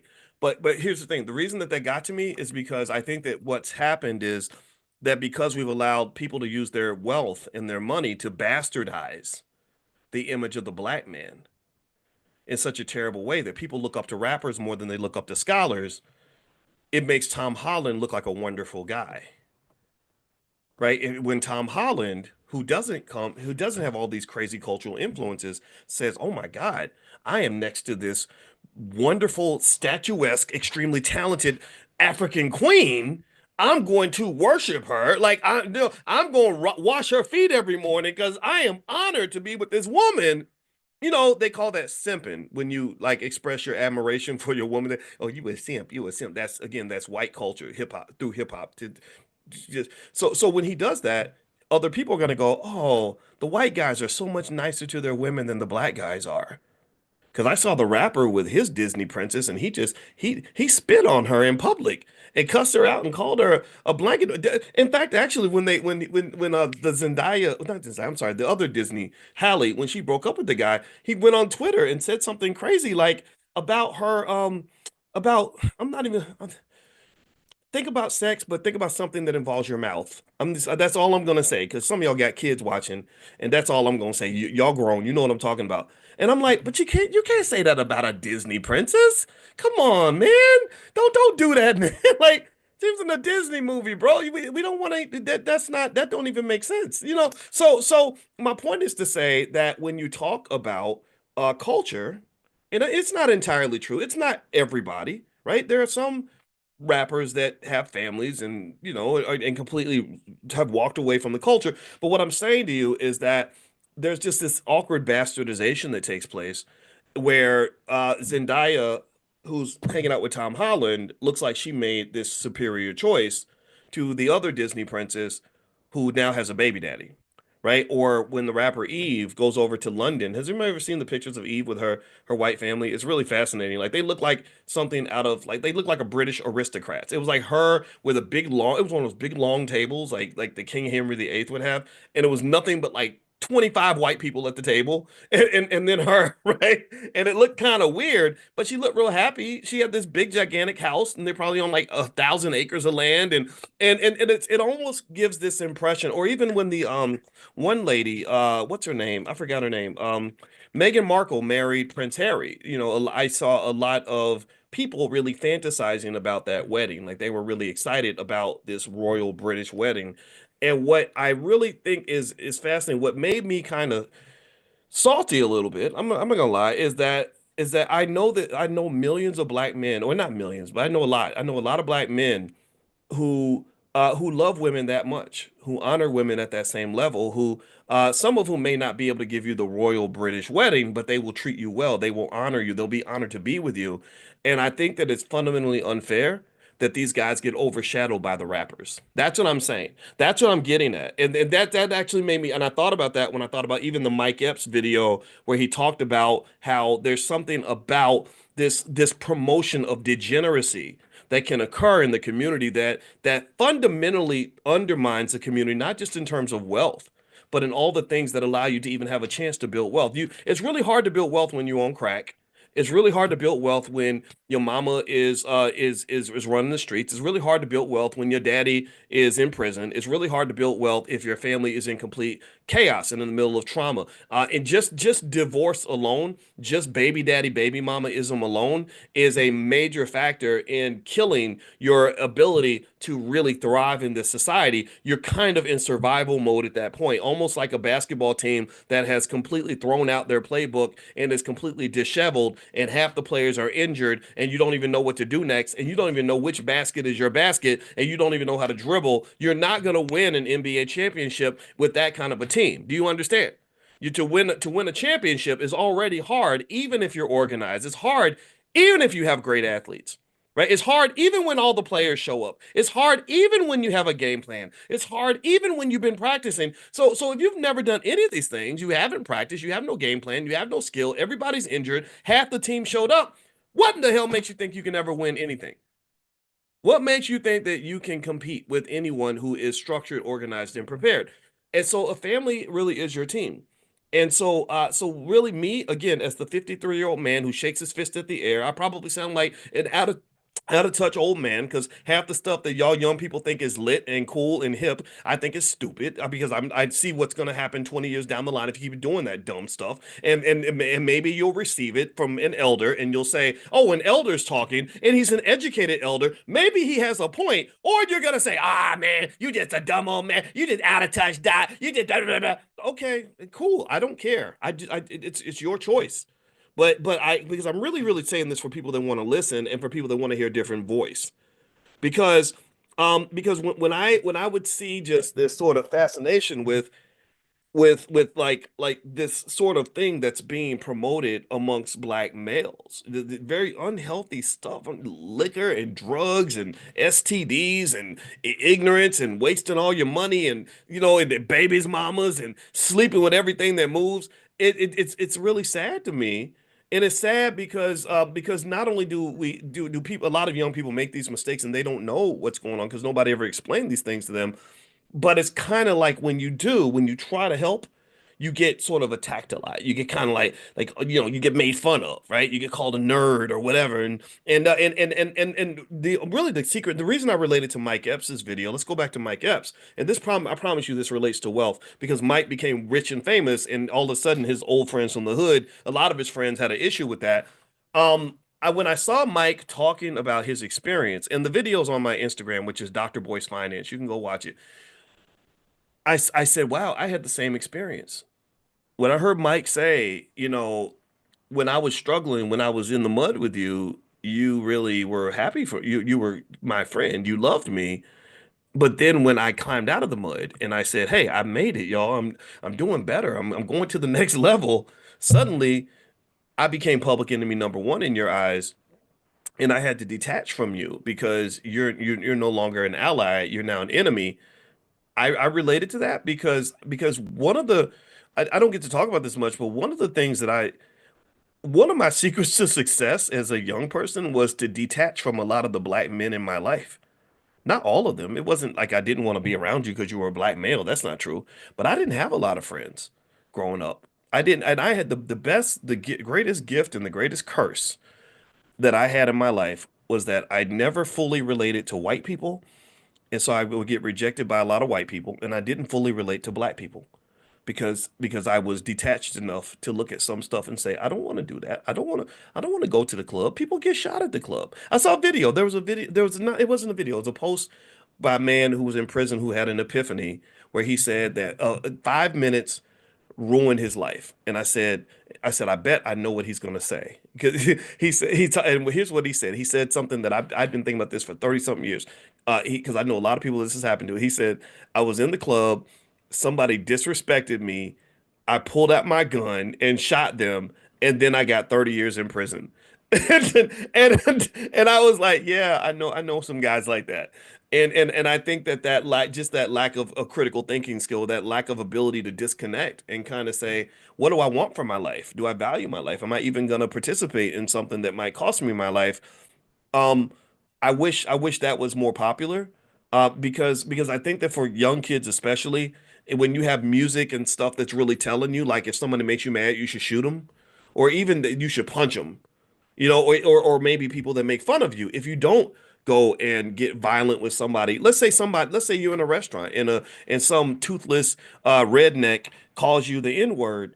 And I hear a lot of people like, oh, I'm going to jail today. I'm going to jail today. I'm like, I'm not going to jail today because I don't care what this toothless redneck thinks about me. What makes you put those people on such a pedestal that somehow you think that their approval of you even matters? I don't care what you say about me, but maybe it's because I've had some experience. A lot of people say a lot of things about me, right? And it doesn't. The good stuff it kind of matters. The bad stuff kind of matters. But at the end of the day, what matters is what you think about yourself. So, what in the world? Who trained you to even think that you should give away that much of your power to someone who has no power, by the way? A lot of people that hate on you and say things about you or attack you in some way or call you the N-word to get you out of character, they don't have power, so they're seeking power by seeing if they can influence your behavior and get you unfocused, get you off of your game. That's what they're really doing. And I just it just it's not logical. It's not logical behavior. So ultimately, I think, and the reason that I think when you have an economic conversation, you have to talk about behavior and choices is because behavior and choices is everything when it comes to wealth.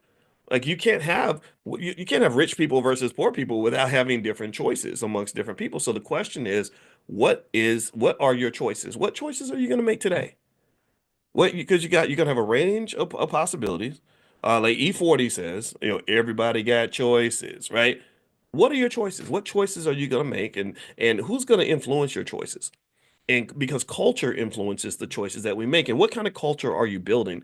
And then the culture that you build is going to shape your access to wealth and resources. Now, what I want to do is I want to break into another quick angle on this in a minute. But before I do that, one thing I want to let you guys know is later on this afternoon at noon, the Stock Market Club is going to meet at noon to talk about the stock market. That's my thing. I wrote my dissertation on stocks, so I love the stock market. I love, love, love, love, love the stock market. The number one wealth driver in America. It's the number one place to make money on the planet. So if you want to join us and you want to do a free trial, just go to drboycestockmarket.com. That's drboycestockmarket.com. Also, if you there's another thing I did put together a list of stock. Remember yesterday I was telling you guys that investing in water is going to be a big deal. That literally in the next like 20, 30, 40 years, they're expecting a water shortage. And so what I did was I put together a list of investments you can make in that space if you want to make money from that. I'm going to text that out probably tomorrow. My team's kind of putting that together and getting that ready. So I will text you all the link. If you want to receive that, then make sure you get on the text list. Text the word morning, MORNING, to the phone number 87948. Text morning to 87948, and I will send you that list.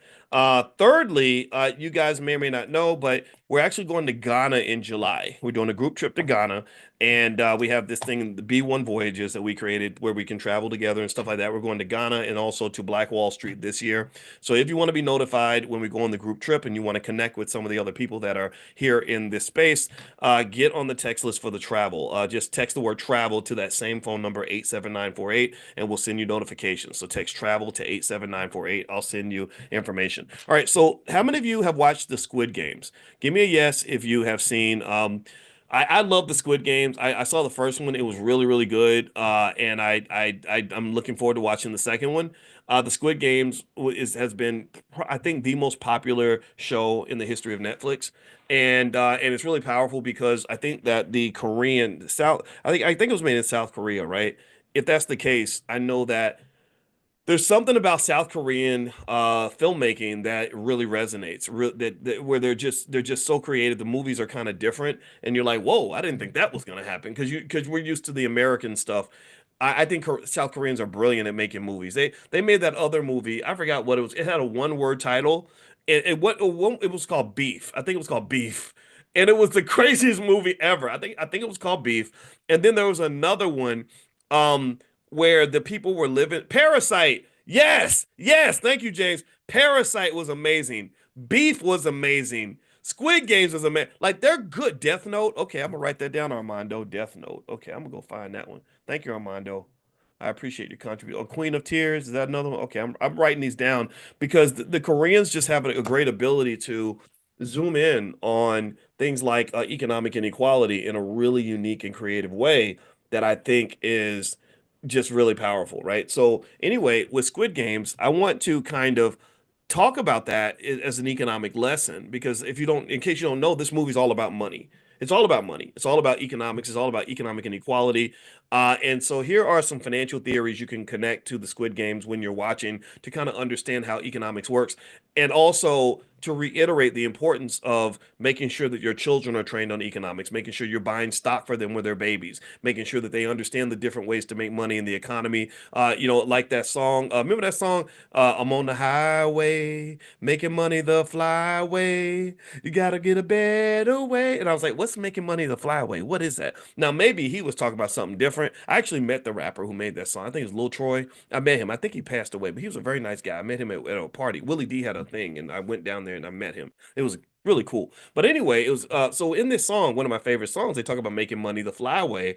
Well, in my mind, making money the flyway means making money in a way that's actually going to accelerate your wealth, allow you to not have to trade time and energy and years of your life to make a dollar. And that really requires a type of economic consciousness where you can see the whole court, so to speak, and position yourself properly. Just like in a basketball game, LeBron James, the reason he was a great player was because he had extraordinary court vision. He had great basketball consciousness, and he could see where everybody was and get the ball to the right spots. Well, the same thing is true economically. You have to be able to see the whole court in terms of how the whole economic game is played and say, okay, I don't want to be over here. I'd rather be over here, right? So basically, in America, it's very, very simple. It's kind of a horse and jockey sort of system where you have the ways that people make the most money through things like real estate, stocks, and entrepreneurship. Those are the three biggest ways that people make money. And really, you could say real estate, stocks, and general investing in other areas. The hard ways to make money are definitely through labor, like working for other people. America does not support its workers. I just heard something on this show called Morning Brew Daily that I listened to, where they said that these ski resort workers are on strike and they work for this massive corporation that makes something like, I forget how many billions of dollars a year that they make, and they literally couldn't get them to give them a $2 raise. Where literally, I think they said it would cost them $900,000 to give them the raise, but the company's net income is like either in the hundreds of millions or the billions of dollars. So literally, they could give them the raise, and it wouldn't even affect their bottom line hardly at all. And I remember thinking, well, the government should be stepping in and forcing them to treat their workers properly and give them worker labor rights. But again, I've explained to you guys in previous conversations that our government has kind of been bought out by the capitalists. So they're not giving and supporting power to, you know, to workers. This is not the country you live in. So making money by working and all that and picking a career and working into the ground and all that just really isn't the best approach. Not just because you don't typically get enough money to thrive, you only get enough to survive, but it's also uh, costly because you're giving up so much more than just your skill. You're actually giving up years of your life. And so even if you do something like become a surgeon, if you become a surgeon and you go to school for, what do you do? Go 4 years of college, 4 years of medical school, a 1 year internship, 6 years of surgery, surgical training, right? So you've gone to school, what's that, like 14 years of your life. And you go to school 14 years of your life, just not to make money. It's not like you do the 14 years and they're like, okay, here's a $5 million check for all the years you put in. Now at that point, you have what is referred to as human capital. That means that now have all this skill in your brain. God forbid that you slip and fall and bust your head and or get killed in a car accident on the day of graduation. That's got to be terrible. But even then, you don't have money. You have the ability to make money. So you can go in now. Now, yeah, you can go and you can do surgeries and make $1 million a year, $500,000 a year, whatever. But that's even then, you're still working so much that it deteriorates other areas of your life, right? There are a lot of people that are very successful professionally, high paid attorneys, high paid surgeons who have horrible lives, right? Whose mental health is gone, their physical health is gone, their families have fallen apart, or they sacrifice family altogether just for their career. And I personally think that building intellectual capital, building an economic base off of an organic entity, which is you, I think that's a misalignment. I think that is a severe problem. I think that's an addiction a lot of people have. It's what we're taught as kids, and a lot of people aren't really talking about it the way that they should. But I think that that's really, really, really a bad trade. It's a bad, horrible trade, right? Horrible trade, right? So instead, why not do a better trade? Why not trade dollar for dollar, capital for capital? So that means, if I've got a kid and I'm like, hey, I don't want you in none of this. I don't want you to even the best parts of this system as a worker. I don't want you to have that. So I'm going to just buy you some stock and get you a capital base. Start when you're little. I remember if you bought $1,800 worth of stock for your kid in 1997, they'd have a couple, $2-3 million now and never have to work for anyone ever. So I'm going to buy you little shares of stock. Then by the time you're 20, 25 years old, you're going to have a capital base. And also I'm going to give you some knowledge, not anything fancy. I'm just going to, maybe I'll bring you to Dr. Boyce's class every morning with me and we'll just sit here and listen to this weirdo talk. And then after, a few of these trainings, you'll understand economics at a higher level so that you then have the ability to take this capital base that we're building and then be able to kind of make things happen. Okay. So ultimately, this is the trade-off that I think works best. And I think Squid Games is interesting because Squid Games does a good job of really highlighting what happens, or the necessity of economic preparation as a protection against financial exploitation and economic vulnerability. Okay, so let me pull this up. I made some notes on this.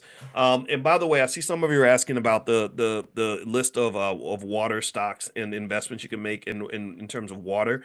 I'm gonna text that out. So text the word morning to the number 87948. So if you text morning to 87948, I will send it to you. I cannot email it to you.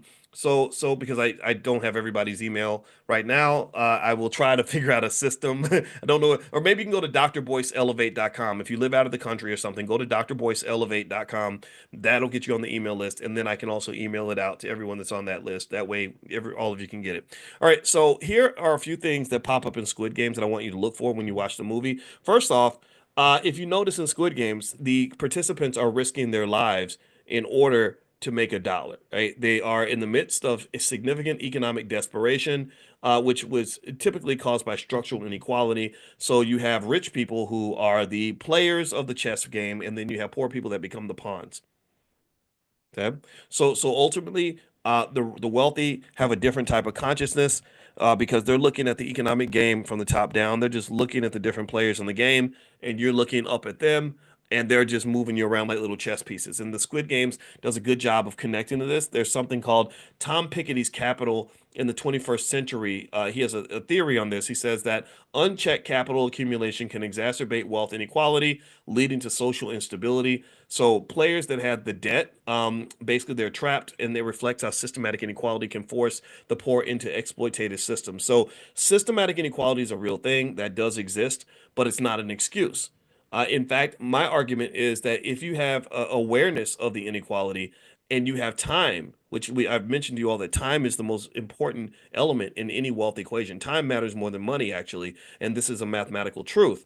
Then you can actually navigate around some of the pathways through which the inequality is created. For example, if I tell you, for example, if we're talking and I say, corporations get you to become a consumer by basically manipulating your dopamine levels by advertising in a certain way, to make you feel aspirational or whatever. Like for example, like that video, how to sell to the Negro. Then now you're aware. Now you know what's going on, right? Now you know. Now you have a choice. Before, maybe you didn't have a choice. Before, you just didn't know, or you just weren't aware of what was going on. But now you know the game. So then at that point, the question is, how are you going to play that game? How are you going to circumvent those issues? Number two is debt as a tool of exploitation. So one thing that happens in Squid Games is that a lot of players join the game because they have so much debt. And remember, debt is something that is powerful. If you use it properly, it can become incarceration, financial incarceration, if you use it improperly. So a lot of people, because of student loan debt, they get locked into the corporate plantation because they went to college, and the same institution that will loan you $200,000 for a student loan would not loan you $25,000 for a business loan. Why is that? Well, because a student loan works to their advantage, a business loan works to yours. A student loan means that all you're doing is you're taking that money and you're turning right around and handing it to them. So it's like you're giving them dollar bills, they're giving you Wendy's coupons, right? So if I buy $1 million worth of Wendy's coupons, that's not like having $1 million in cash because Wendy's coupons are restricted in their use. I can only use that if I go to the restaurant and pay for their product, which already has a markup attached to it. But if you give me $1 million in cash, that's a whole different reality. So if I had a choice, if somebody said, Dr. Boyce, which would you rather have? $1 million in Wendy's coupons or 100,000 in cash? Oh, give me the 100,000 because then I have the ability to apply those funds in any way that I see fit. I don't have to go buy a bunch of damn cheeseburgers at your restaurant and somehow feel like I spent $1 million.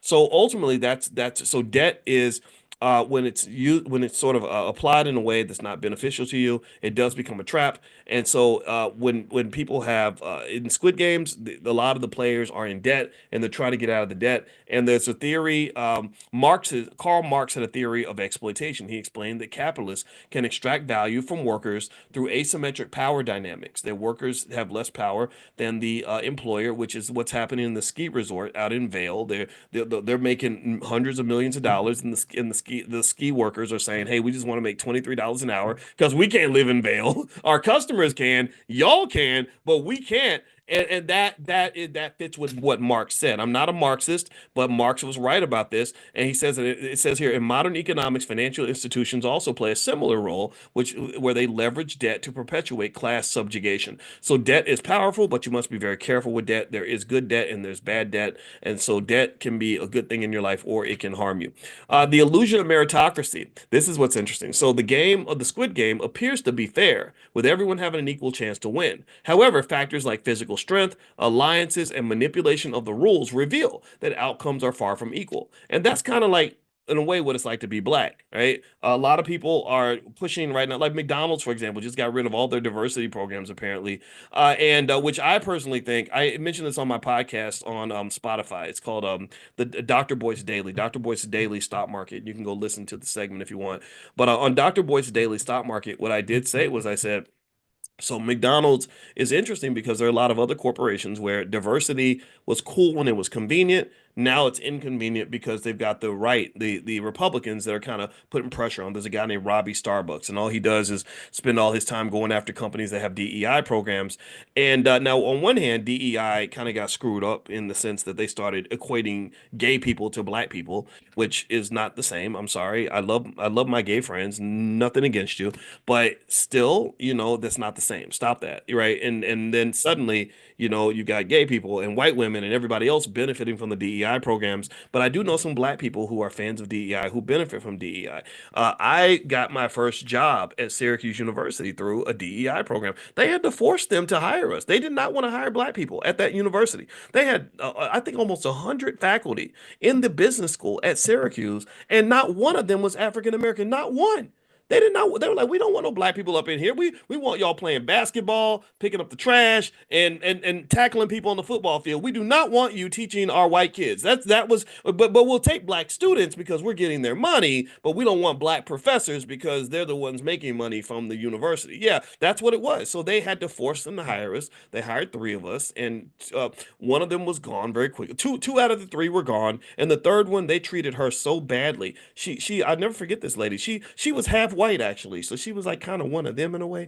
And she and she really like did she played the game. She really so I can't play. I don't play games that well. I'm not good at that. I can't pretend. I'm the Negro that'll get you fired. I've always been that guy. You can go back 25 when I was 25 years old, I was the same dude. But with her, like she did everything right. She made friends. She would go to their kids' birthday parties. I didn't know where all the people I work with, I did not know where they lived. I did not know if they had kids. I didn't know if they were married. I didn't care. I was there to work. That's it. I worked on my research and that was it. That's my flaw. That was who I am. She did all the social stuff. She connected with them, and I was like, oh wow, this whole like being white thing is really working out for you. Maybe boys, maybe you're too radical. Maybe just slow down. They still treated this poor lady like crap. When she actually got promoted and they gave her tenure, not one single person. Usually, when you get tenure, and I can just tell you about the rules of academia, when you get tenure, everyone's like happy for you because it's like a kind of a big deal. It's kind of like getting married or something, right? It's like, but tenure, it's like a lifetime job, kind of like welfare for smart people, right? So you can work forever and they can never fire you. My wife has tenure. She's actually a full professor. Very few PhDs become full professors. Very few black female PhDs become full professors. So give that black woman her props. But anyway, so she got promoted, and even though typically everyone congratulates you, not one single person in her department sent her a congratulations letter because they were resentful and mad because they felt that she only got it because she was black. And so and so what really kind of like made me sad for her was I said, man, you did all this selling out. You did all this bending over. You were literally doing everything they told you to do. Me, I understand why you'd want to get rid of me. I'm just not pleasant in that way. I don't fit in those spaces. But you, I didn't understand it. And I remember her kind of talking to me, and I said, okay, so I get it now. There's just kind of a disdain that they have for those of us who want to fit into certain spaces. That's it. Like when they talk about black jobs, they're really talking about black jobs. They're not talking about the white jobs. Like there's certain roles like they're like, okay, if you want to be a rapper who comes and like wants to hold your testicles and call yourself the N-word at the office party, then we're gonna cheer for that. That's amazing. If you want to be the big basketball player who shows up and with your basketball uniform and talk about what it's like to play for the Lakers, we're gonna honor that. We love you, man. You're awesome. But when you show up and you're black and you're like, I don't play basketball because I'm not tall enough. I don't know how to rap. but I can program a computer, or I do have a PhD and I can do cutting edge financial research. It's like, nah, you're not interesting. You're kind of boring. And and I think that this is something that we have to kind of acknowledge and understand. I'm not saying that some of us can't find our way to wiggle through the system. Some of you have, and I congratulate for that. I support you 100%. But I do think that there is kind of a belief about sort of us being in our place, right? These are the places that you can fit. Even when I was on the campus at Syracuse, I remember that there were black people that were kind of kept in in a certain place. Like there was like they would put everybody like in Africana studies. They call that the ghettoization. So everybody all the black professors, they'd be like, "Oh, you'd be great for the Africana studies department." And that just speaks to the idea that in some spaces, the first thing they see when you're black is that you're black. They don't see you as a human being first. They see you as a black person first. Right? And so what this means, in my opinion, is I think this necessitates the absolute essential nature of what we're dealing with. It tells us what we must do. It tells us what we have no choice. We have to develop spaces and institutions of our own. We have to. We have to develop spaces, not so much where we're just disconnected from the world or that we just walk around being mad at white people all day. No, I think that we get rid of all that because if you're focused on what you're doing, you're not so worried about what he's doing, right? If you got something of your own, you're not jealous of what somebody else has got. Do you understand what I'm saying? Like I think being conscious of what we're conscious of. So like the consciousness of our consciousness is critical in the sense that um every day I wake up, I got to be conscious about what I'm thinking about because there are some things that you can sit around and be mad about all day that are just not going to benefit you. It doesn't benefit me as a black man to sit around and just be angry all day about what white people are doing. I don't think that's gonna fix the issue at all, and they don't really care that much. So really, I'm kind of just hurting myself. I built this little world that only I live in, where I'm just boxing, I'm shadow boxing all day against something that really, to some extent, exists in my imagination. Not that racism is not real, not that discrimination and segregate, not that all those things don't exist. They're real, but that doesn't have to be the only world that I live in.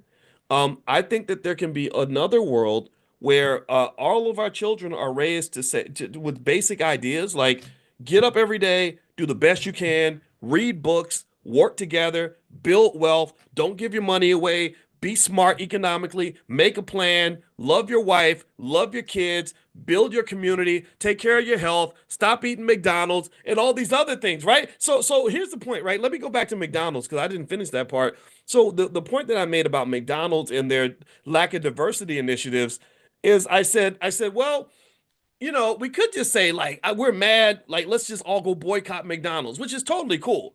But I said, but really, if you think about it like this, though, let's go deeper. Should you really be eating McDonald's anyway? Like, does McDonald's rise to the top of the ladder of like healthy food choices in the first damn place? Do you know what that food does to your colon and your kidneys and your heart? I mean, do you know that you're also listening to a black man whose mama just died a week ago who ate a lot of McDonald's through the years? Not that McDonald's took my mother's life, but damn, it probably didn't help. So, so, so to me, I don't need McDonald's to cut their diversity programs for me to have a reason to stay away from that damn crack house of a restaurant anyway. I don't need a reason to not give them my money. You shouldn't need a reason to support your own businesses. You shouldn't need a reason to eat healthy food. You should just be doing this because this is what you're supposed to do. Because it just makes more sense anyway.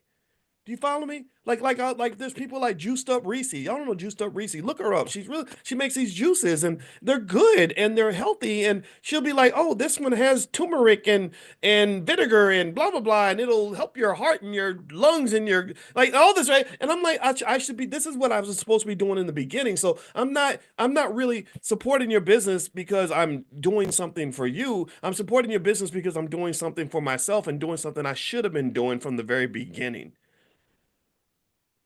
So I think that like with our economics, I think that hitting kind of the reset button and instead of building black wealth in response to white oppression, I think we should build black wealth because that's the damn thing God put us on this earth to do in the first place.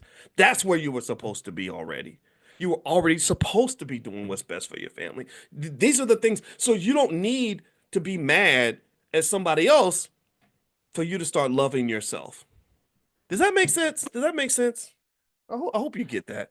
I hope I help somebody today with that because that's something I think that if we process this properly, I think that we can really do some things, man. I believe our potential is just infinite. I think that our kids are just amazing. I think that if we do our job in this generation by guiding them in the right way and developing spaces for them to really truly be who they're supposed to be, they're gonna just run off here. They're gonna run out here and just kill it. They're just gonna be amazing. So it's just, now some of us, we're getting older, right? So some of us, we got a lot of regrets or whatever, but I don't think we should raise our children to have those regrets, right? And that's my thought for today. I don't have anything else to talk about. I do, but if I do, I'll be talking all day. So how about this? Before we go, one thing, if you want to get that list of investments in the water industry, I'll send that out to you. Make sure you're on the text list. Text the word morning, MORNING, to the phone number 87948. So text morning to 87948. Also, those of you that are doing stock options with us or interested in generating income by selling stock options, which is a great way to make money, we're going to meet. The Prime program is going to meet tonight at 8:30 p.m. Eastern. I also texted you all a Q&A that I did. I'm going to do another one today where I answer your questions on video and I send out the video and you can watch it and kind of learn the process. And if you are interested in options and you'd like to participate, you can text the word options to that same phone number, 87948. And you can also go to drboyceprime.com, drboyceprime.com. And then, oh, and last but not least, I forgot Tierra KJ Williams is in the chat and she's screaming at me because I forgot to mention that also Constance Carter is doing a great like a little boot camp this weekend in the Fly Nubian Money Club, where basically this is where black women teach. This is all black women teachers. You can be in the audience if you're a man, but this is where we listen to our women because our women are smart and they're the greatest on earth in terms of what they can accomplish. And I just really think that that's important. So if you want to participate in that, just text the word Queens to the phone number 87948 and we'll send you a link if you want to join the Fly Nubian Money Investment Club. So just text the word Queens to 87948. And this is for the men too, right? These are just amazing women.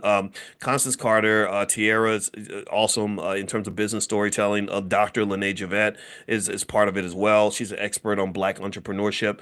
Dr. Alicia Watkins, my wife, is a participant as well. So if you would like to take a look at what they're doing over there, just text that word Queens to 87948. And I'm really also just really talking also to the men too. Like let's put these suckers to the side. These guys that just really don't want to have a good interaction with black women. I think that that's very unhealthy. So let's really show our women how much we support them, how much we love them, how much we honor them.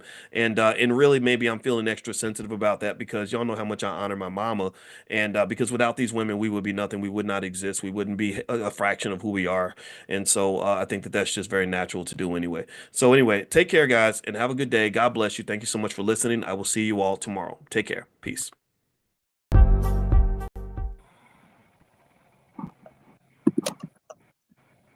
Oh, them gremlins. Hi, everybody. Welcome to Fly Nubian Money, where we help you master your mindset and maximize your money. I'm your host, Lala, international real estate agent. And today we're diving into a topic that's bound to spark some serious debates. Should a girlfriend be allowed to whoop her man's child? When it comes to discipline, every family has its own rules and its boundaries. But this question takes it to a new level. Some say a girlfriend stepping in to whoop a child shows care and authority in the relationship, while others argue it crosses a line, especially when the child's biological parent is still involved. Now, we've got an incredible panel here today to weigh in. We have Marlo Layson, our TV and film producer. We have Joe Corley, licensed therapist, mental wellness coach, and educator, and Athena Gardner, CPA and wealth coach. We are still in the beginning of January, and I am loving my panel. Hello, panel. Listen, this is going to be a really good conversation because I have things to say, and I'm pretty sure that y'all got things to say too. Now, listen, audience family, we would love to hear your comments. This is not a talk at you show. This is a talk with you show. So go ahead, put those comments in. We're going to check those out as well. And let's kick it off with the actual video before we start the conversation. Here we go. You're not his mother and you're not his father. Javon, why are you letting this happen? I get a call from Quan on his iPad talking about your little girlfriend hit him. For what? What So you hit my son for? in the situation. Let me be the woman in the situation. First of all, hey, how you doing? Hey. You're gonna greet me like you got some sense. I don't gotta greet first you. of all. Hey, Quan, And that's why You your think I son gotta acts greet the way you? that he acts, and why he gets smacked up and down when he's in my please. house. Because Please. clearly you have no home training from your own mama, and somebody should have beat her behind for the way she raised you. Because you need your behind beat for the way what? that you raising him. Come be my behind and get out the car. Hey, nah, man. Hey, just chill. Get out the car.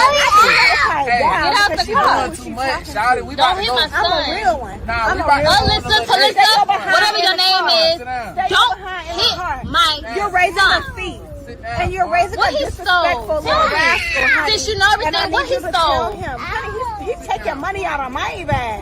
Honey, he Okay? gets that from He's Javon. taking That's what toys Javon do. From my That's what Javon Baby, do. my man ain't gotta That's steal what nothing. Javon do. My man ain't Stop gotta that. steal Hey, nothing. see, you Stop don't that. listen. That's why she had Stop to hit him that. last night. You don't listen. Okay, so there is a lot to unpack there. Look at Joe. Joe's already done. All right, so I'm going to start with you, Joe. I'm going to pose this question to all of you, including our viewership. Should anyone other than a parent be allowed to discipline a child? Why or why not? We're starting with you, Joe. You say discipline, you mean like physically discipline? Yes, physically. No. The answer is no. Why or why not? Oh, one, I don't necessarily think that, your own parent whooping you is effective. I know a lot of people are not going to agree with that, but, there's just too much evidence that shows it's not the way to go. So having someone who is not your parent and you possibly more than likely don't believe loves you putting their hands on you, and you as a parent allowing someone to do that, that is going to cause more damage than anything. So it's gonna just have long-term damage and break down relationships. So that's my why. I think that's a good why. How about you, Marlo? What are your thoughts on that? Yeah, I'm with Joe. Don't hit the kids. Don't hit other people's kids. Children have brains. They can think. They can process. Now, listen, I'm not above a little quick pop for correction. You out of pocket, pop, get back, right? But in terms of like beating a child and like a whipping, like standard whippings, like I got my ass whipped when I was a kid. Nah, we ain't doing that. Don't do that. Leave them kids alone and talk to them like they're humans so that they can learn a thing called conflict resolution. Right.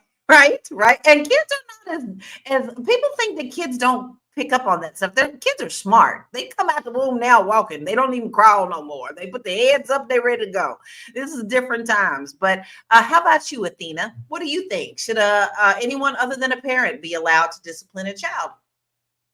No, and as someone who has a step parent, my father made sure that he was the only one that disciplined me. So I don't think that anyone that is a step parent, much less a girlfriend, and we'll go into that deeper, but I don't think nobody should be whipping other people's kids like that. No. And my comment is this. First of all, the whole situation in this situation is absolutely crazy. You got the dad already spanking the child in the back or doing something with the child back. You got the out of control girlfriend.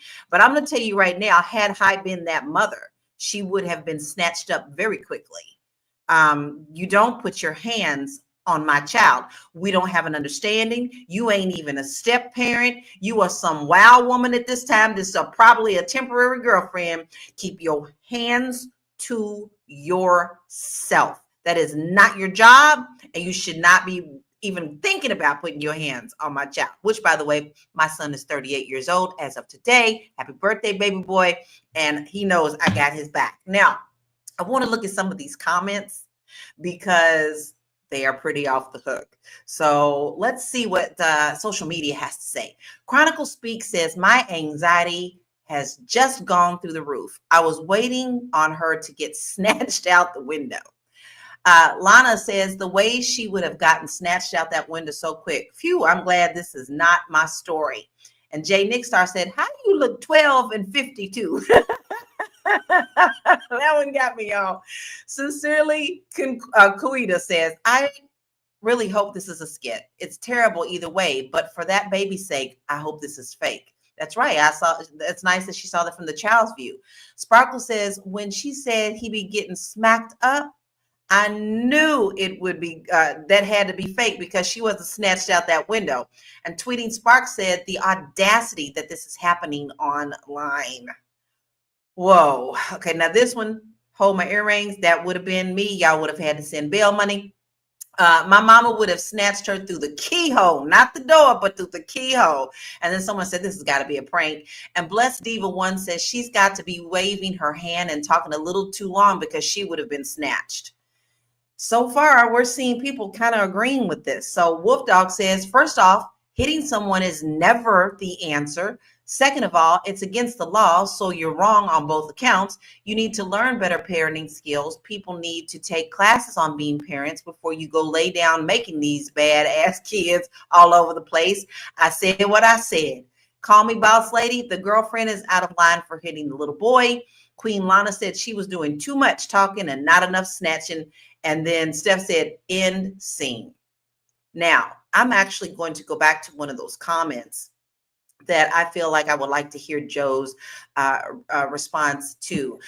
He said that, that one of the comments said that no one should be doing this, that we should all be going through parenting class before we even take on being parents.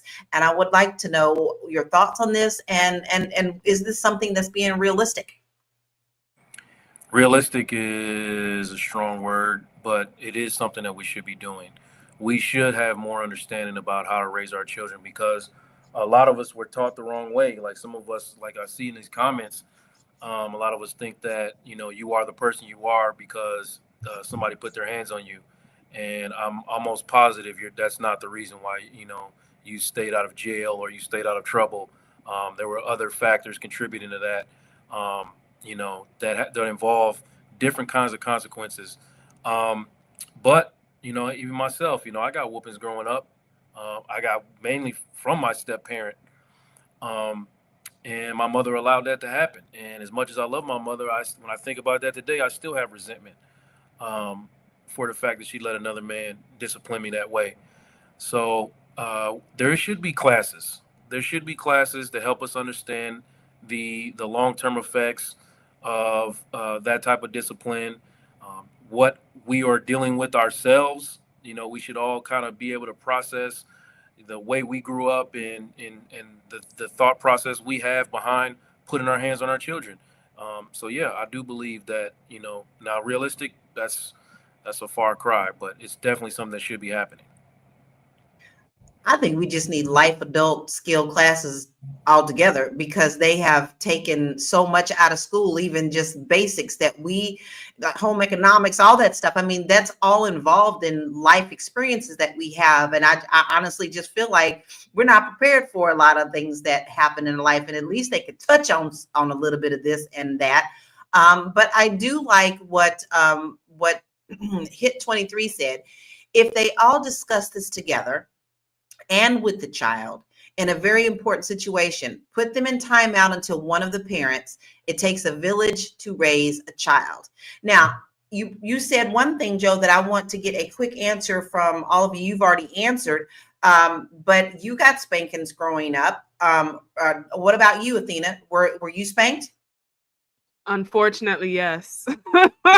Unfortunately, yeah. What about you, Marlon? Me and my dad had a conversation about that, and we came to the conclusion that was just a waste of time.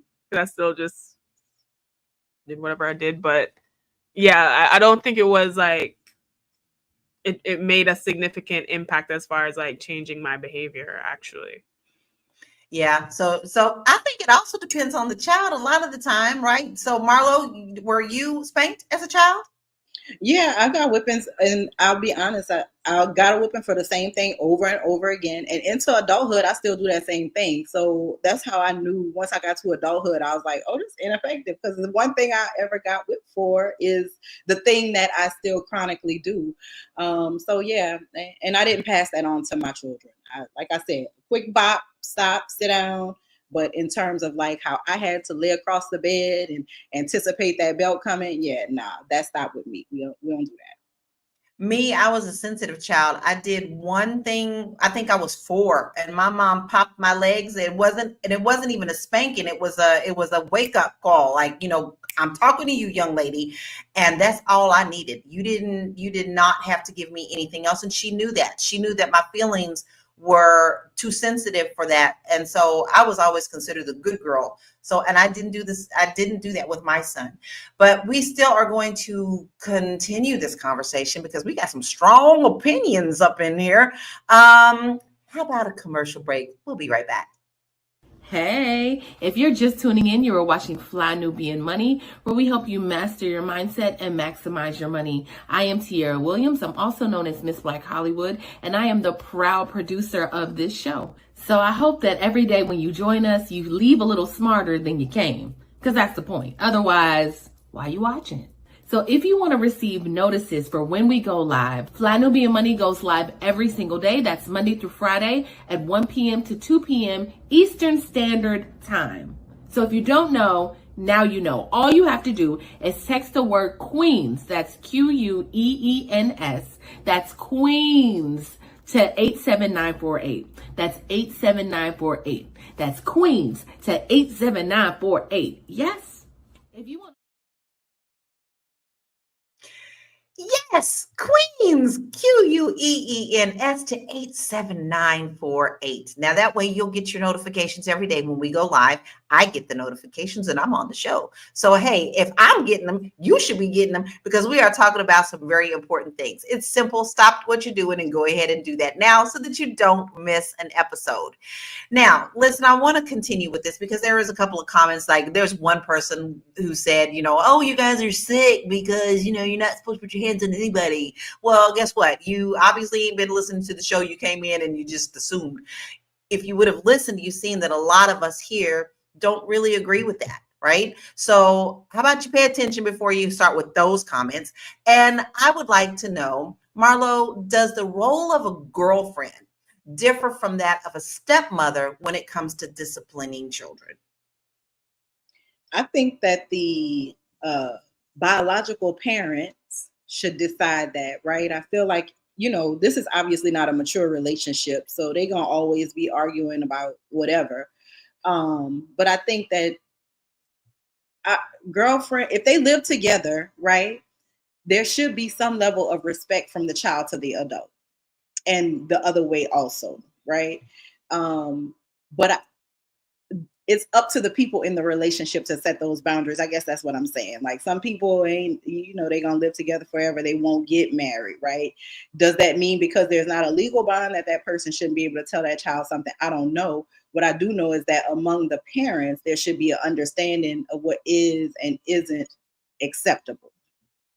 And I totally agree with you. Conversations need to be had before anything at all. Like, I'm just going to say, since I'm a woman, if it was the man, I would say, listen, we need to have conversations about what is going to happen when you start dating and have it clear. I mean, you shouldn't just assume, it's going to come if you're not together. At some point, people are going to be dating other people. But listen, I love this comment by Gail. She said, it used to be, it takes a village. But the village is not what it used to be. I'd like to know your thoughts on that, Athena.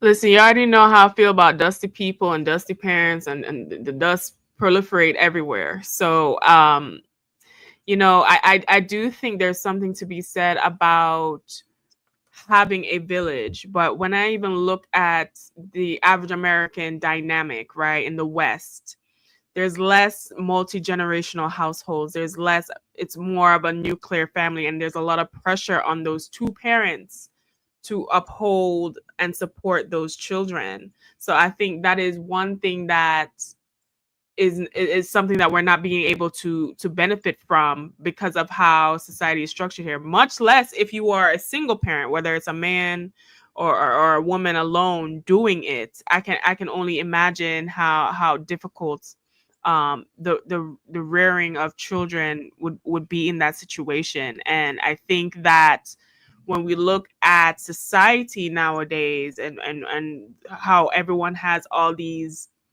dysfunctional maladaptive behaviors as we're meeting adults, I think that a good part of that stems from the lack of support that we have from parentage and a village. I agree. Now, I grew up in a village. Like, if I did something wrong down the street, I'm gonna tell you right now, every auntie would have had the right to spank these legs until I got home. However, like I said, I wasn't that child. If I did do something, then I knew by the time I got home that my mother would have heard it from 4 different aunties. So that to me was frightening enough, to know that, that my people that I love the most would see me doing something that I shouldn't be doing. So Joe, I would like to know, because you asked this when I first started the conversation. What is the difference between discipline and abuse? Right. So discipline, I mean, actions have consequences, right? So, a lot of the times people are abusing kids or children, and it's really about them. It's about them trying to beat their own shame for their child's lack of, whatever it is they're lacking, or whatever their child is not doing. They're trying to beat the shame of them not instilling that in their children out of their children. And so that's not really a consequence. And like Marlo said, like she got hit over and over again. It wasn't for doing the same thing. It wasn't about Marlo. At some point, it was just you're ashamed that you want to try to beat this person, beat the shame out of your child, and that's not effective. So, like I said, actions have consequences. So the difference is you have consequences for your actions. You're not going to get the privileges necessarily that you think you're entitled to if you misbehave or cross boundaries or violate your parents' boundaries. So that's the difference. It's flat out. Like, you're physically putting your hands on somebody to invoke a change in them, and all you're doing is damaging your relationship with your child most times in some form or another. So there's a big, huge difference. And this whole thing, like watching this video, like the main thing that's problematic about it is that the mother is saying, you're not allowed to hit my child. The mother of that child is saying, you're not allowed to hit my child. So we have a bigger problem than like stepmom, girlfriend, or whatever it is. If I'm a child, if I'm a parent and I've told you I don't want you laying hands on my child, and you decide to do it anyway, then we got to get the laws involved. I'm not going to pull you out the car and fight you like the lady was saying. We got a legal issue on our hands. This whole thing is really out of control. Well, I think also, what are your thoughts on the father's reaction? Yeah, the father, like I said, the father not having a conversation with his child's mother that we're going to allow someone else to put their hands on our child is super problematic. We have communication issues. They are already doing the lack of communication between them as parents trying to co-parent a child is already doing more damage than the step mom or the girlfriend putting hands on the child in the first place. They already don't communicate about raising their child. They're on different pages. So it's this whole scene is super problematic. And I believe, if I'm not, I heard the kid in the back was a kid in the car. So we're having this whole conversation, and the mom's talking about stepping outside so you can fight. It's all bad. It's all bad for that child. None of that is okay. If you are in the chat and you are condoning any parts of this behavior, something is severely wrong with you. I'm looking dead at the chat right now as I say this. Something is severely wrong with you. I think I might need to lay down on your couch, Joe, because I'm telling you right now, I would probably have that reaction of wanting to put my hands on somebody over my child. But I think that has a lot to do with being a mama bear. It just is. Even today, I wish somebody would. He's 38 years old. I wish somebody would. But Marlo, you mentioned like you were spanked before, but you continued to do that behavior. And Black Lexicon said he personally never saw spanking as a method to correct the child's behavior. It should be the absolute last straw. Are there any? Are there? And there are a lot of straws to exhaust. So you said you still continued with that behavior. So was that frustrating to your parents? Did they ever talk to you about that? I mean, eventually it stopped, right? I think probably I was 10 or 11 the last time that I was got a whooping, as it was called, because I was a good student. I didn't cut up. I didn't do bad things. My mom had a thing about our house. We lived in a museum, and I wanted to be a free spirit in a museum, and it wasn't allowed. So that is where she and I did not meet eye to eye. And then eventually she got over it, right? Because she didn't want to ruin the relationship with me. She realized that this was just a part of my personality, and she was going to have to allow it to be and allow it to grow and evolve. So don't hit your kids, because it's no reason. Like it is literally, they have understanding. You can talk through them at a age appropriate conversation with your child about correcting behavior. But I guarantee you, if you think that fussing with your ex's girlfriend in the car while the kid is still flipping back and forth, still getting popped, nobody's still correcting the child's behavior, right? This is all about adults and ego and hurt feelings. And this, like Joe said, it's about something else. This don't have nothing to do with the kid. The kid is not getting popped because of his behavior, and the mom is not approaching the girlfriend because of the child's behavior. This has to do with grown people stuff that a child doesn't even understand. And as you could see, she obviously, the girlfriend obviously was definitely trying to get a rise out of the mother anyway. This is not about the child at all. This is about control. This is about, I was just damn near waiting for her to say, that's why I got your man. Like that's how the whole thing sounded to me. And so there is such deeper things to unpack. As I said, I was one of those children that was so sensitive that all you had to do was look at me crazy, and I'd be like, I'm going to get myself right back in this lane. But with that being said, we're going to take a quick break, and we're going to continue this conversation. You want to grow your money and not blow your money, as Constance says, check us out at flynubianmoney.com. There's all kinds of resources, programs, videos, resources. In 2024, there's no reason to be broke when there's information all around us. So get your money right. flynubianmoney.com. Get your money right. flynubianmoney.com. Listen, it's 2025, babies. And it's time to get your financial house in order. Now, listen, Christmas is over. I know sometimes we go a little cuckoo over Christmas and the holidays, but it's time to start really reeling it in and get yourself together. Maybe you went a little overboard. Maybe you need to see where you can start saving for next Christmas. Well, listen, we have a lot of resources for you, and all you have to do is go to flynubianmoney.com to download those resources. Don't miss out and don't become broke, because we all need to make sure that we are watching our financial houses. A lot of big changes coming. We don't know what that means, but as my mama used to say, you should always have your brow money. Okay, always have your brow money, right? Make sure that you have some put away and what you can do to help that grow. So Athena, now I'm going to bring this into play because we already kind of know that the whole situation sounded crazy, but should the length of the relationship determine whether a girlfriend can discipline her partner's child? Not only just the length, just the status of the relationship. Because if you're a girlfriend, that communicates to me that you in a temporary position. He don't know if you coming or going or not. He has not decided on you being any kind of permanent fixture in his life. Okay, like I said, being a girlfriend is a scam. All right, anyone that is in a girlfriend position, he has not decided that you it. So why am I supposed to give you some great respect when I don't even know if you're still gonna be here next week or not? He hasn't even made that decision on you, sweetheart. So now you popping my child. I don't even know if you even gonna be around next week. So that is the other aspect of it that I think is egregious to me, that you feel like you can do that.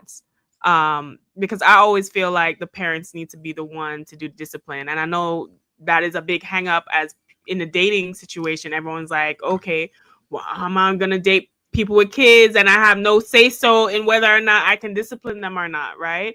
But if you are not even in the position of a wife or as a husband, you are just a girl, you are dating this person, I feel like the parents involved should be the one to manage that whole situation, the disciplining, the communication, all of that. Like, that's, you should not be involved whatsoever, because you do not know if you are a permanent fixture in this child's life. Now you don't know if you're coming or going. That's true. That's very true. Marlo, you have something like you would like to discuss about one of our comments that says "Too real for T." I'm sorry, I got that name wrong. Too real for TVV. If you don't check your child, the system will. This is a Black myth that we have to walk away from. I want us to grab hands together, and I want us to all walk away from this. The system will get your child if that's what they want to do. I have a lot of cousins that got their ass whipped a lot of ways.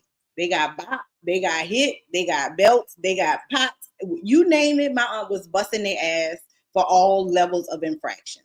And they all still ended up in the system. When we were young, she would say to them that she was beating their ass so that the people wouldn't lock their ass up. They all ended up locked up except one. This is not the way, Black people. You're not saving your child. All you're doing is giving them an issue with authority.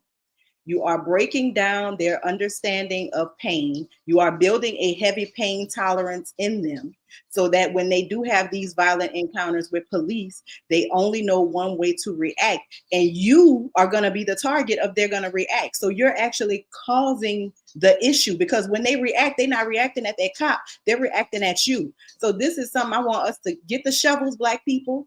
Let's bury this shit. This is a terrible thing we've been telling ourselves for a very long time. And I think we should discontinue it. You don't have to if you feel like that's what made your life. If that's what spared you from the prison system, keep it. But I know too many people for whom that was just not the case. And people still went to jail. So I think that Joe is the professional. I just make cute art stuff. That's all I do. Joe could tell y'all whether or not he believes that I'm tracking in the right direction with my complete disagreement of that comment. And I want to hear your response, Joe, because I noticed that, that kind of made you cringe too. So what is your comments to that? Yeah, Marlo's absolutely right. You know what I mean? Like thinking or believing that, like, you just take the prison system right now, all the men and women in the prison system that is locked. Do you think that those are the ones that didn't get their ass whooped? Is that what y'all believe? Y'all believe that all of these women and men is in prison because they didn't get their ass whooped? The system got them. Their parents didn't raise them right. Okay? These are not the factors. Okay? These are not the factors that determine whether or not your kid is going to prison or not. I guarantee you, if your kids are in good standing right now and you beat their ass, I'm guaranteeing that you did something else besides beating their ass that has them in good standing. There was more parenting involved with that. And that's just what it is. I don't even have to know you to know that, oh, my kids beat my ass, my parent beat my ass, so I'm gonna go to college. Like that's not how that works. As successful as Michael Jackson was, he said no. That's a really good point. Definitely. Because we all know how they were beat. That's why Tito was playing them bass lines like that. Oh yeah, Joe was bopping. Joe was bopping them, but Joe played the guitar, and so Tito picked it up. He had something in him. Music was in them already. Right. Well, I kind of cringe, but I think we need to watch this video again. For those who are just joining us, let's check out what this whole conversation is about. You're not his mother, and you're not his father. Javon, why are you letting this happen? I get a call from Quan on his iPad talking about your little girlfriend hit him. For what? What you hit my son for? In the situation. Baby, let me be the woman in the situation. First of all, hey, how you doing? Hey. You're gonna greet me like you got some sense. I don't gotta greet first you. Of all. Hey, come on, and that's why You your think I son gotta acts greet the way you? that he acts, and why he gets smacked up and down when he's in my please. house. Because Please. clearly you have no home training from your own mama, and somebody should have beat her behind for the way she raised you. Because you need your behind beat for the way that you raising him. Come be my behind and get out the car. Hey, nah, man. Hey, just chill. Get out the car. Hey, Get out the she car. doing too much. Shawty, we Don't about to hit go. my son. I'm a real one. Nah, I'm we a about to real go. one. Alyssa, Stay Talissa, behind whatever in your the name car. is, Sit down. Stay don't behind in the hit car. my You're raising son. a thief. Sit down, And you're boy. raising What a he disrespectful stole? little Tell me. rascal, honey. Since you know everything, And I what need he you to tell stole? him. Honey, he taking money out of my bag. Honey, he Okay? gets that from He's Javon. taking That's what toys Javon do. From my That's children. what Javon Baby, do. my man ain't gotta That's steal what nothing. Javon do. My man ain't Stop gotta that. Hey, see, you Stop don't that. listen. That's why she had Stop to hit him that. last night. You don't listen. That's really hard to watch. It really is. I mean, it would be comical if it wasn't something so serious. And we're talking about a child here. So, Athena, how do you think a boyfriend should handle his girlfriend who disciplines his child without consulting him? Now, I don't think that's what really happened in this situation, but this is a good question. Like, should he step in and have that conversation, and then also with the mother? Yeah, so is it Jabon, whatever it is, he should have had a conversation with his girlfriend. Listen, guys, I know y'all like to move on with the quickness. All right. I know, y'all like to thought and bop and get a replacement real quick because y'all can't stand to be alone. However, you need to talk to whomever you're dealing with and make sure that relationship is clear and communicate that, okay, the discipline is going to be between me and his mom. If he's acting up or acting crazy, put him in timeout. Do not physically touch him. This, that, the third. There needs to be some clear lines of communication on what the expectation is, right? And me personally, like I said, if you are a girlfriend or a boyfriend, I feel like you should not be involved in any kind of disciplinary action with that child. Okay, if you ain't got no ring on that thing, okay, if they have you on a 12 years a slave timeline, that is your position. You do not step in and overstep any kind of boundaries because that person has not decided that you are going to be a permanent fixture in their life, much less their kids. So that is my personal take on that. Now, I do think that we have, because another element of this is like, okay, is she acting up or acting crazy because he moved on with someone new and she's like kind of in his phase because how you gonna let this new chick come and do all of these things. But I think regardless of that though, if it was me and I was and my ex had moved on and their girlfriend touch my child, I would have a serious problem with that. I would definitely have a serious problem with that. But I wouldn't even be having any conversation with her about it either. I would have it specifically with Jabon or whoever, the dude. I wouldn't involve her in that conversation. It seemed like to me he liked just as much as drama. I mean, he's spanking the child even in the video. And for me, even though there's elevated voices, the mom seems like she actually was pretty calm at first, and then didn't escalate until the girlfriend started with all of the hollering, talking about she's smacking the child up and down at her house. But let's look at some stats because I think it's important to kind of check out some things behind the scenes. So according to a 2023 study by Pew Research, 63% of parents believe non-parents like step-parents or significant others should not use physical discipline on children. And discipline in families. A CDC report found that 25% of U.S. adults were spanked as children, but support for corporal punishment has declined significantly in recent decades.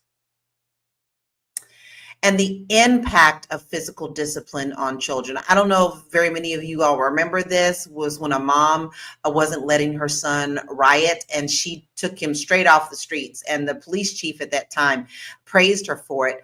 An American Psychological Association found that children disciplined physically are more likely to exhibit anxiety, aggression, and behavioral problems as they grow older.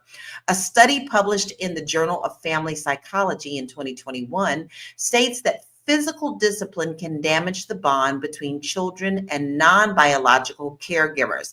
Now, I'm going to pull back now because I want to discuss this in a different aspect as well, because we always talk about money, right? This is what we talk about. We talk about money, and part of money is also getting therapy, and that might be involved in what you have to pay out. Now, Joe, I'm going to refer this to you because obviously they all need therapy. So how does this look for them when it comes to the mental health aspect of this? Should they all be in therapy? Should this be something that should be included in any kind of parents that have divorced or not together? How does this affect us money-wise when it comes to mental health? Right. So the rage in this video is like there's a lot of unheard feelings, untapped feelings. You can see that, different parties don't feel like they've been understood, just based off what I'm looking at in this video. So this does call for a family session. Eventually, that child is going to need some therapy regardless, just based on what I'm seeing right here and my experience with kids, working with kids as it is. But yeah, this is a family session where everybody needs to understand each person's perspective. Why are you getting elevated? Why do you feel that it was okay for you to put your hands on my child? I'm not okay with that. Okay, what is going on between you and my child, or you and my child's father, that makes you think this is okay? What's going on between me and my boyfriend and you, the child's mother? Like, what we need to talk. Okay. So yeah, the family session needs to occur, and then we get everybody's understanding of everybody's perspective and why things are so triggering. Then maybe we can do what's best for this child, because right now, all this conversation, from my observation as a therapist looking at this has nothing to do with that child. Nothing to do with that child. I agree. And actually, so does a lot of people in our comments. Andrea said that I thought the video was staged until I saw that child in the background. Talk about trauma. Poor child, not the norm. And girlfriend was out of bounds. Boyfriend had no control. And with that, we're going to take a short break, and we'll be right back. Fly Nubian Money is now on Spotify. Yes, yes, yes. We are on Spotify. So if you can't watch us, you can listen to us. All you have to do is search Fly Nubian Money and we will appear. All of our episodes. Make sure that you leave a 5-star rating and reviews so other people that come along and are looking for a good show to watch, they'll follow us too. If you are interested in being on Fly Nubian Money, sorry, I don't have any spaces. I'm just playing. If you are interested in being a queen or a king on Fly Nubian Money for the day, please reach out to me. I'm at info@realvirtual.net. That's info@realvirtual.net. Also, if you need help with your business, go ahead and send me an email for that too. Okay. I've said enough. Now back to the show.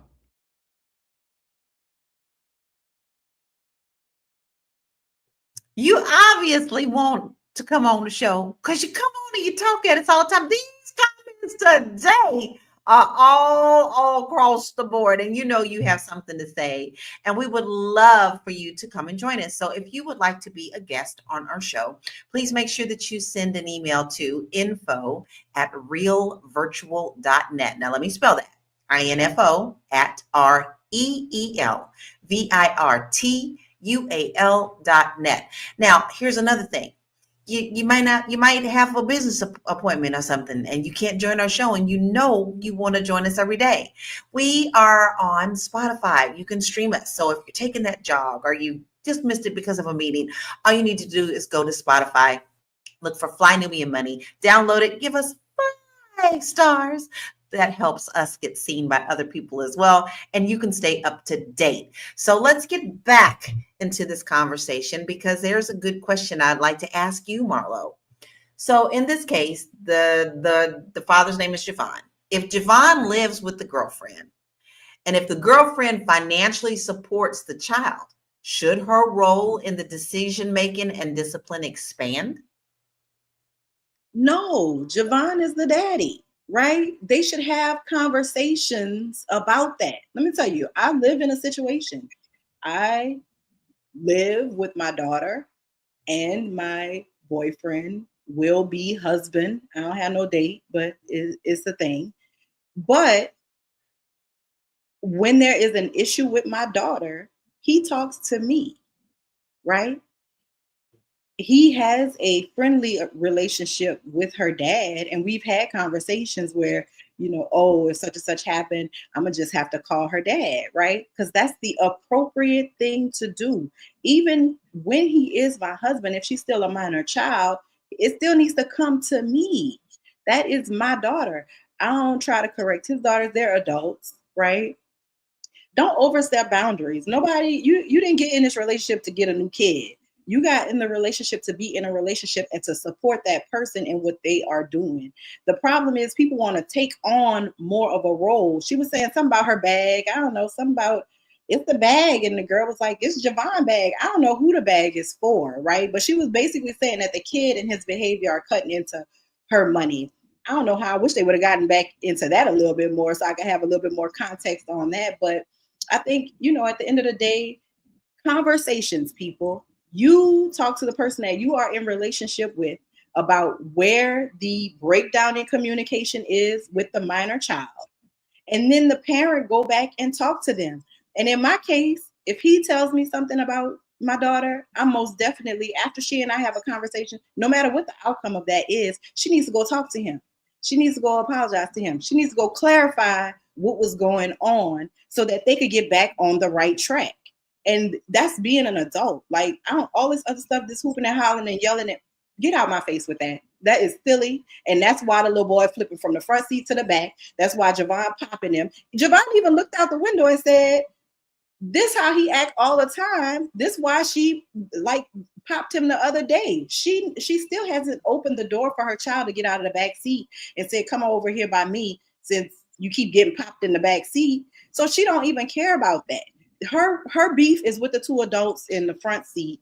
And, I wish we had not given this as much time because she gets on my nerves more than Javon's girlfriend's afro right now. And that's true. And then now that also gives ammo for the child. Don't forget, children also know how to play it.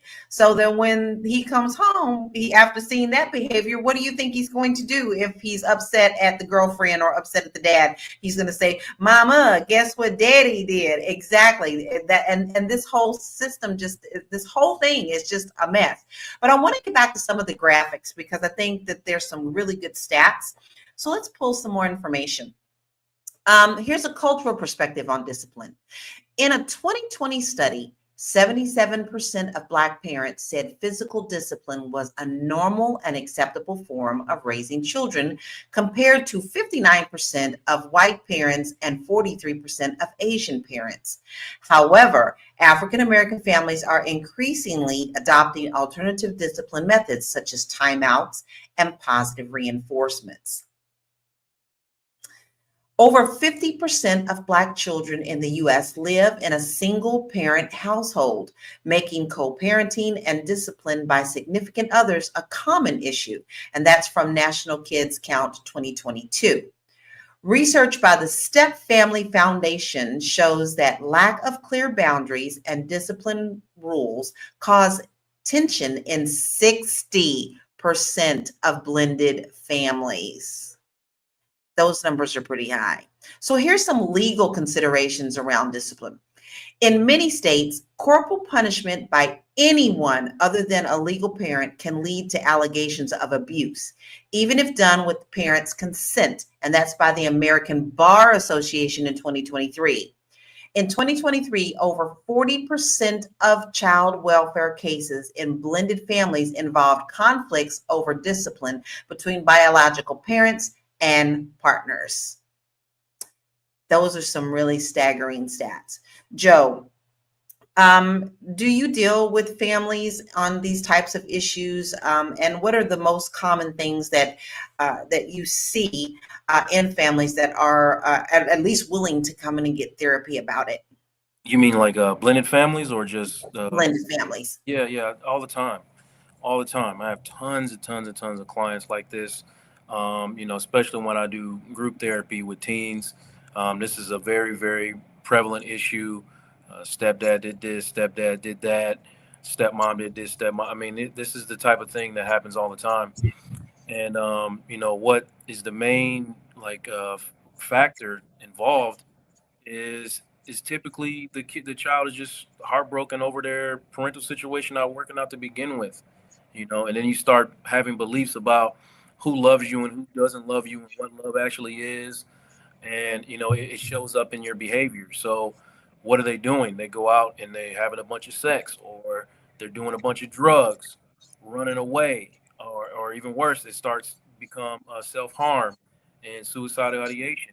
These are the things that this type of stuff leads to, these type of disagreements. I'm not just saying it just to be saying it. Like, I've sat front line on several occasions and dealt with these type of issues, and I know where they lead, and it usually has nothing to do.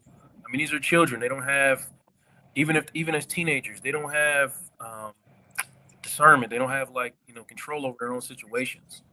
So that's the hard part about working with children, is because when you're working with adults, you can you're choosing these things. You know, if you don't change it, you're choosing it, right? That's what you can tell an adult. You can't tell that to a child.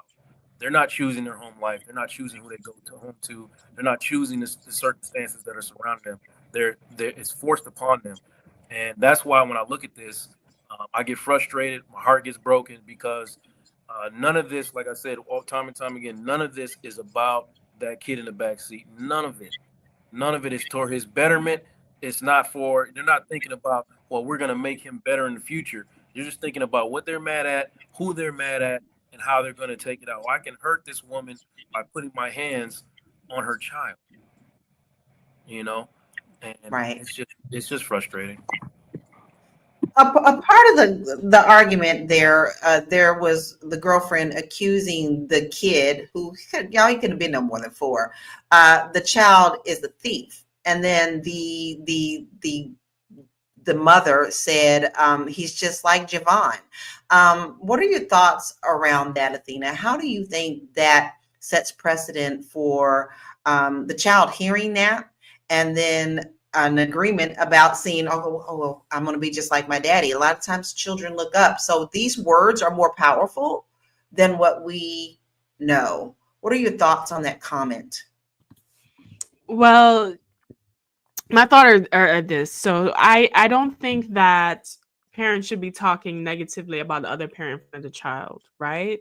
So for the fact that she said that, you're gonna end up just like Javon, or the child, implying that he's a thief and that he's fallen in line with his footsteps or whatever. I think that's very negative, and it shows a toxic dynamic between the father and the mother.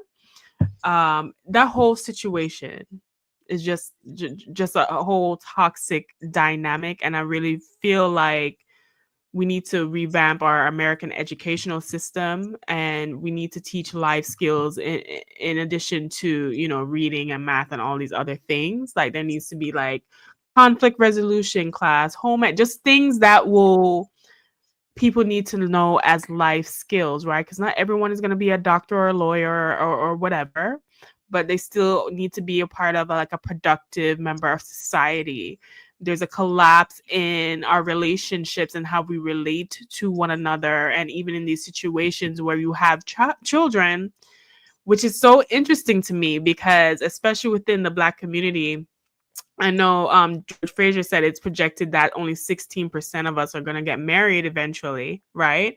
We will take and hesitate so long on making that decision, and yet have children with people we're not even married to. And children is more of a lifetime commitment than marriage. So I think that we need to look at this as an example of what not to do, and really evaluate, okay, what are we really putting into our children, and what is beneficial for us to do moving forward. I think once again, we're right back to conversations, adult conversations. We need to be the adults here and not the ones who are out of control, especially in front of our children. That does not set the precedent. But Black Lexicon said, and this is a different thought, for a parent, crying is a more effective character correction for a child than spanking. The last thing a boy wants to do is make their mother cry. I'm going to ask you what you think about that, Marlo. What about that comment? I don't know. I feel like that's a personality thing. I think that some people don't react to tears. I think that you do have to parent a child's personality, right? I have 3 kids, 3 totally different personalities. What worked for one didn't necessarily work for the other one. And so I think whenever we just look at the blanket, you want to just have a blanket solution, right? Whip all the children or soft parent all the children. You have to parent the child that's in front of you in the moment that y'all are meeting, right? Because there's going to be another moment where it's going to be too hot or it's going to be too messy or it's going to be too something else, and you're going to have to adjust. Parenting is about always adjusting. And if you don't believe that parenting is about always making adjustments, I understand why there are some of the conflicts that play out online that we see on a regular basis. I think somebody mentioned something about the child stealing. That's the kind of stuff we address head on. If my daughter was caught stealing, I need her daddy to be driving down here to sit down, and we need to have a conversation. Him and her need to have a conversation. Him and her there's a lot of conversations that need to be had, right? And I think people don't want to step up to the plate. Parenting is hard. Like everybody here is a professional, but if you have a kid, I would challenge you to say that parenting that child and trying to raise a productive human is not the hardest part of your day. Trying to manage their lives and make sure that their friendships are straight and navigating them through, difficulty. It's so much going on with parenting. And I think it's just silly, this whole idea and this concept, you got to beat the child. No, you got to understand the child. You got to know what's going on with the one individual child. Maybe he don't even act the same at home as he does out, but you still got to have conversations. Stop hitting these damn kids, because then they go home, they go to school, they hit my kid. Now I want to hit both of y'all. We all crazy. We all crazy, right? But listen, you're not far off. Once again, what's the thing with this? Communication. It's all about communication. And why is that not such a simple solution? I have no idea what's wrong with people. But with that, we may answer that right after this break. Hey, what's up? It's your girl, Constance Carter. Where am I? I am on a yacht in the Baltimore Harbor, and I am doing my 7-figure strategic planning solo, baby. I plan on having a 7-figure year. I partnered with the Fly Nubian Money, and we are putting together a training that's going to help you to put together your 6- and 7-figure ecosystem. Yes, there are things that you need to do, strategies you need to put in place so that you can implement and have a 6 to 7-figure year if you don't already have one. If you got a 6-figure year, let's go ahead and get you a 7-figure one. If you got a 5-figure year, let's get you a 6-figure. Let's get you there. Join me, the Fly Nubian Money Club, and let's grow your money in 2025.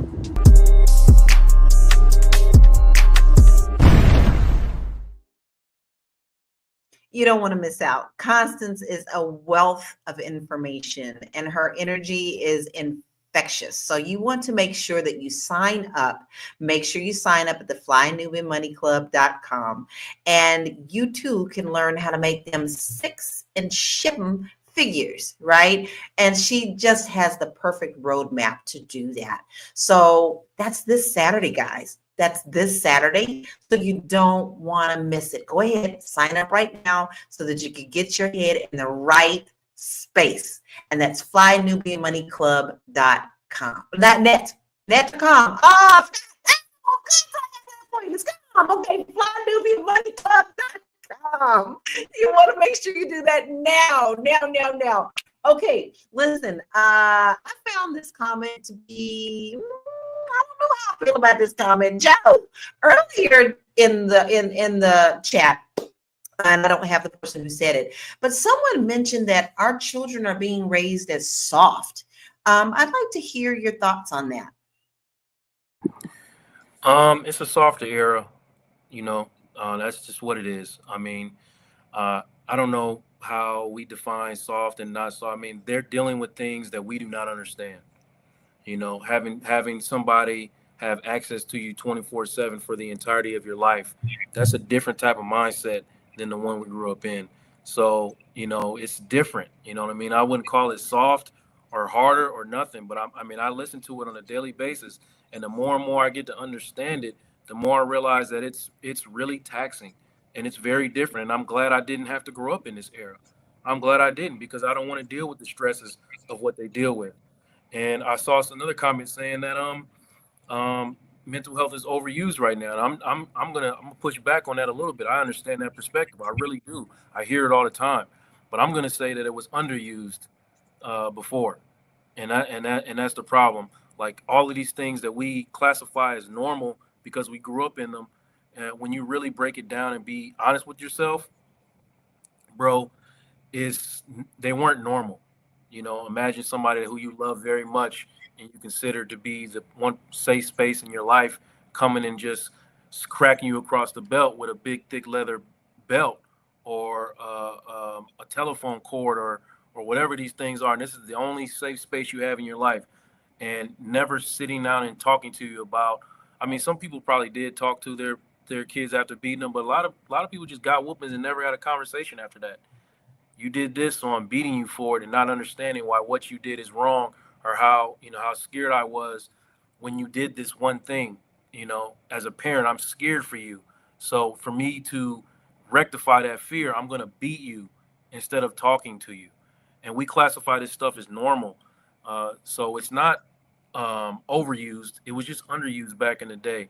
And if you really sit down, like I said, and be honest with yourself, you'll see what I'm talking about. I agree. And different times we know better. I think a lot of the times many parents parented the way they did because they didn't know any better.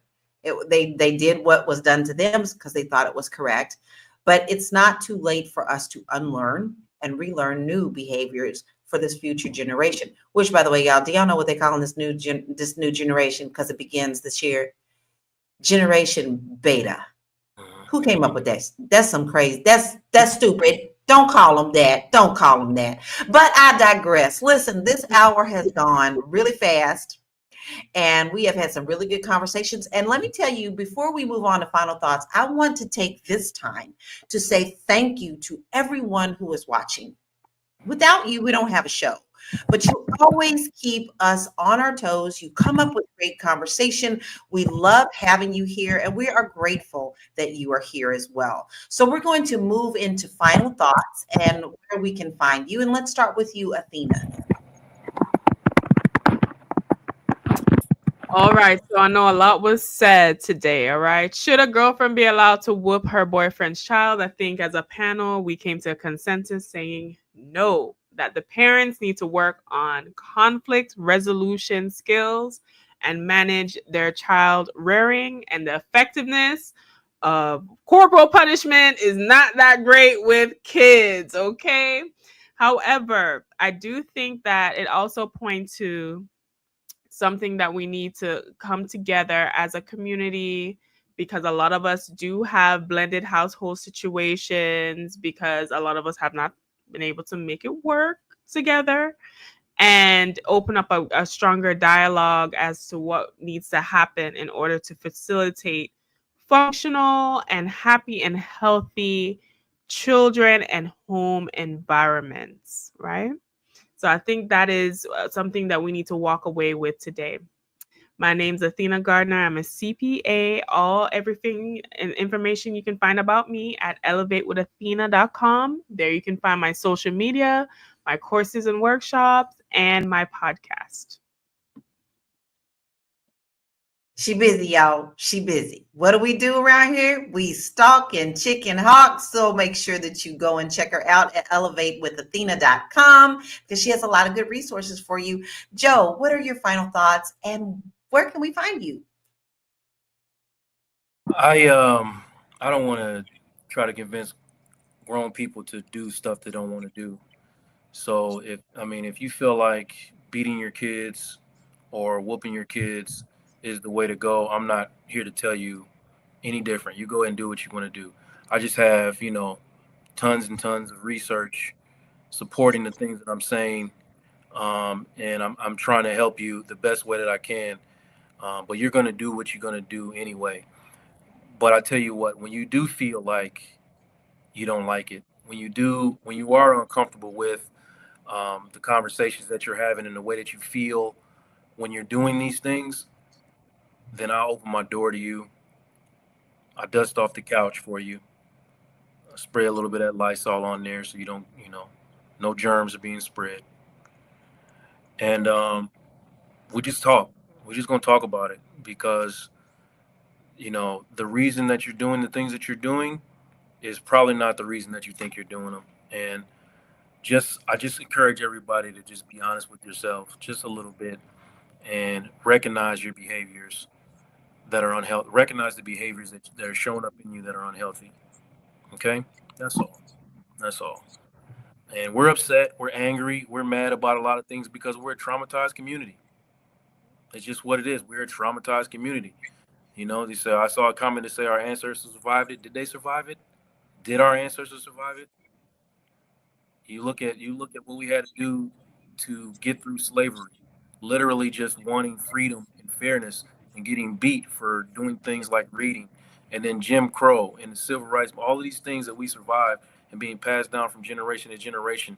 None of this stuff was normal. We're a traumatized community, whether you want to accept that or understand it or not. I'm not going back and forth with nobody who's arguing that point at all. Okay? So if you're looking for me, realuconsulting.com. You can go in there. I did some tweaks to the website. You can book your session right then and there. Book you a session, book you a consultation. Come talk to me, man. These behaviors ain't normal, okay? I love y'all, for real. I think he has a lot of wisdom and he knows what he's talking about. And he's got a desk for you to sit at and talk to him about this. And you are right. And Joe, let's not forget, they actually labeled us wanting to run away as slaves as a mental condition, like something was wrong with us for wanting to do that. What's so different between the corporal punishment? I digress. It's a good question. Marlo, give me your final thoughts and where we can find you. My final thought is that illness that Lala just referenced is called drapetomania. If you want to look at it, look it up and learn what it is, maybe it'll help you understand why you think that Black children are unusually unmanageable and need to be managed with corporal punishment. I think that what's good for every family is none of my business, right? I raised my kids the way that I raised them. When I was raising children in the mid-90s, people looked at me like, girl, you ain't about to, no, we about to go sit down and have a conversation. I'm not going to put my hands on them. I have a grown son, knock on wood, never been arrested. So break that myth of if I don't get him in line, the government will. He's in line not because he was afraid of me. He's in line because he respected me. And he was taught that he didn't want to go through life disappointing me because ultimately he's disappointing himself. The same thing with my two daughters that came behind him. So like Joe, I'm not here to tell anybody how to live their life. I'm not here to tell you how to parent your kid. But if you want to make a positive contribution to Black people and Blackness, this is something that we have to abandon. This is something that was taught to us. This is something that was forced upon us. Women were told, you need to get that boy in line before blah, blah, blah, blah, blah. And the best way she knew how to do that was to slap them, right? Whoop them, beat them, get them into shape so that they know how to act right. That is a form of madness that we have to stop. My name is Marlo Layson. I'm a professional journalist. If you're looking for me, I have content online that I've written. I've also have videos that I produce that you can watch, stories that I tell similar to the ones that we tell on this platform every day. If you like to follow me on Instagram, I am over Marlo. You see my handle right there next to my name on the screen. And I love y'all too. I love y'all enough to say that sometimes it's okay to step back and take 1,000-foot view at what's going on in your life and correct the things that are wrong. You ain't got to tell everybody, but making the changes, everybody will see. You ain't got to say a word. Thank you for being here, as usual. And you definitely want to stalk her because she is on this journey, fitness journey, and we are all invited to take part of that. And guess what? We all can be cheerleaders on the sidelines to help her reach her goal. And if you want to know that is, I guess you better go and look at her social media to find out. And here's my final thoughts. Listen, the world is changing. Just because you were taught one way to do things doesn't make it right. When you know in your heart of hearts there is something that isn't right about the way things are going in your life or the way you are doing things, and you do know, because there's always something tapping at you in the back. And there's always something that you said, I wish my parents didn't. When those things tap on you, you know that it's time to really take a deep look into that and to start taking care of that within you before you pass it along and your children are doing the same thing. Listen, we all have different journeys. I can't tell you what to do in your house. I know what was done in my house. I know what was done effectively for me. And I thank goodness that I noticed what worked for my child as well. And I'm happy to say that he's a healthy 38-year-old today. So just really stop and think and breathe before you act, because sometimes you can go way too far. And I have a lot of free resources for you too. And you can go check them out at bit.ly. Laura Key Info. I am talking to you about getting out of your box of thinking that you have to stay in the United States. I am opening your world to being a world citizen, because there is a great big world out here and you should tap into that. So go to my site and go check out some of those free resources. Get on my newsletter and I'll keep you updated about what's going on in Portugal. Right? But listen, before we leave here, I've got a couple of things just to remind you of, because you need a little homework. We always like to give you a little homework. Make sure that you definitely tap the words, the Queens, Queens, to 87948 so that you could be notified when we go live. Now, when do we go live? We go live Monday through Friday, 1 p.m. Eastern Standard Time. If you miss it, then go to Spotify and make sure that you download that over there and take us on the road with you. One thing I didn't hit is our magical email address, which is info@realvirtual.net. If you want to be a guest, if you need help with your business, maybe you got too much on your plate, you want to email us to see what we can do to help you build your business so that you can focus on more important things besides the smaller things that take up a lot of your time. But here's one thing I really want you to stress and know. When you think about Fly Newbie Money Club, according to statistics, 80% of people who set New Year's resolutions will quit this Friday, the second Friday in January. So January 10th, right? It's called Quitter's Day. It's so much known that it's called Quitter's Day. But because research shows that many people abandon their resolutions by then, don't quit. Don't quit. Come to the club where we can help you keep on track. Now, I'm honored to say that I was the first speaker. And if you join the club during our you have a free trial, you'll be able to go back and watch what I taught. But then you get the bonus of constants this week. So make sure that you sign up now. Don't be a quitter. If you get yourself on that beginning line, you're going to see the goal. So sign up now at flynubiamoneyclub.com. Listen, we had a fabulous conversation today, and this was an incredible discussion. So the topic of discipline is always tricky, especially when it involves a partner stepping in as a parental role. But at the heart of all this, the question comes down to trust, respect, communication between everyone involved. So whether you believe it's okay for a girlfriend to whoop her man's child or think it's crossing the line, the ultimate goal should always be to create a safe, loving, and supportive environment for the child. So I want to take this time to say thank you to you for watching, but also my super royal panel. We have Marlo, Joe, and Athena for sharing your perspectives, and thank you for joining the conversation. Until next time, which is tomorrow at 1 p.m. Eastern Standard Time, stay mindful, stay intentional, and stay fly. Peace out. Shout out to the Caribbean broads. Oh my gosh, how y'all doing? It is 1/2 past the hour, and I was supposed to go live earlier, But anyway, my daughter had a dance competition today. So as soon as I came back into the house, ate my food, my husband and I, we had sort of like a date night. We went out to a steakhouse. Anyway, I'm here. I'm so happy to be here. Hey, everybody. I am Dr. Alicia, and this is my book club. And the book we're reading is How to Be an Adult in Relationships. And it's the 5 Keys to Mindful Loving. And gosh, for the past couple of months, I've been going through this book, and we are more than halfway done. So exciting. Hello, Nalisha, how you doing? Hey, I like that. Nalisha Mitchell, how you doing? Elaine, how you doing? Who is this Dr. O? Dr. O. Okay, Dr. O, how you doing? Is that my coworker? I got a coworker named Dr. O. I don't know if it's him, but if it's you, oh my God, my daughter did not win. Y'all, let me tell you. First of all, they have been killing it at this dance competition. Her high school dance competition, they have been killing it. They've been winning first place at all of these competitions. And today they did not win. They didn't place. And it's so interesting because like they're so used to winning. And I was like, Taylor, how you feel? She was like, this is deeply humbling.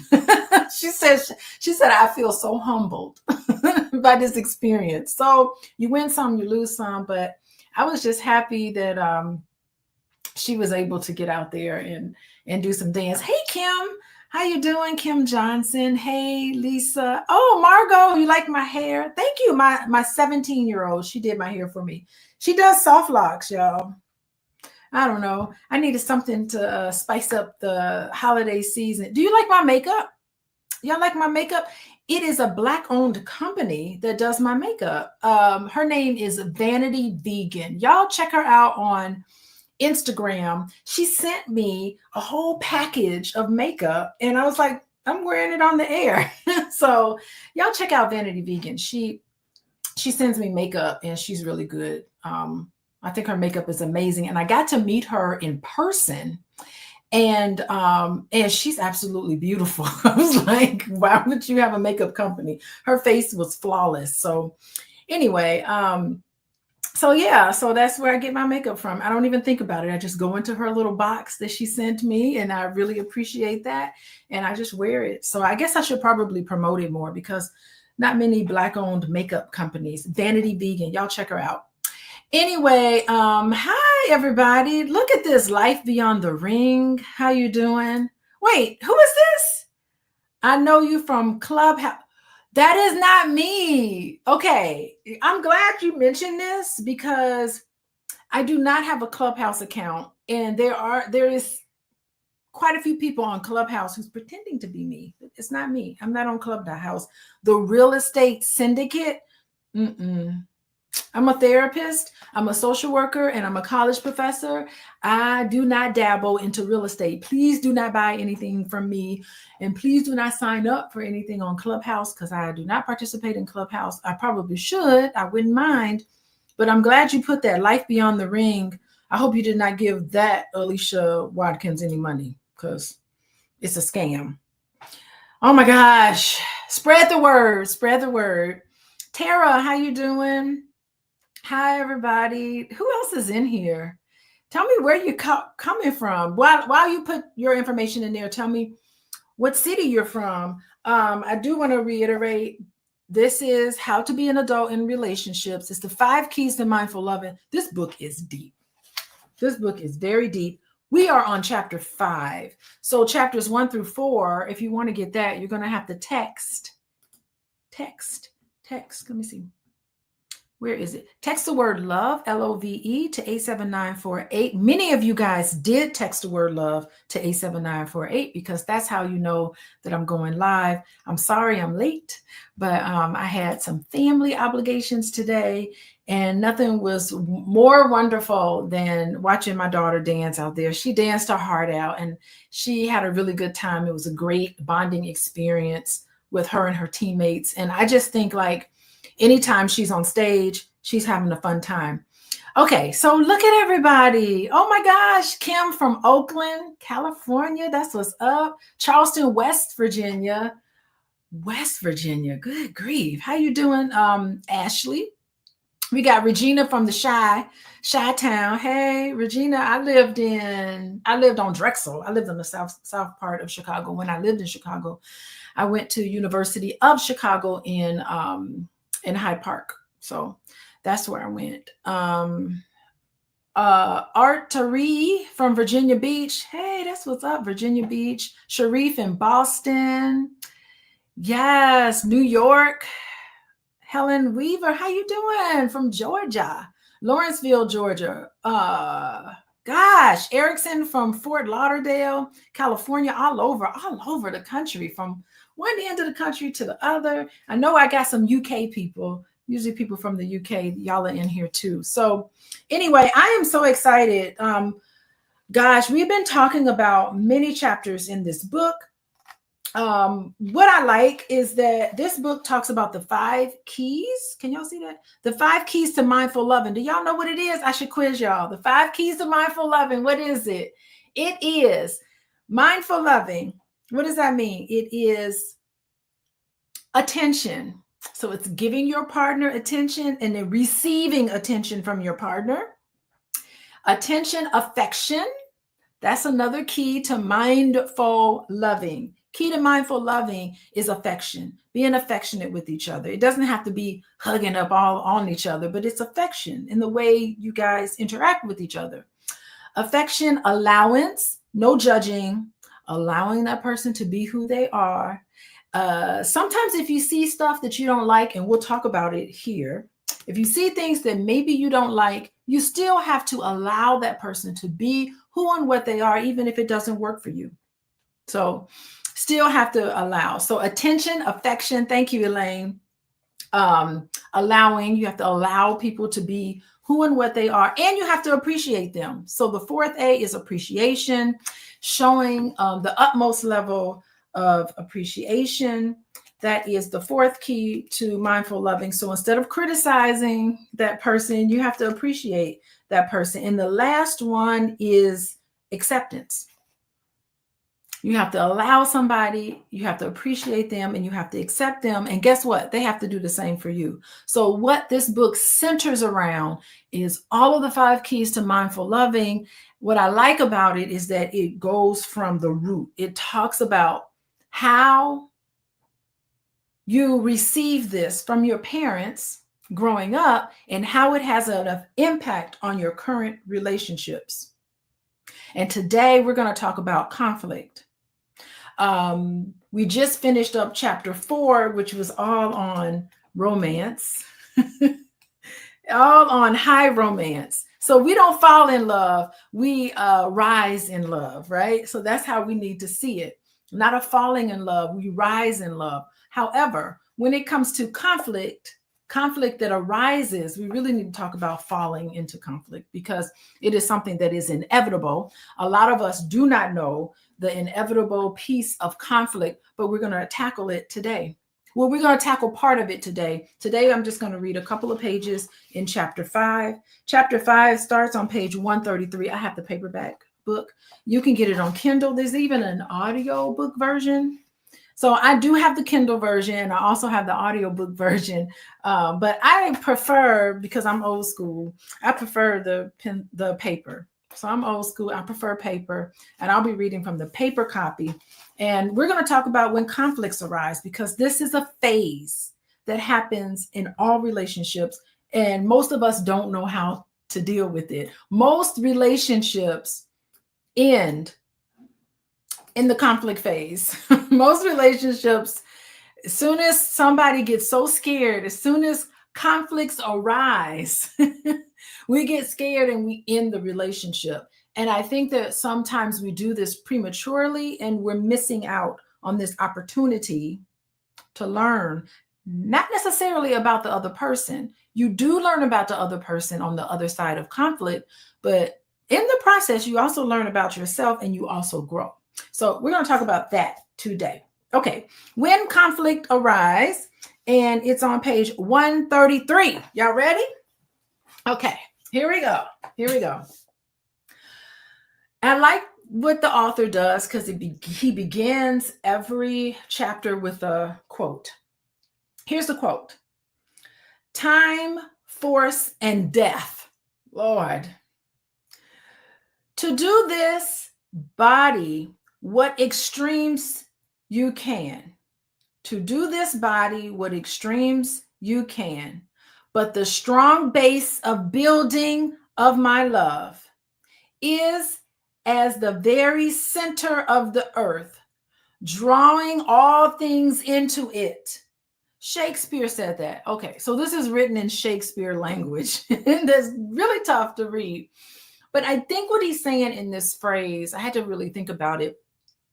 He's saying that when conflict arises, it sometimes shakes the foundation of the relationship. Think about it this way. You're in this romance phase where you just love that person. You can't get enough of them and everything is going well. You agree on a whole lot of things, but the inevitable conflict arises when you disagree on something, when you're starting to find out, what's going on with this? What's going on here and there? And it can shake the foundation of the relationship. The relationship is tested by time, force, and death. Oh my goodness. The relationship is tested by time because eventually you're going to have conflict. The force of that conflict and even the weight of mortality. Think about that. Death. Death means the possibility of that person not being in your life again. It's the death. That's deep, right? So it's a sentiment. It's just beautifully captured by Shakespeare. And he says, do it this body with extremes you can, but the strong base of building of my love is the very center of the earth, drawing all things into it. So I think kind of what he's saying here is that we all need to be reminded that while arguments and difficulties can shake the foundation of a relationship, a love that's built on a strong foundation, even though it may shake, it won't crack. Yeah, but the strong base and building of my love is the very center of the earth, drawing all things to it. So this drawing strength from a deep, unwavering commitment pulls everything back to its core. Damn. That's saying quite a bit about how it feels when the person that you've fallen head over heels in love with, you now have your first argument.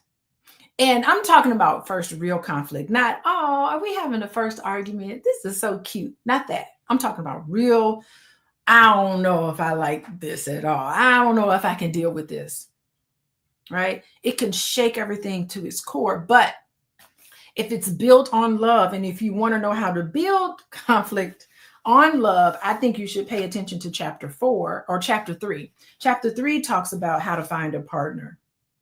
And I think if you follow the steps in chapter 3 of this book, you'll have something that's really built on a strong foundation. I won't go into it because those recordings are out there for you to look at, but it tells us, this invites us to approach conflict, not with fear, approach conflict with a reassurance that love, if it's nurtured, if it's maintained, somehow becomes like the grounding force that's capable of withstanding the extremes. It's capable of withstanding conflict. So that's what's important. You know, this is why, you know, honestly, I think I used to listen to people talk on the internet about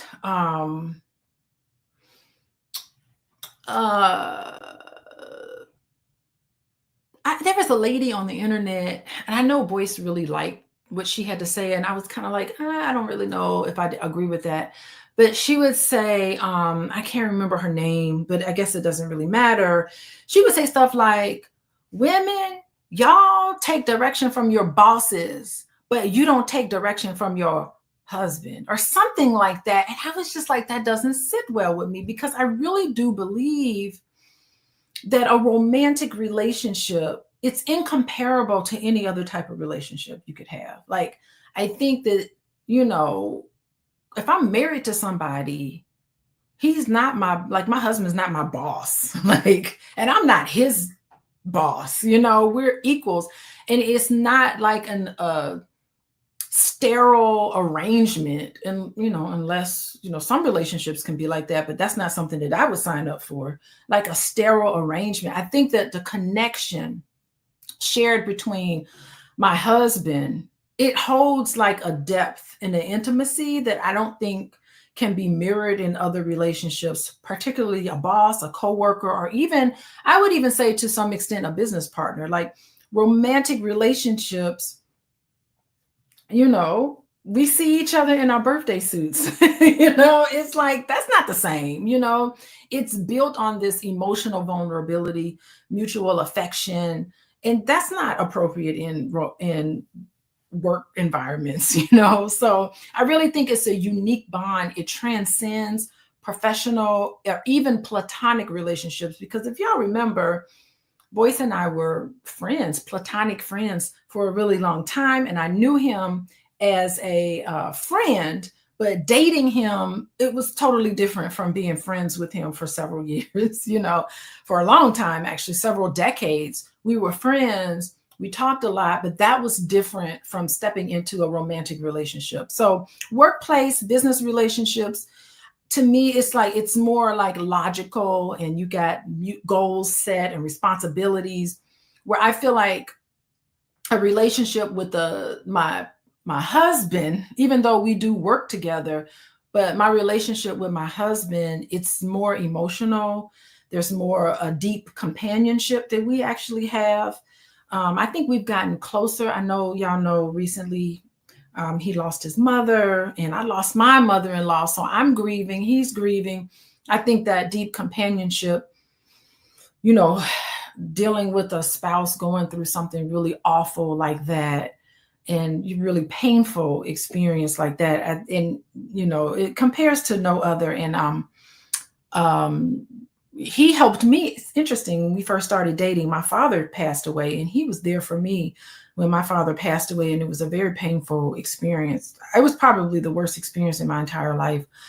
The whole experience of my father passing away and all the drama, it was a lot of drama involved. Maybe one day I'll share that story about my dad and all the drama. Oh, daddies, y'all do it to us. But it was a lot of drama, but he helped me through that. So I don't know. I just feel like it's important to make that distinction. You know, the connection is irreplaceable. The connection you have with your romantic partner is irreplaceable. But anyway, let's move on. We've gotten Shakespeare out of the way. So, I mean, they're comparing conflict to the possibility of death. Like, this is core stuff, I think. Very core things. Okay, continuing on. In heroic tales, enlightenment is often followed by a descent into the underworld. Woo! Yes, it is. This is interesting. Enlightenment is often followed by a descent into the underworld, the darkness. That is your subconscious. Let me tell you something. Enlightenment can only follow descent into darkness. If any of you all want any type of enlightenment, if anybody has an idea that pops into their head, I want to be enlightened, you are welcoming darkness into your life because enlightenment only comes out of darkness. George Lucas knows that. He knows. Y'all watch Star Wars? I'm more of a Star Trek person, but I really appreciate and honor and respect the concepts in Star Wars, because he's talking about the dark side. Okay. He talks about the dark side all moving all through that series. And it's a necessary step for enlightenment. You cannot have enlightenment unless you're willing to go to the dark side. There's songs written about it. Step into the dark side. You know, that's a necessary piece. Stepping into darkness. Okay, our journey in a relationship goes down from the summit rather than up to it. So the process of a relationship, it has to go down. So this is talking about conflict. How are you now going to deal with the inevitable conflict? The second and usually the longest phase in relationships is conflict. Facts right there. Dang. As the light of romance is replaced by the shadow of tension, you should welcome this. The shadow of tension. In this phase of the romantic image, the romantic image of you gives way to the reality of you. Peeling all the layers back, putting your best foot forward. You can only do that for so much. Eventually, your partner has got to know the real, authentic you. Not to say that putting your best foot forward is inauthentic. So in pathological people, we'll call them narcissists or even manipulative people, you never see who they are. But we're talking regular relationships, right? You do see who they are, but you see the good parts of themselves because that's what they're showing you. However, you're not seeing your partner in their totality. So their good parts, the bad parts, the shadow parts, their tics, their issues, their obsessions, their compulsions. You don't see all of that. You may see hints of it, but you're so interested in falling in love, you ignore all of the negatives and you see the beauty of it. So this is inevitable, the shadow of tension, the reality of you. It's a grieving process because what you thought that person is, they still are to some extent. It's just that there's more to them. There's more color. There's more dynamic that's in there, that's in them. Like, you know, we do not know ourselves, nor can we integrate our experience until we meet our own shadow and befriend it by struggling with it. How can we know our partner until we do the same with her? How can we love what we do not know? It's not real love. At the beginning, when you're falling in love with the great parts of somebody, the real love comes after conflict. That love needs to be tested, boy. If we truly know ourselves, nothing anyone else does is ever strange, entirely strange, or unforgivable. Yeah, it's like we do not know ourselves, nor can we integrate our experiences really until we meet our shadow, until we meet our insecurity. So the shadow, and we've talked about this several weeks. For several weeks, we've been talking about the shadow. The shadow is like the hidden parts of yourself. Sometimes you don't even know what it is. So it's all of your fears, all of your insecurities, the things you're insecure about, you know, and these are things that you repress. And sometimes you have to face that in relationships. Many people can't do it because they don't have a good self-esteem, by the way. But to truly grow and achieve self-awareness, you are going to have to confront these, and you only confront them in relationships. So I really do think that true growth comes when you marry somebody. Yeah, true growth comes in a relationship with that person, with anybody, right? So I think sometimes there is a struggle there, and we have to uncover these profound truths about our nature, our capacity to lead more authentic and compassionate lives. I really do think that that is what conflict is going to have to test, your ability to be compassionate for another person while you're hurting. The person could be hurting you. Okay. So, befriending the shadow, it tells us that we have to reconcile our inner conflicts, and a lot of us have them, to integrate the humanity of each of us. Test your love. Yes, Ronald. Cherry says the representative. Yes, you're seeing the representative of someone else. And that's just interesting. But hopefully that representative is a true reflection of who you really are. It's just a good side of yourself. Okay. Romance shows the love object's brighter side, the positive shadow, the untapped potential for good that we project onto those we idealize, putting people up on a pedestal. Conflict exposes a person's darker sides, the negative shadow. That is a proclivity to meanness, abuse, or even selfishness, which is then projected as strong dislike to those who display such behavior. Woo! Once blinded by romance, now we are free to see all sides of the partnership. We confront pettiness, lack of consideration, self-serving choices. Woo, y'all know this happens in relationships. The arrogant ego and its need to be right. I need to be right. I'm right and you're wrong. Something wrong. I'm perfect and there's something wrong with you. That's what the need to be right is saying.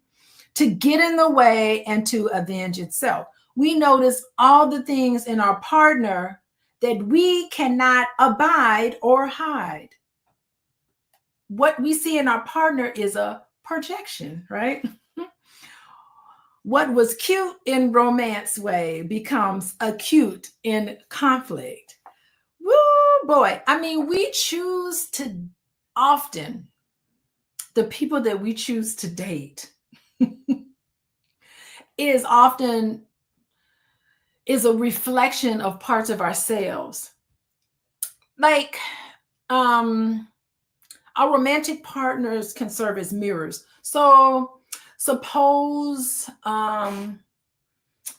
you have an abandonment insecurity that came about when you were growing up. Maybe, ladies, maybe you were waiting for many weeks. You used to wait for your dad to pick you up from school, and he didn't pick you up from school, or he wasn't there, or he didn't show, or you had a parent that disappointed you in some way. And you had this insecurity, like, what's wrong with me? I feel like I'm insignificant, or these are the thoughts that you tell yourself. And it has nothing to do with you. Sometimes our parents just aren't perfect, has nothing to do with you. But in that childlike state, that is what you were hurt. So maybe there's these unhealed wounds that reside in us, like abandonment. Okay. And you can bring this. Suppose you're calling your partner and they're 10 minutes late picking you up, and it triggers something in you, this deep-seated of abandonment, meaning I'm not worthy. This person thinks I'm not worthy. It had nothing to do with you. Maybe they just got stuck in traffic, or maybe some of these things happen and you notice a pattern in this, but you're uniquely keen and sensitive to that because it is a wound that you had when you were growing up. And so it's interesting, I think, that we subconsciously pick the perfect person, not only for companionship, but we pick this person to help us address some of our wounds. And it's important during this process to really be cognizant of that. Like, gosh, this is why mindful loving, this is why mindfulness comes apart. Because instead of reacting, oh, you left me here, you abandoned me, you said you would be here, you must think I'm, what you doing? You're suspicious of that other person. Instead of letting all these insecurities out, it's important to, in a mindful relationship, we have to consciously decide to do this, step back and say, what is this person bringing up for me?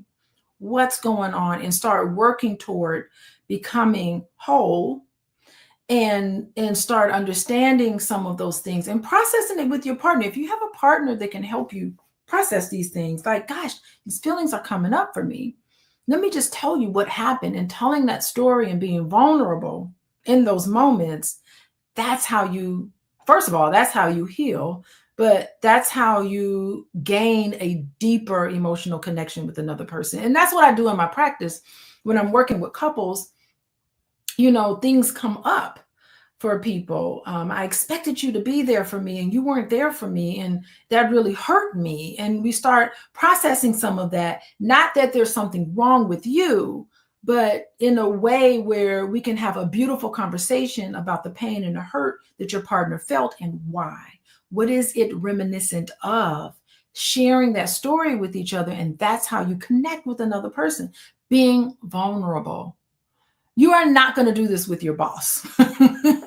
You may do a little bit of something, but your boss doesn't care about that, So it's that love and that deeper connection that you can potentially have with another person that makes, relationships unique. And I really do think that conflict, it does this. By the way, they talked about in that last paragraph, they did talk about like, there's some negative aspects that can come out. Like when you have a conflict with another person and you see how they react to conflict, it can be kind of shocking. You're like, dang, this person is mean. This person is abusive. You could see selfish. You can see that. And I do work with couples about these are losing strategies. Like in conflict, that is not the time to be mean. That is not the time to be verbally abusive or emotionally abusive and like calling someone names, telling them there's something wrong with them. That's not the time to just think. These are losing strategies in a relationship, and it will create more resentment, and I think, these behaviors are projected out toward other people, and sometimes both of them can be quite awful to each other. Only a romantic relationship can do that because it's an intense bond that you have with another person. Okay, let's move along. Hey y'all, we are on page 134. If you're just joining me, I just want to say I am reading How to Be an Adult in Relationships. It's the 5 keys to mindful loving. You need to mindfully love each other. How do you do that? What are the 5 keys? I really want to read this out because I think that if you're in a relationship and you're having some issues and you don't know where to start, the best way to start is with the 5 keys to mindful loving. And that is attention, acceptance, appreciation, affection, and allowing. These are the 5 keys to love someone in a mindful way.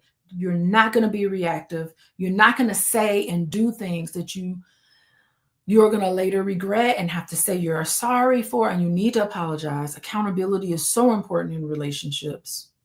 Not only do you need to be accountable, but you also need to tell a story about how and why you reacted so strongly.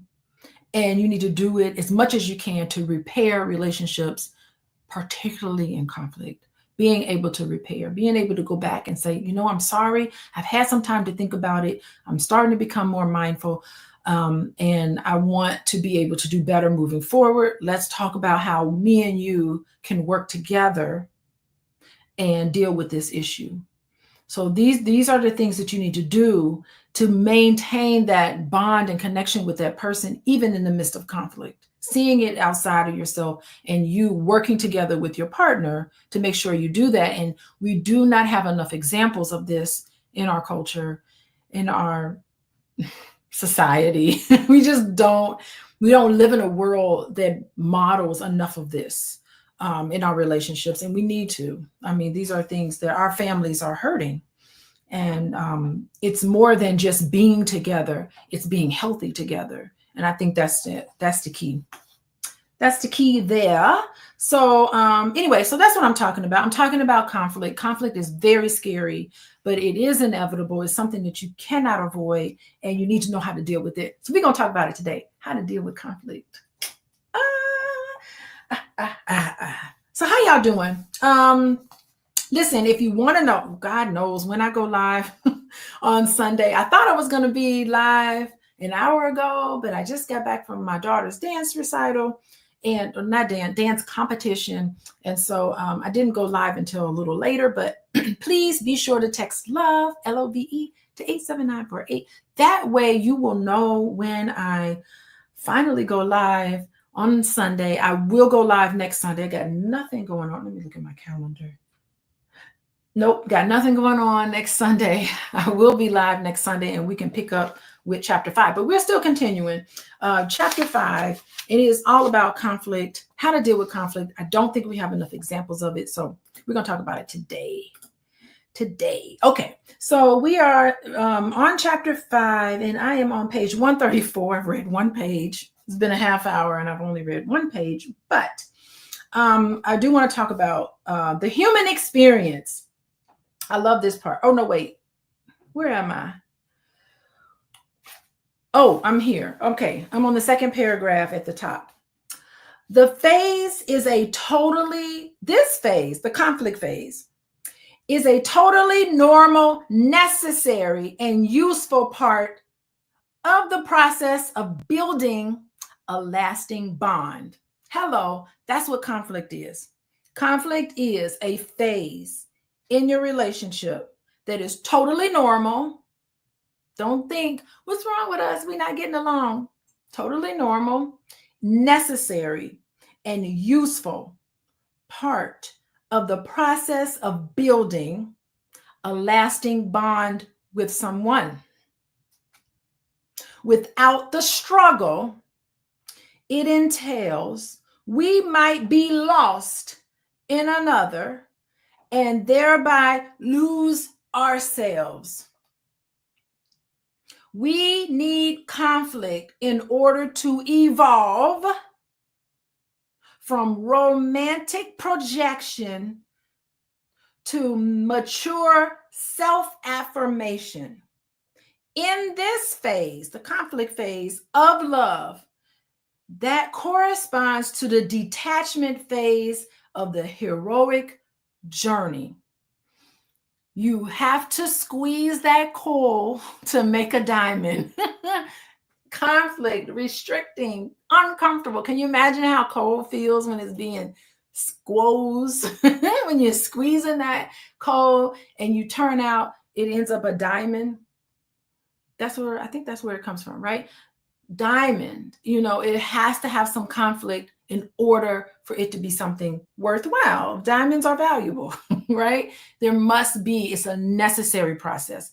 It's a necessary process. That's what George Lucas, that's what that Star Wars franchise is nothing but an illustration of the necessary part that happens in us. We got to go to the dark side to end up being enlightenment. So therefore, your relationship must go to the dark side in order for there to be the diamond. Oh, and a diamond is what you give your wife when you get married. Maybe that's the real reason of a diamond. Hey, it just occurred to me. Maybe the real reason why men give their wives diamonds in general, or diamonds when they get married, maybe diamond was the stone that's representative of enlightenment, of going to the darkness in order for enlightenment. You seen them cold? I think that's what diamonds are made out of. Ooh, correct me if I'm wrong, but I think that's what diamonds are made out of. And that's the darkest thing. Ain't nothing darker than coal. It's black, right? So black coal and then diamond. There we go. Wow. Okay. So that, that is the symbology of the enlightenment. Bright. Things are bright.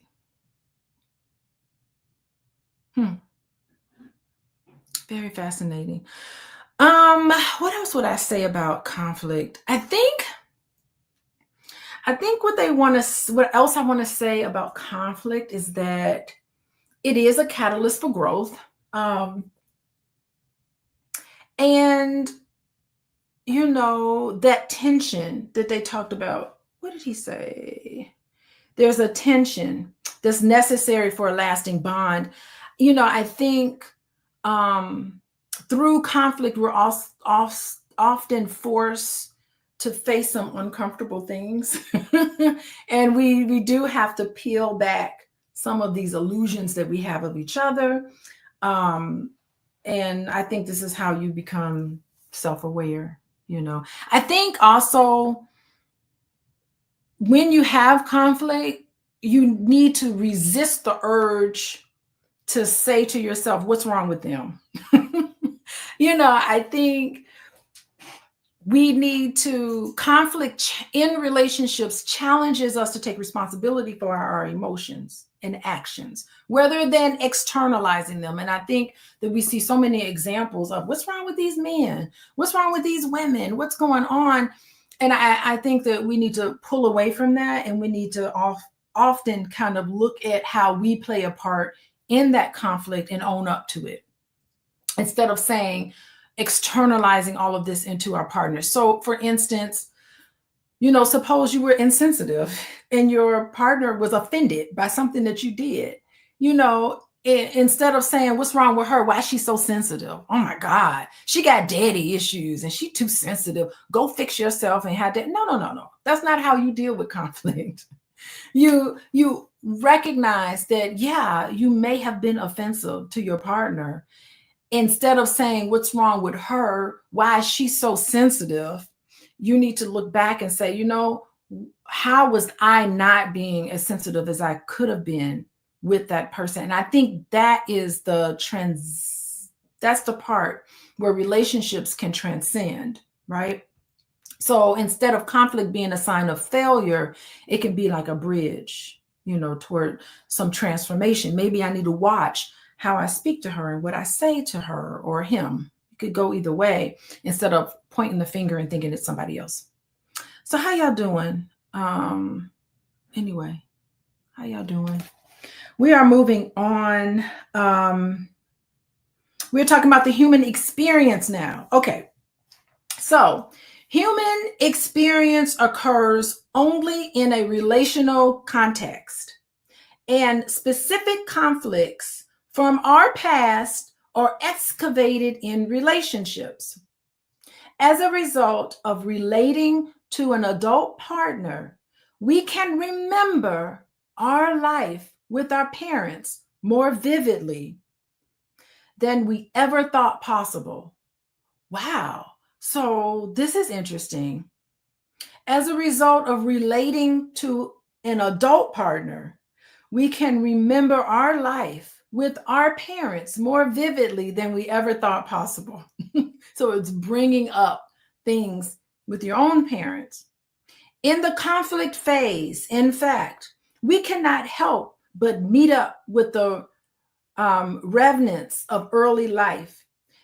This is the phase in which we hear ourselves saying to our partner and our children the very words we heard our parents say to us long ago. So you start realizing, hey, I'm running a script. I'm becoming my mother. I'm becoming my dad. I can't believe I'm running a script based on what I experienced when I was younger. Yeah. Okay. This is the phase in which we hear ourselves saying to our partner and our children the very words we heard our parents say to us long ago. This is when we carefully train our partner to help us reenact our earliest and most bitter disappointments. We are reenacting these things. We are reenacting our bitter disappointments, hurts, and losses. Y'all ready for that? Are you ready to confront the fact that many of the things that you complain about your partner about is a reenactment of bitter disappointments when you were younger, hurts and losses? Whether it's happening or not. So projective identification is a real thing. You know, there's feelings that you have that you're so uncomfortable dealing with it that you project it onto your partner. Whether they're displaying these behaviors or not, you can't help but to unconsciously project onto your partner all of the hurts, the disappointments, and the losses that you've experienced in the past. Y'all ready for that? Most people I know are never ready to really confront that. And it takes a lot of dancing that I have with clients. It's a lot of dancing to try to get them to become vulnerable enough to make the connection between the presenting problem, because that's the first thing I say. Anybody ever want to meet with me? Very first words out of my mouth is, what brings you here? What's on your mind? What's going on? Tell me what's going on. And I usually write down verbatim what you say, because I know that that presenting problem is a representation of past hurts, past disappointments, and past losses that are unresolved. That's just how it is. So, but it's a process to get to that point where we start peeling all the layers back and start getting down to the real presenting problem. But that's the presenting problem that you give, but there's a real problem. And so we start getting down and we dig into that. It's fascinating. I feel privileged. I honestly feel privileged. Every single client that I work with, I feel privileged to work with them, because they share with me, and it's confidential. So I ain't telling nobody, well, unless somebody's in danger, of course. But if no one's in danger, I ain't telling a single soul what we talk about in session. And I think that's privilege. That's a privilege. Okay. So, where are we? This is the phase we instinctively bring up the issues we are now ready to grieve. Oh, y'all ready for that one? In this phase, the conflict phase, we instinctively bring up the issues we are now ready to grieve. Issues that person triggers in you that you're now ready to deal with. Because if you weren't ready to deal with, you wouldn't have picked that person to date in the first place.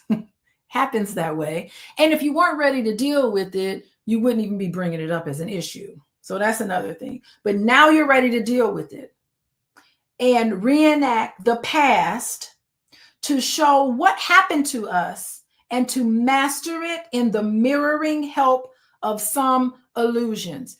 This is why I love couples therapy. It's so much better and so much more impactful than just individual work. Couples work is the most growth happens in couples work, I believe.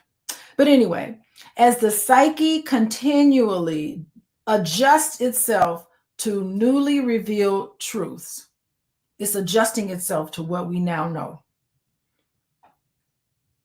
Wow. Yeah, I really do think the sentence that was really struck out at me was the part about you're reenacting early, most bitter disappointments, hurts, and losses.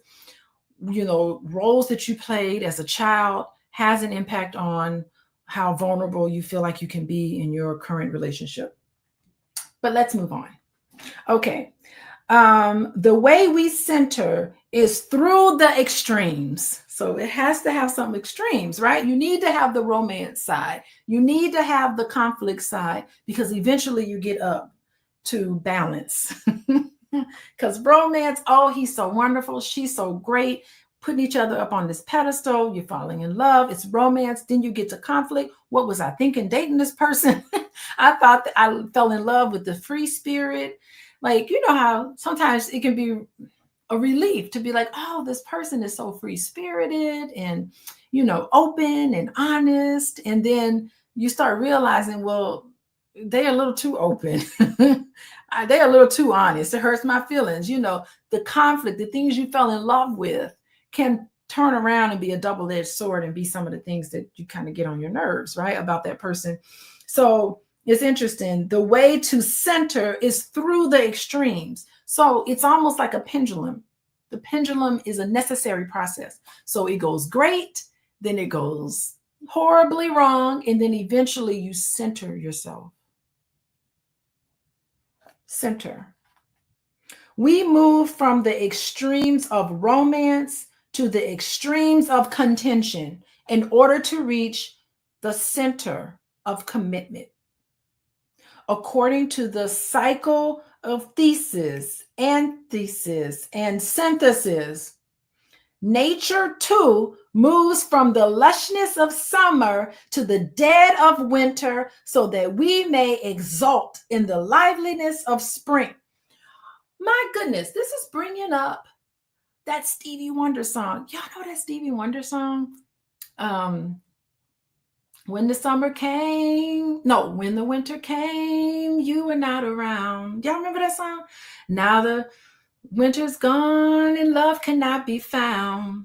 Where were you when I needed you last winter? Y'all remember that song? Y'all check out the Stevie Wonder song.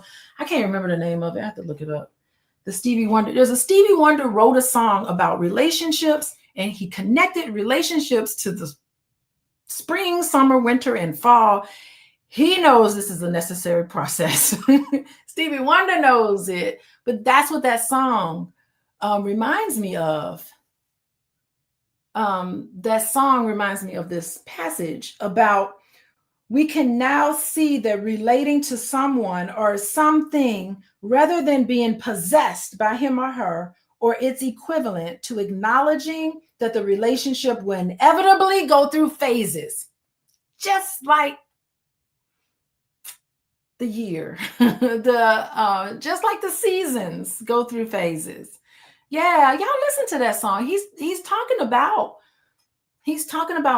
the phases of love. You know, it's like you feel abandonment. Where were you when I needed you? You know, last winter. Where were you when I needed you last winter? Oh, yeah, summer came and you were loving all over me, but now I feel abandoned. He's talking about some of this, you know, the feeling that you have, the death of winter, and how it is definitely connected to the death of winter is connected to how you feel when you mad at your partner. I'm mad. Sometimes I'm mad at Boyce, and I just be like, I cannot believe him. Why are you mad at him? I do be feeling alone and abandoned and all of that. I'd be wanting to listen to Stevie Wonder. Oh, when he get on my nerves. But he do be getting on my nerves. But we have a very solid foundation, fortunately. I think that we do. Anyway, let's move on. Okay, finally, it is useful to realize that in the journey from romance to conflict, we move through 3 modes. So I guess the author is saying that there's 3 modes. It's realistic. Every relationship goes through this, so don't think it doesn't. And it's strange having a somewhat public relationship going through these normal things. Okay, so every relationship goes through the ideal. Y'all know about that? The ideal. That's my favorite part, of course. The ideal is the best of all possible situations in love, where y'all are just vibing, you know, you're in love with each other and you're vibing. At my best in this mode, you will see me being loving, yes, heroic, compassionate. There is little need for work on myself. So in this moment, when things are going great, the ideal is there. You don't need to work on yourself. You know, you're already pretty. Your natural default is hopefully is to be loving, is to be heroic, is to be compassionate. That's, I think, Boyce and I, we have a lot of compassion for each other. Okay, normal. Sometimes it's this normal part. I think that's in the middle. Routine living with no major stresses or highs. No major stresses. Adult functioning. In this mode, I am clear, I am reliable, I am committed to the relationship, to the work of addressing, processing, and resolving things. So there is a point in your relationship, there is some things where you're just totally committed to resolving things. You're on the same page, you see conflict, you're dealing with it together. You're clear, very reliable. That means repeatable. I'm also a research professor. I teach research all year round. Last semester, I taught research one in the master's program. This semester, I'm teaching research 2, advanced research. So I'm a research instructor, and I always talk about reliability, which is repeatable. That means you can trust it. Reliable means you trust. You trust that that person is always going to show up. I can trust that my husband is always going to do certain things at a certain time. He's very predictable in a lot of ways. There's things that he does and that's really, I love that. Like, I don't like chaos, right? So I love the fact that he always comes through. He always says what he means what he says. I love that part of him. And hopefully to him, I do that too. Okay. Things can be resolved. We have hiccups in our family and things happen. And so we try to resolve it. That's the normal phase. Okay. Then there's a low. Necessary process for all relationships where you have you hit rock bottom. There's high stress. There's breakdown in a relationship. There's deep depression. You sad, got agony because the things ain't going well. This is okay, right? At my worst, in this mode, you will see my mean streak, my self-pity, my paranoia. You will see me. This is at my worst. No relationship work is possible here. Personal work is required first. So you need to go within. So when the relationship is at a low, that's when you need to really work on yourself, because those are the qualities, those are the aspects of yourself that you need that you need to grow. You need to repair. And part of that repair process is not sweeping the issues under the rug. The repair process is looking at it, pulling that rug out and looking at all of the issues and being able to be mindful. This is where you need skills. It's hard to deal with skills when you're wounded. When you're dealing with past issues, you're dealing with the past issues, the hurts, all of the things in your life that's getting in the way, that's coming up for you. There is no such thing as a perfect childhood. There is no such thing as a perfect relationship. Clearly, we're talking about this here. So this is where you need to look, and you need to look at yourself closely about what is it that how am I contributing to this? What am I doing? What conversations do I need? And this is a very tough time for a lot of people to deal with this, because there's so many people that have so deep insecurities that they're not able to look at their partner and say, I'm sorry, I was wrong. I totally get what you're saying. Yes, I understand what's happening. I shouldn't have said that. I know I said that. I shouldn't have said that. This is the point in a relationship where you're going to have to grow, and you're going to have to look at yourself. And some people can't do that. They're not at the point. They're so deeply wounded that they're not able to look at themselves. And if you can't look at yourself, you can't grow, and you end up being labeled as narcissistic. And really, narcissistic people, and there is a such thing as narcissist. People who have narcissistic tendencies are not going to be able to look at themselves, because the pain is so deeply entrenched in them, and they're so insecure about themselves that it's too painful for them to even look at themselves, because it puts them down into a depressive state. And so a lot of work needs to be done there. And it's unfortunate, because a lot of resentment can build up in these types of heavy conflict relationships. Resentment can build up, and you can end up losing your partner if you're not able and open to examine some of these things. So anyway, so that's what we're saying. Going on to page 135, mature people, mature. Not childish, the wounded child. Y'all heard of the wounded child? The wounded child, the protective child, and the functional adult. When you're the functional wise adult, mature functional wise adults, they can go from best to worst and back to the center many times. They're not afraid to look at themselves. To accept this as a fact releases us from taking a partner's behavior too personally. You're bringing up something in them. Don't take it personal. Help yourself, help them. Y'all help each other through this. From blaming, so you can't take it personally, from blaming and even from fear, all the ways of letting go of the ego. All the ways of letting go of the ego.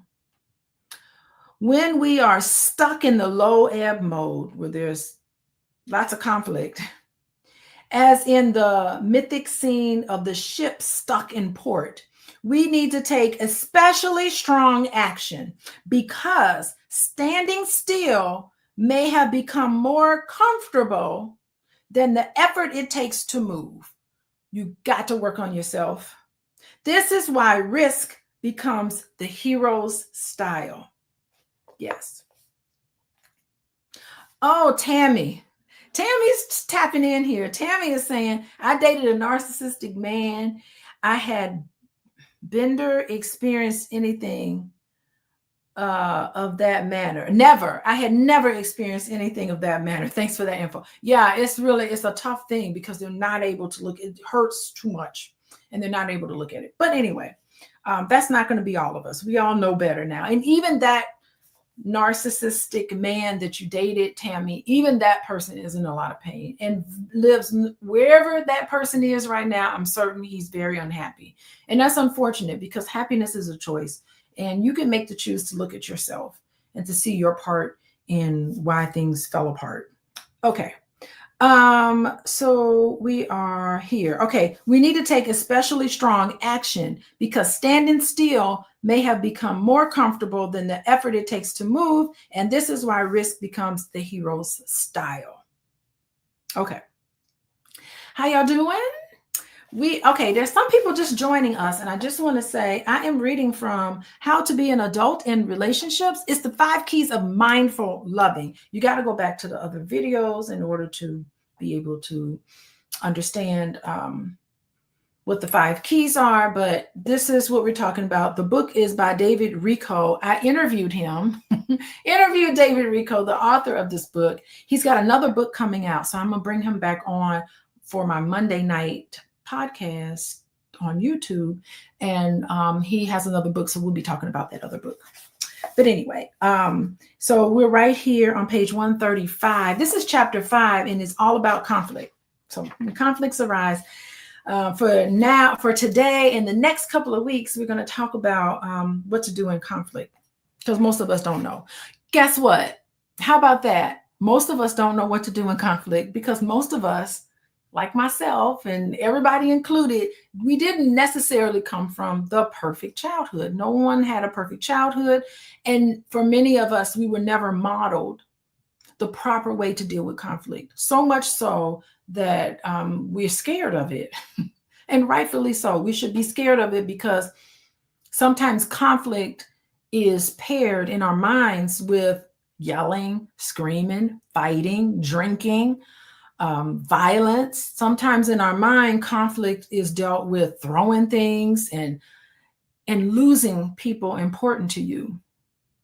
Sometimes we don't know how to terminate because termination and saying goodbye to somebody in a peaceful way was never modeled to us.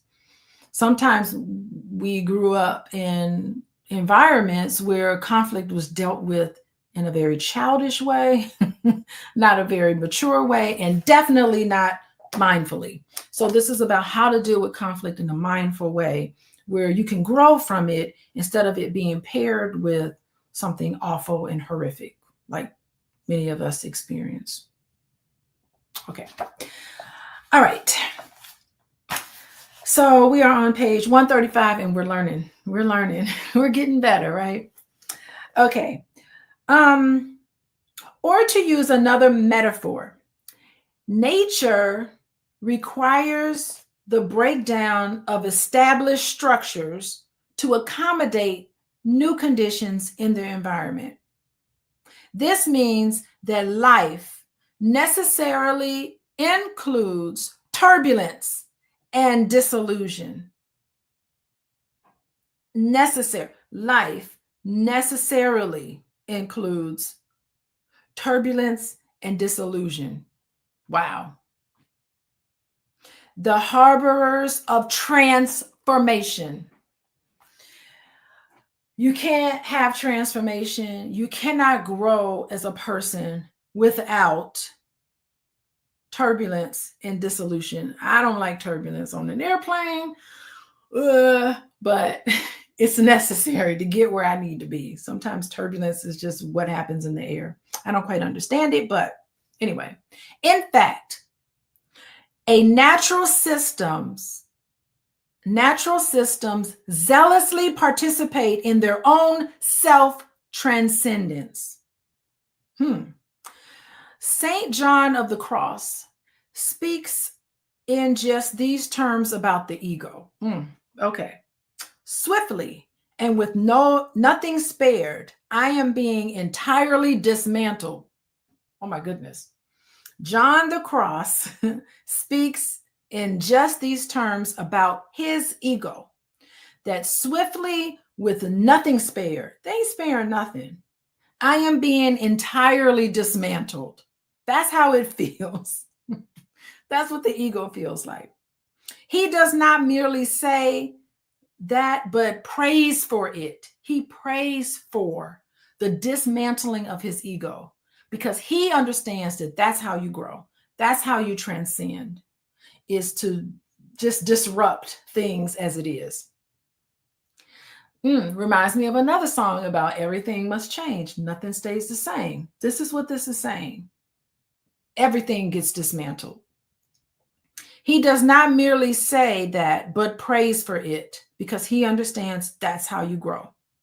Disturbance of the status quo and the dismantling of old forms are signs of healthy evolution. It don't feel like it in the moment, but sometimes things need to be disrupted.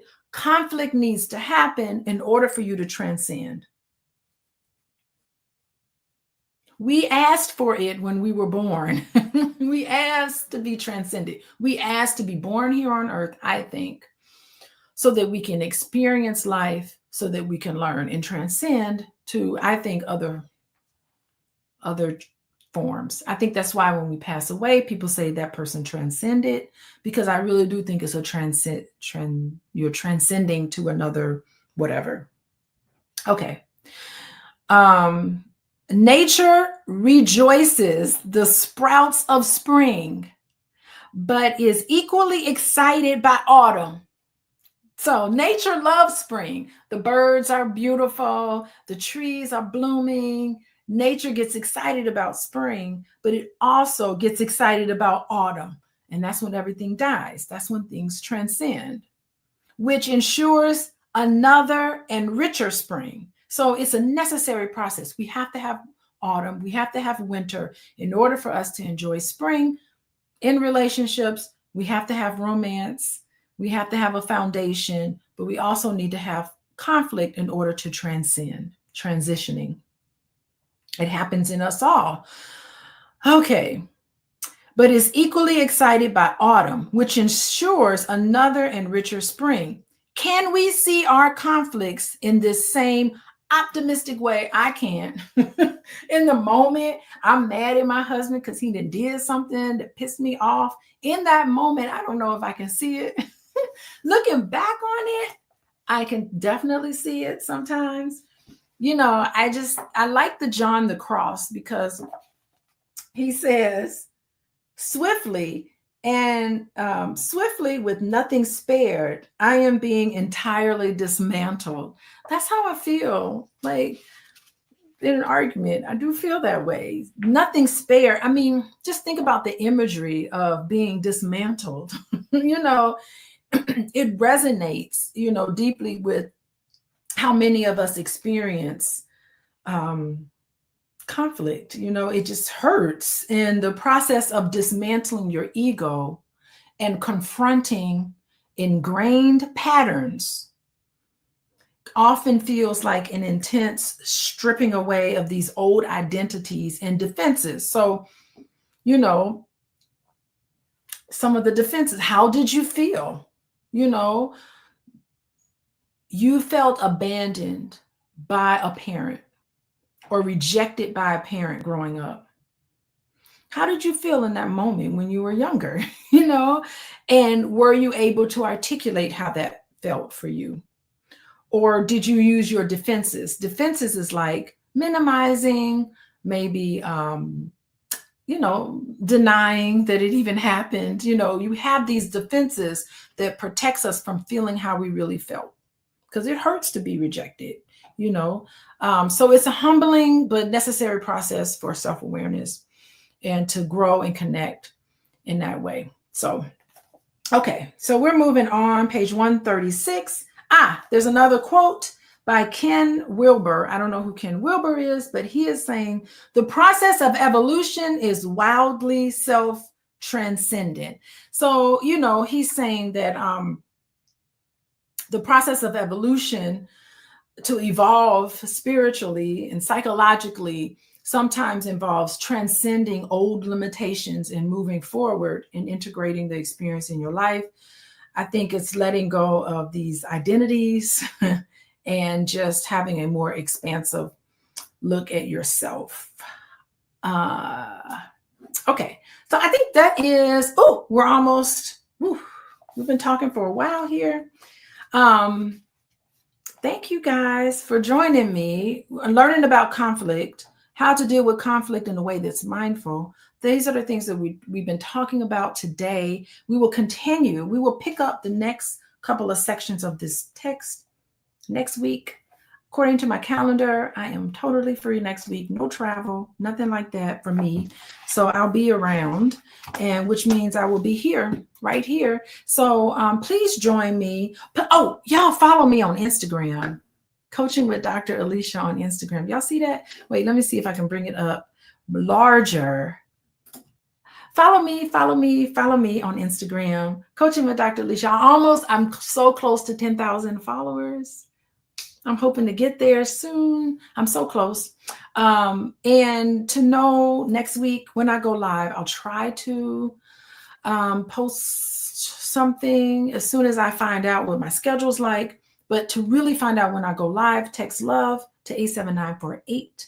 And you'll be able to get notifications, and you'll get other information from me, but definitely you'll be able to know next week when I talk about this. Tomorrow on Mental Health Monday, I'm going to be interviewing Miss Trinidad and Tobago. Where's all my CARICOM people out there? I see y'all Caribbean people. I got Caribbean people in my family.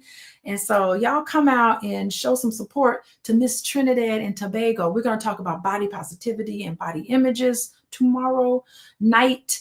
And then Tuesday, I'm going to be on Fly Nubian Money, talking about whatever they want me to talk about. I'm not sure of the topic, but thank you. We're going to continue with this because we as Black people, listen, all of these mindful techniques this white man wrote about, these mindfulness techniques, this is all Black stuff.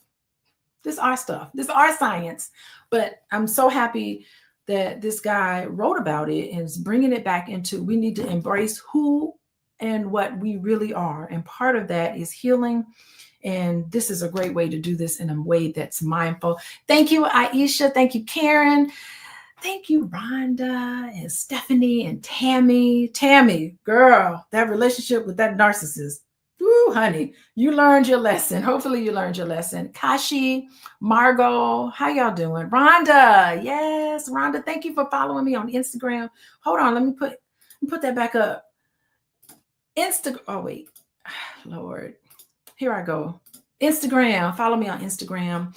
And if you want to reach out to me, you can definitely go to my website, Coaching with Dr. Alicia, fill out the intake, and I'll be in contact with you. You can schedule a consultation with me. I can work with you on a more confidential, intimate level with my coaching program. And I will see you guys next week. Bye, everybody.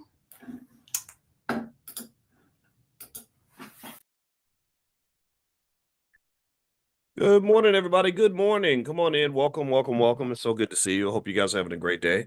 Welcome to our Money in the Morning Millionaire Training Camp. My name is Dr. Boyce Watkins, and I was a couple minutes late. Sorry about that, but I had to discuss some stuff with my wife.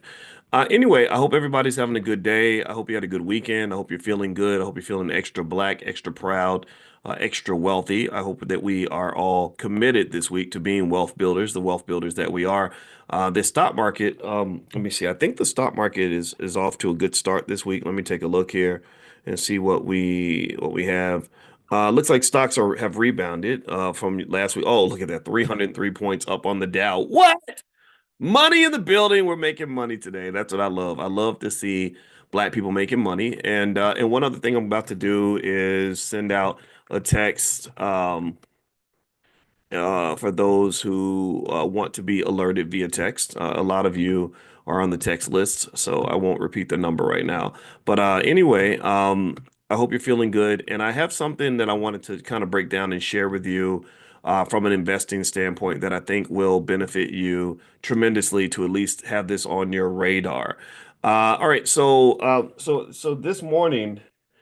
I'm gonna tell y'all, I'm really good at drinking water. I drink a lot of water, and I found out that drinking water is really important for your health. I think we talked about that. That literally, I read somewhere that you have to drink half your body weight in ounces or something in water. So that means if you weigh like 200 pounds, you got to drink 100 ounces a day of water or something.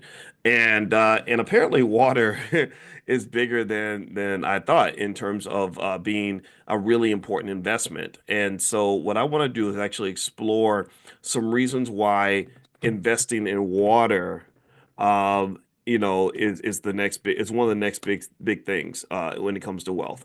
Um, so give me one second here. Yeah, so here's the deal. Apparently, and Dr. Claude Anderson, author of Powernomics, powernomics.com is his website. He's actually discussed this on many occasions. He's actually talked about how water and medicine and land and just sort of the basics and the bare essentials are going to become much more important in the next several decades. That this is something that you kind of want to alarm, not alarm, but alert your kids to. You don't. There's no point in being alarmed, right? So, um, so basically, when you talk about the next big thing of investing, I was really intrigued by the research I did on water, and also what I want to do, in fact, is give you guys some ways to participate and to make money when this perceived water shortage starts to emerge. So what I did was I put together a list of different stocks you can invest in that will make money if it gets to the point where the water shortage starts to emerge. And so if you want to get this list, make sure you're on the text list. Text the word morning to the number 87948. If you text morning to 87948, I will send you all out this list probably tomorrow. Just gotta put it all together and get it ready. And also on Tuesdays, you guys know we have Stock Market Tuesdays. So if you want to learn more about stock market investing, which I think is the best move you can make, you can feel free to do a free trial at drboycestockmarket.com. That's drboycestockmarket.com. All right. So anyway, give me a yes in the chat if you even knew about this. How many of you even heard about this? That a lot of the wealthiest people in the world are buying, like Bill Gates and other people. The conversation now is they're not buying all this land. I don't know if y'all know that Bill Gates is like the second largest landowner in North America or something crazy like, or maybe it's Ted Turner or both of them. Both of them have a ton of land and farmland and everything else. And so the argument that some people are making is that they're buying this land just for the water rights, which is just crazy. And apparently, the accessibility of clean drinking water is going to be a big deal with the growing global population, and then also the fact that we're kind of ruining the earth with a lot of global warming, a lot of pollution, stuff like that. And that companies that can really sort of capitalize on this or innovate around this are going to absolutely make a complete killing. I don't know if some innovation will come along due to AI or perhaps quantum computing. Quantum computing is a very big deal in terms of being able to solve problems that were considered previously unsolvable. And I gave you guys that list of quantum computing stocks. I don't have the list in front of me now, but I did pass that out to you guys via text. And some of them, like IONQ, have done extremely well since that time because just the conversation of quantum computing was big enough to have a deliberate and very powerful price move. Now, give me a second. I'm bending over so I can put my shoe on. I know that's ghetto, but I got to do this. All right, there we go. All right, shoe is on, and I'm okay now. All right, so anyway, give me 1 second, and here are some reasons why investing in water has become a very big deal. One is water is becoming more scarce. There are many regions in the world that are experiencing water shortage, and this is primarily due to climate change, population growth, and overuse. Investing in water can provide exposure to companies addressing this critical need. So this is when I send you all this list of different companies you can invest in to be able to benefit financially from the water shortage. Some of those, some companies in that list will be companies that are able to help solve this problem. Essential resource: water is indispensable for life, agriculture, and industry. That's another reason why water matters and why water. I think they now trade water futures on the open market. They opened a futures market for water where they're treating water similar to oil or gold or whatever. Infrastructure needs. Aging water infrastructure in developed countries and a lack of access in developing nations creates demand for investment in water treatment, storage, and delivery systems. So the infrastructure apparently is falling apart, not just here in the United States, but all over the world. And I see someone's mentioning that Chicago has an issue with lead pipes. Chicago got a lot of issues, man. I don't know how I don't know. I'm curious. I'd be curious to know among my friends in Chicago how many of y'all love and support the mayor. Whenever I talk to black folks in Chicago, they do not like the black mayor. They are really mad at him, Brandon Johnson. I think that's his name. And Jamal Green is a guy that I know in Chicago who I like a lot. He's actually 30 years old, I think, or 31. He ran for mayor of Chicago. I hope he wins. If he runs, I'll endorse him. I don't endorse politicians hardly ever at all, but I would endorse Jamal because he has the right idea. He also understands the importance of economics when it comes to elevating our community. He kind of gets the fact that if we don't get our economic game right, we're not going to have anything else. There is no civil rights without civil rights. There is no political movement without an economic movement. There is no power in America without having economic power. It has to start with economic power, which starts by basic things like learning how to make more money, which is why we need to train our kids to start businesses and make investments and not just chase jobs or NBA contracts. Number two, it goes into taking that money that we have and keeping it, right? Keeping it in our pocket, either through investing and saving or in supporting our own businesses as opposed to everybody else's. And then just generally, economic education needs to be the gold standard for the Black community. Like anyone that you love, anybody that you care about, anybody that matters to you on this earth should be incentivized or encouraged or pushed, persuaded, yelled at if you have to understand, like, you got to learn your economics. You got to get your money right. You got to get your money right. You have to learn how this stuff works. If you don't learn how the money works, then you will not have any money. And when you don't have any money, it creates a lot of other problems. So anyway, so ultimately, I think that this is kind of the mandate for this century, and I'm issuing the clarion call, and I'm speaking on this consistently every single day because I kind of need you guys to really make sure you internalize that and also share that with people that you love. I can say this not just as a financial person. I'm a financial scientist. I've studied this stuff for a long time, and I can tell you this is where it's at. This is the big deal. All right, so let me keep reading here. Clean water initiatives and technologies are really important, like desalination. I guess where they can take the saline out of the water. Like they have these cities that are surrounded by all this salt water, but they can't drink it, which is crazy. I used to watch those movies. Everybody used to watch those movies where somebody would be stranded on a little ship in the middle of the ocean, but they would be dying of thirst. And it was like the most confusing thing I've ever seen in my life. Anybody ever feel that? I'm like, you can't drink none of that. You can't take any of that water. Like, you're surrounded by water. How are you dying of thirst? That don't even make no sense, right? But that's true, right? You get in the ocean and you start drinking the water, you're gonna have some problems. Also, global regulation, governments and international bodies are implementing stricter water usage policies, which boost companies that offer solutions like efficient irrigation, conservation, and purification systems. So again, like I said, what I'm going to do is later on this afternoon, I'll compile and review and analyze a list of companies that are in this industry and ETFs that you can take a look at, and I will send you all out this list. Make sure you are on the text list to receive it. If you want to get the text, text the word morning, MORNING, to the phone number 87948. So text morning to 87948. Now, here's something else I wanted to share with you that I thought was really, really intriguing. There was thing I saw, hey, how many of you let's give me a quick yes. How many of you are aware that there's a sports betting epidemic developing in America? How many of y'all know that sports betting is now considered to be like I did a conversation about this. We broke this down in the class. It's really it's if there ever was like a financial crack or a financial fentanyl, that would be sports betting. And the thing is, you can't really explain this to somebody who's doing it because they're not going to believe you. They're not going to listen. They have to hit rock bottom. They got to lose everything and then, get to a point of hopelessness where they're depressed and thinking about unaliving themselves or their families falling apart, right? Or being in this really horrible situation before they start to say, okay, maybe you're right. Maybe you're right. But when somebody's in it, the problem is that they're young, and a lot of young people, their brains haven't even fully developed till they're 25. So they take advantage of young people, mostly men in their 20s. And now, just like we've been talking about this for about a year. I've been mentioning this for a long time since they legalized it. I said apparently people don't know history. You don't know the history of the horrible things that have happened when it comes to sports betting and why they made it illegal in the first place, why they pushed it out of the NFL, why they pushed it out of the NBA, why how many Major League Baseball players got banned for life and lost everything and ended up on drugs. There's a Ohio State. Oh, I love my Ohio State Buckeyes, right? Y'all do know this. I'm a proud Buckeye. That's where I got my doctorate.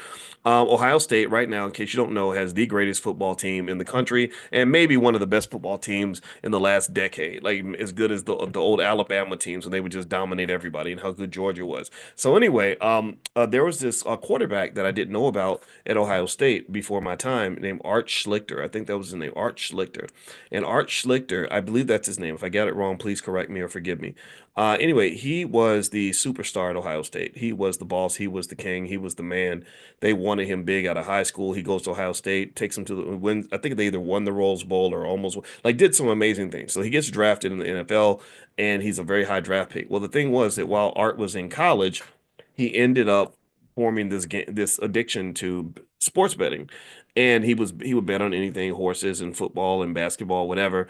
And he goes to the Indianapolis Colts or some team like that, and basically they find out that he has this addiction, and he ended up taking his whole signing bonus and literally blowing his entire like signing bonus like on like betting on horses and sports and stuff. And then they're like, okay, but he's really talented. Let's work on this. Let's fix this, and give him a chance because he was that talented. And they gave him another chance, and he blew it again. And literally, if you want to know how the story ended or how the story's going right now, 20, 30 years later, Art just got arrested about, maybe like 2 months ago, and they found him with a crack pipe in his back pocket. So he's literally now, a 66-year-old crackhead who has no money.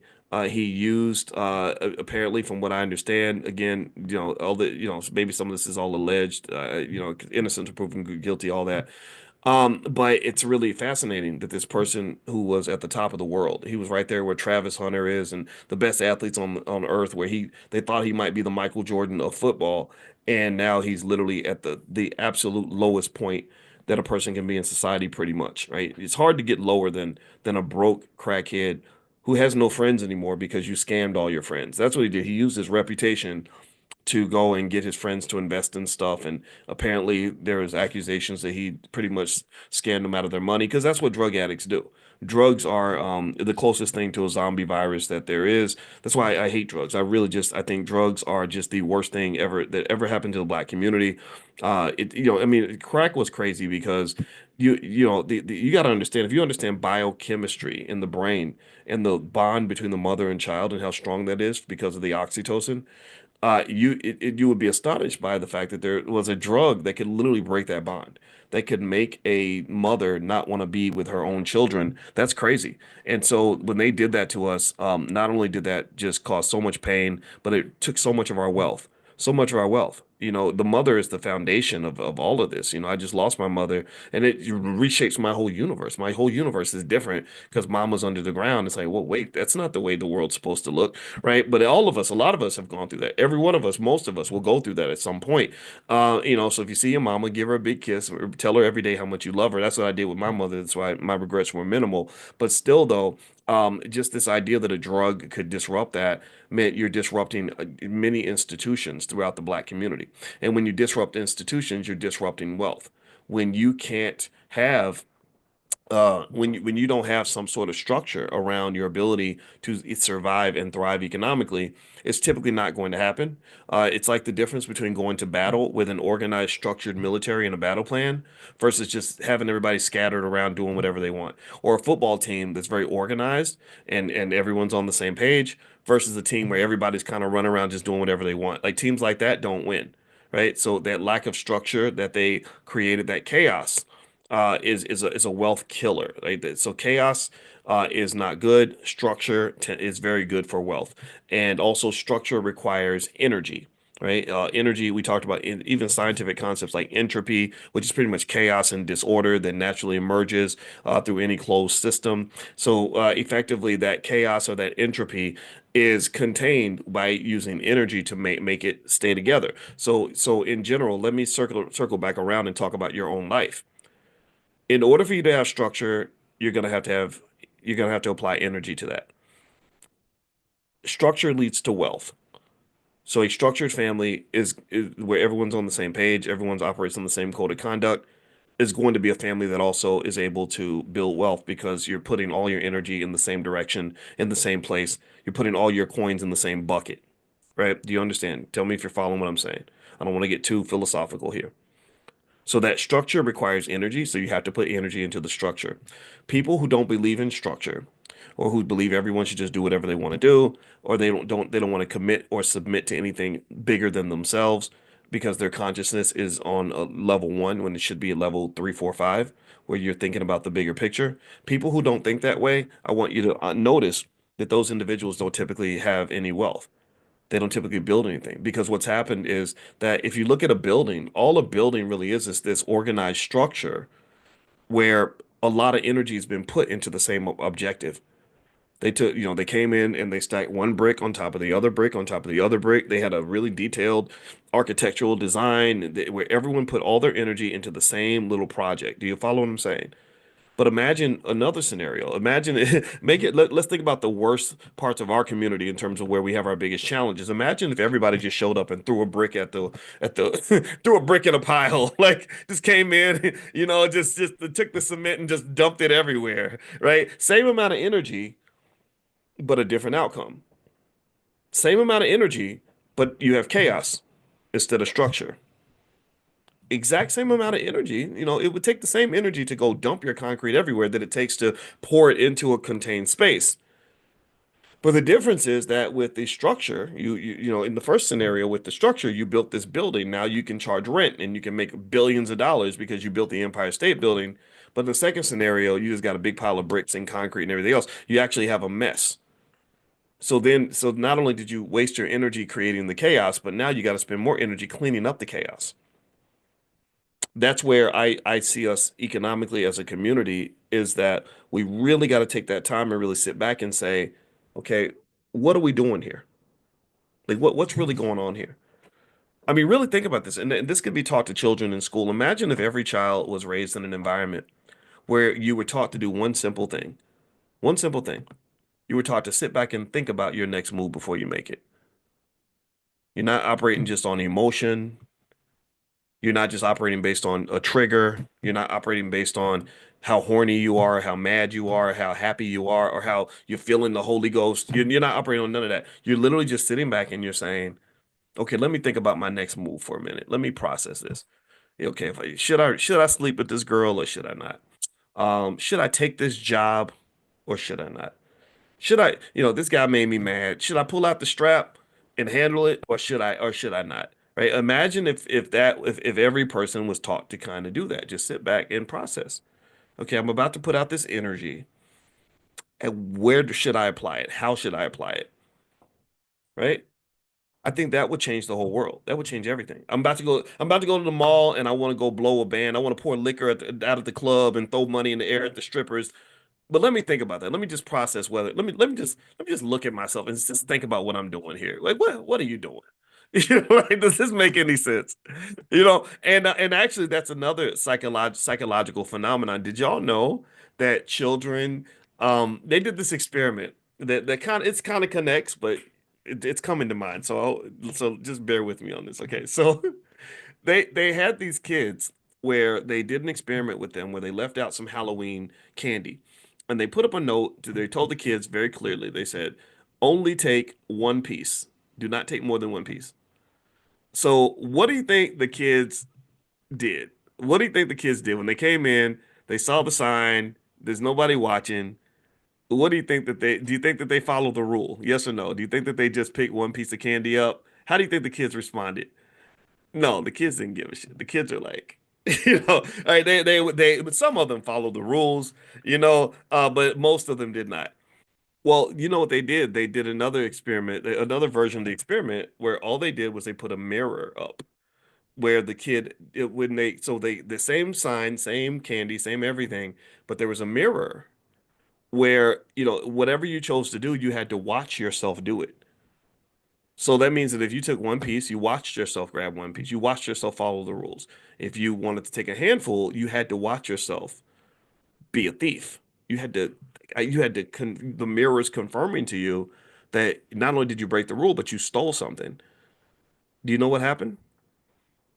The percentage of kids who broke the rule went down dramatically. It went down a whole lot because they simply forced them to take a look at yourself. That's consciousness. Stand outside of yourself, and I need you to look at what you're doing. And think about this. This can happen a lot. Like imagine, like think about it. Like you're about to cuss somebody out, and because you're mad and you're triggered or whatever, and you're about to go off on somebody, and then somebody says, "John, don't do that. You're a Christian," and you're like, "Oh, I am. Okay, okay. All right, I'm gonna calm down, right?" Or you're about to go and do something about to violate your marriage, and then somebody's like, "No, you're a husband and a father." And you're like, yeah. Like that movie, I Think I Love My Wife with Chris Rock. Remember that? Where he had the old ex-girlfriend that he liked and he was gonna go sleep with her. And then right in the middle of it, he started thinking about his wife and his family and everything else. And he was just like, I don't want to do this. Right? When people start thinking, it changes their behavior. Because what's happening is that you're coming out of this unconscious state. You're not hypnotized by the situation anymore. You're not trapped in the moment. See, sometimes I think we can get incarcerated in the moment and act based on the moment when really we should be acting on a bigger picture.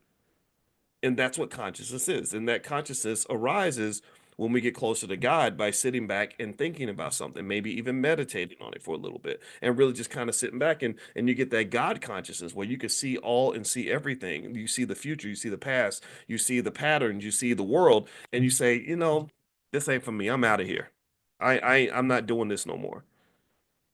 So consciousness and critical thinking skill are deeply connected, and they're also, and I guarantee you, 100 times out of 100, that a conscious person with critical thinking skills and the patience to execute those skills is going to be far more wealthy and far happier than the person who does not do that.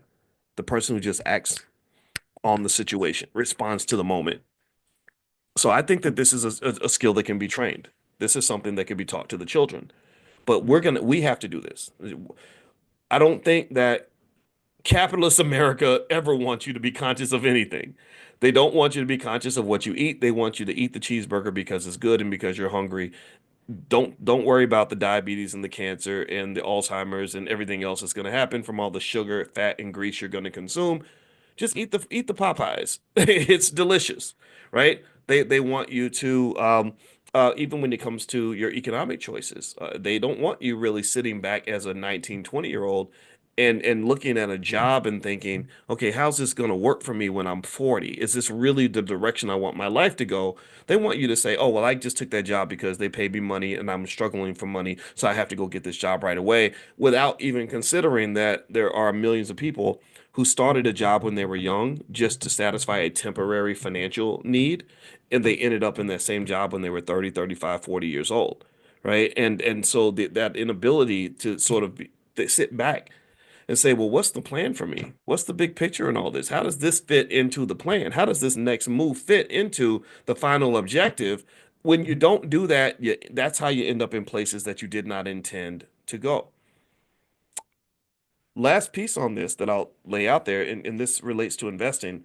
I remember my father said something to me when I was 17 that really got my attention. It was very quick and very simple. And he wasn't that old. I was 17. My father was 35. And he said to me, Um, I guess because he felt like I wasn't focused enough, and boy, you better get it together because one day you'll wake up 35 years old and you won't recognize your own life. And I thought about that. And then when I became 35, I started noticing how many people, if you go to most people that are 35, 40 years old and you say, when you were 20, did you think that this was the life you were going to have? Did you think that this is where you would be? Where did you think you were going to be when you were 18, 19 years old? A lot of people have a disconnect. There's a disconnect between where they thought they'd go at 18 and where they ended up at 35 or 40 years old. And what had happened was it's like the compilation of a bunch of little decisions that were made in the moment. And the next thing you know, you just have this big thing. Like your life in a way, it's kind of like your life is like a painting where, if you want to create a masterpiece, you have to think about where every stroke is going to go, right? You have to kind of lay it out like that, right? But if you just are taking the brush and just you don't know what the hell you're gonna get, right? You're gonna get a big mess. You're gonna get chaos, right? Because maybe it took some discipline and energy to minimize the amount of entropy that would occur in that process. Meaning that if you put that energy into saying, okay, let me be structured and careful here because I can only paint this one time, then you could get the painting that you want. And life is like that in a way. I mean, to some extent, we can only do it one time. You can only be 27 one time. You can only be 32 one time. You can only be 45 one time. And, and it will only be January 6th, 2025 one time. So that specialness of the moment is something that I think is something you may want to think about in terms of having the ability to really, really center in on building the life that you want. Like really know the specialness of the moment, know the specialness of today, know the value of right now and how the strategic use of right now can really fit into your long-term plan for yourself, for your family, or whatever the case may be. I hope I didn't get too weird and deep with that. I just, this is what's coming to mind, and this is what I think about when I think about investing. Remember, money is not the destination. Money is the tool. Money is the vehicle to get you to the destination. Only you know what the destination is. I don't know what your destination is, but I'm sure it's something nice, and I'm sure money can help. That's why you're here, right? So go get that money. Make those investments, make those financial moves, but always see the bigger picture. And that's how you win. That's how you succeed. Okay. All right. So anyway, I didn't want to say much today. I just want to hang out with you all for a little bit. Believe it or not, my goal every day is to try to finish in 30 minutes. But y'all know sometimes I just get to going and I'll be in here for an hour and a half and stuff. And I don't want to do that though, because I got like this whole team of people that are trying to meet with me and stuff. And I end up missing so yeah, so anyway, so literally this is exactly when I want to try to finish. Plus, y'all got stuff to do. Y'all ain't got to be sitting around listening to me all day. So again, I'm gonna send out that list of the stocks that I found that relate to that whole trend of water becoming scarce and how you can make money from that. I'll send that out today. Make sure you're on the text list. Text the word morning, MORNING, to the phone number 87948. So you can text morning to 87948 on your phone. And also, you can go to Dr. Boyce Elevate to sign up for this Money in the Morning thing. We do this every morning at 10 a.m. Eastern, and you can bring your whole family, bring your friends, all that stuff. And then the other thing is tomorrow we're going to do Stock Market Tuesdays at noon. So if you'd like to do a free trial on the stock market program, you can go to drboycestockmarket.com. That's drboycestockmarket.com. Last but not least, Dr. Alicia is doing Mental Health Mondays. She is the head of our Black Financial Therapy department, and she is a great therapist. In case you don't know, and she's going to do Mental Health Mondays tonight. So if you'd like to receive information from Dr. Alicia and join her in Mental Health Monday, I know last night she did her book club, and hundreds of you were there. And so if you'd like to join tonight, at I think it's like 9 o'clock or something, I'll send you a text. Text the word love to the phone number 87948. So you can text love to 87948. Oh, and last but not least, those of you that are doing stock options, you will hear from me today. We're gonna do our class meeting. I think that's tomorrow. So that's the Prime program. So if you are interested in generating income from stock options, it's a great way to make money. Feel free to go to drboyceprime.com. That's drboyceprime.com. All right, guys, have a good day. God bless you, and I will see you all tomorrow. Take care until we meet again. Bye bye. Good morning, everybody. Good morning. Welcome to Money in the Morning, our millionaire training camp. My name is Dr. Boyce Watkins. We meet 7 days a week. You guys know this. And I hope you guys are having a wonderful day. I'm having a good day, even though this morning I was not in the 5 a.m. club. I was in the 8 a.m. club. That's just freaking pathetic. But I did get up and get on the exercise bike for almost an hour, and so that makes a difference. It makes a little bit of a difference. But yeah, I messed it up today, man. I messed it up pretty bad. But yeah, we was up late last night. Had some teenager stuff going on that involved the midnight phone, the late night phone call, the kind of, so somebody's gonna get grounded this week. Somebody lost her phone. Somebody did not it had her phone confiscated.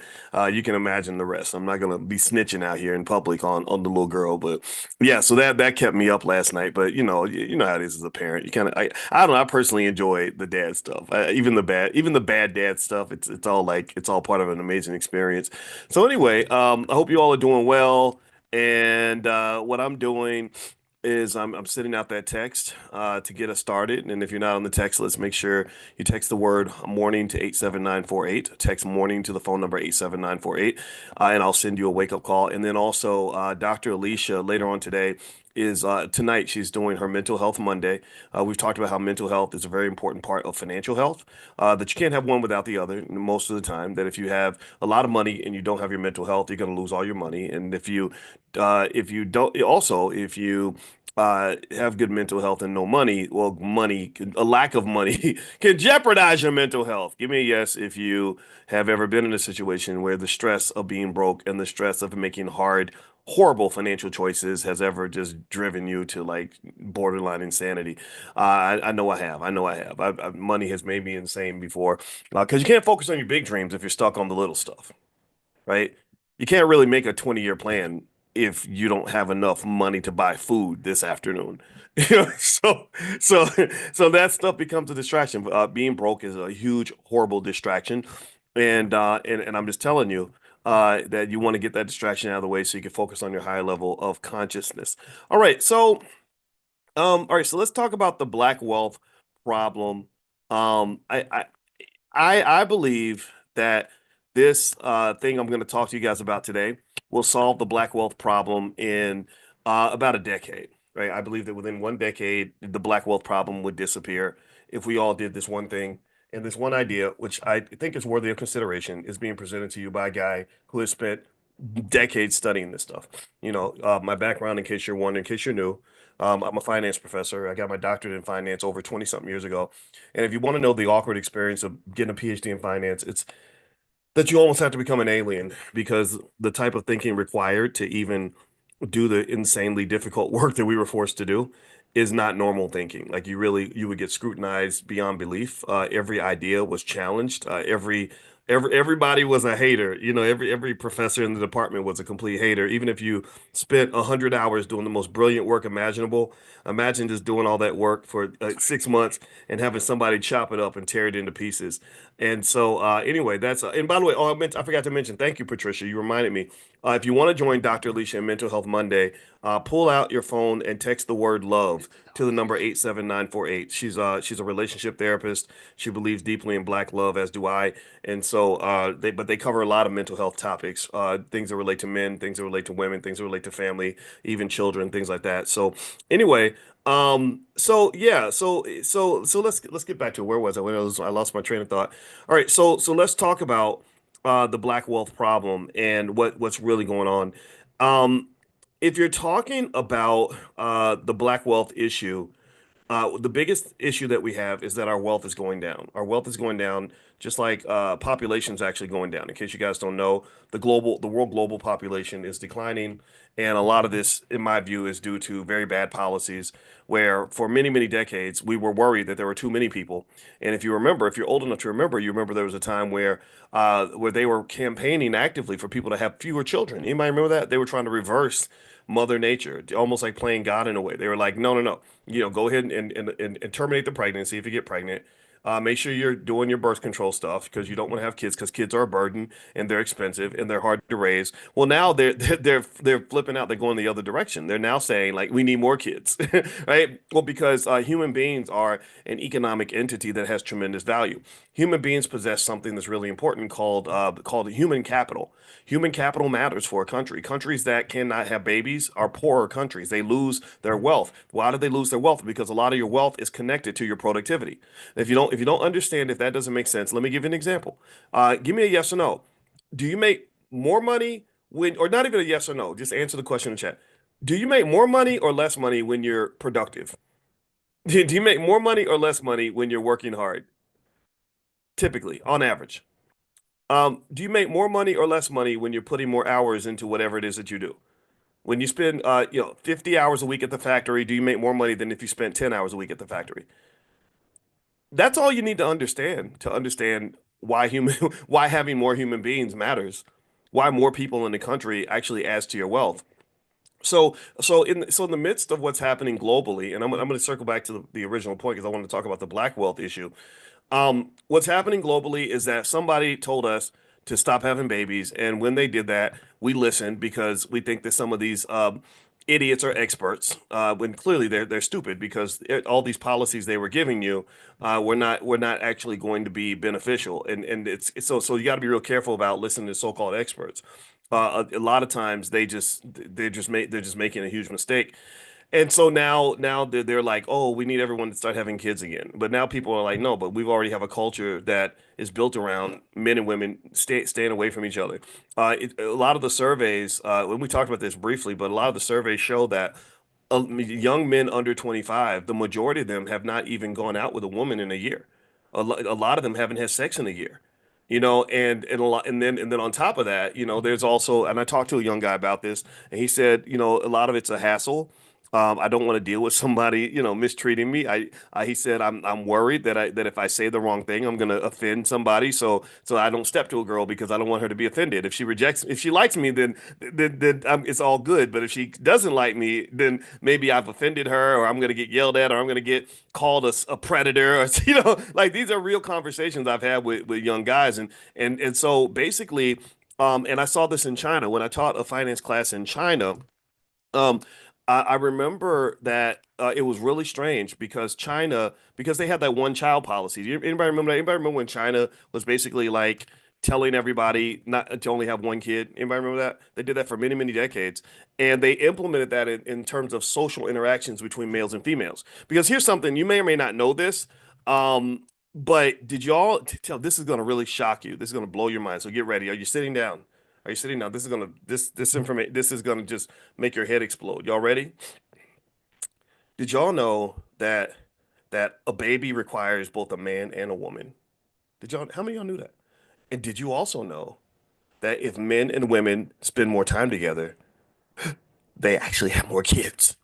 Somebody gets pregnant. Did y'all know that? Did y'all know that? And then they get together and they do this thing called sex, and then this baby comes out. What's the baby got to do with it? Like really, I know it's mind boggling. See, you already know that coming to class, you wasn't just gonna get financial stuff. You're gonna get the birds and the bees, right? That's crazy, right? So here's what China did that was really ridiculous. Because I give the Chinese government credit for the smart things they did, but one of the dumbest things they did was they implemented into the social policy rules that pretty much incentivize the girls and the boys to stay away from each other from an early age. Like one of my students, I never forget. Here's what. Okay, so I'll tell you why I asked her the question, then I'll tell you what her answer was. I noticed in my class that the boys were really shy, and the boys would all sit on the same side of the room, and the girls would all sit on the other side of the room. And the girls, would just sit there, and I think they kind of wanted the boys to say something to them, but the boys were like, "I'm not talking to a girl. Oh God, no, no, Lord, that's scary." Right? And I asked I think I talked to one of the girls. I said, I noticed that there's no like couples in the class. Like there's no boy sitting next to his girlfriend. None of that. I said, we have that in the United States. And she said, no. She said, when I was in high school, if you got caught holding hands with a boy, you would get expelled. Not suspended. She said expelled. I said expelled? She said, yeah. So they incorporated this. So now when it gets to the point where people are supposed to be together when men and women are supposed to hook up and connect and start making kids, and typically in their 20s. That's actually ideal from a fertility standpoint to have kids. I know people say you should be having kids when you're 50 and stuff. That's, to me, that's more of that social engineering. If you look at the science, the science does not support this idea of having kids super late, right? The sperm and the eggs are healthy up until really super healthy up until about 35, 34, 33, 34, 35 starts to kind of decline a little bit. So anyway, long story short, it made me really think deeply, not just about the wealth implications of a declining population, which is devastating. That's why they're concerned. I mean, you always got to follow the money. When you look at the things politicians care about, you got to pay attention to the money first. The money's what they're upset because if Japan does not have children, they know that their productivity as a nation is going to drop, which is going to kill their wealth. They're going to decline into becoming a third world country if they don't fight for some immigrants, right? And I know immigration is a politically charged topic. There are different types of immigration. There's legal, there's illegal, there's highly educated, there's low education. It kind of depends on how you view it. I don't want to talk about that part, but a lot of countries are fighting over immigrants because they're like, oh my God, these third world countries that didn't listen when we told everybody to stop having babies, well, they've got the kids. And so we want you to send your kids to us. And I want you to really process this for a minute in the context of Black wealth. For hundreds of years, other people have always wanted your kids. And in some cases, they wanted our kids more than we wanted our kids. I mean, if you think about how many times you have little children that could be assets to the family. I wrote about this in my book, The 10 Commandments of Black Economic Power. I talk about how your children are an asset. But for whatever reason, we're trained to believe children are just a liability, that children get in the way, that having kids is kind of like, oh man, that's gonna mess up my groove. I can't go out to the club no more, right? But the problem, the thing that you got to remember if you are financially conscious is that youth is an asset. Energy, the energy that young people bring, the ideas they bring, the 40 hours of labor every week they might bring, that's an asset to a nation. That's a multi-trillion dollar asset. So countries are concerned about losing their youth because they know that that's going to lead to a loss of money. So I want you to process this as you look at your own children and as they get on your nerves and do stuff that's going to cost you money and all these things. I need you to really understand what kind of an asset they are. Like my father, when I was born, he was 16, my biological father. He didn't have interest in having a baby. That was going to get in the way of his heroin addiction, apparently, or him getting more girlfriends, right? That was not I was not of interest to him as a child. But there was another man that came along and met my mother, thought she was cute, probably checked out her butt or something, and then he saw that she had a son, and he said, okay, well, if I want the woman, I need to accept the child. And he made an investment in me. And so as a result, the second guy who made the investment got the benefit of having someone like me as a productive, healthy asset that's been able to contribute to his wealth for decades. I've been giving my father money for decades. I helped him pay off his house. I bought him a new truck with cash when he wanted a truck. If he needs something lifted in the house, he's tired, he's older, I lift it up for him. And I was with my mother all the way up until she took her last breath, right? So having young people in your life really is an asset if you train them properly, right? My mother invested in getting my sister through medical school. So up until her last breath, guess which medical doctor was standing right next to her bed, checking on her every 2 or 3 hours to make sure that she was okay. Right? If my mother had not invested in my sister, if she had said, you know what, I don't need no baby. I need to either run to the clinic, and if I can't do that, then I need to just drop the baby off at the orphanage, or I'm just going to ignore this little Negro so I can go to the club, pop my booty, meet another baby daddy, and live my best life. But she wasn't thinking that way. She had a different value system, so she invested in the children, and as a result, we became assets for her. Right. So this microcosmic example of what happened in my own family happens in millions of families when you play the game right. See, if you play the economic game right, you understand where your wealth exists, even if it does not show up in the form of money. Sometimes wealth does not show up as dollar bills in your bank account. Sometimes wealth shows up in a wonderful relationship. Sometimes wealth doesn't show up as dollar signs in your checkbook. Sometimes wealth might show up as that knucklehead little kid that's sitting there that's asking for milk right now, and you don't understand if you don't have any consciousness, and a lot of people don't have financial consciousness. If you don't have consciousness, you don't realize that little knucklehead asking for milk is going to grow up into a grown man who can protect you, defend you, support you, and help you, especially as you get older and you start to decline. Do you understand? So if you understand wealth, you can see where human beings are an asset. Investment in people is absolutely critical. And so what's happened in our society throughout the world is that the reason they are deeply alarmed about the decline in reproductive rates is because they know that they're losing trillions because they don't have enough people.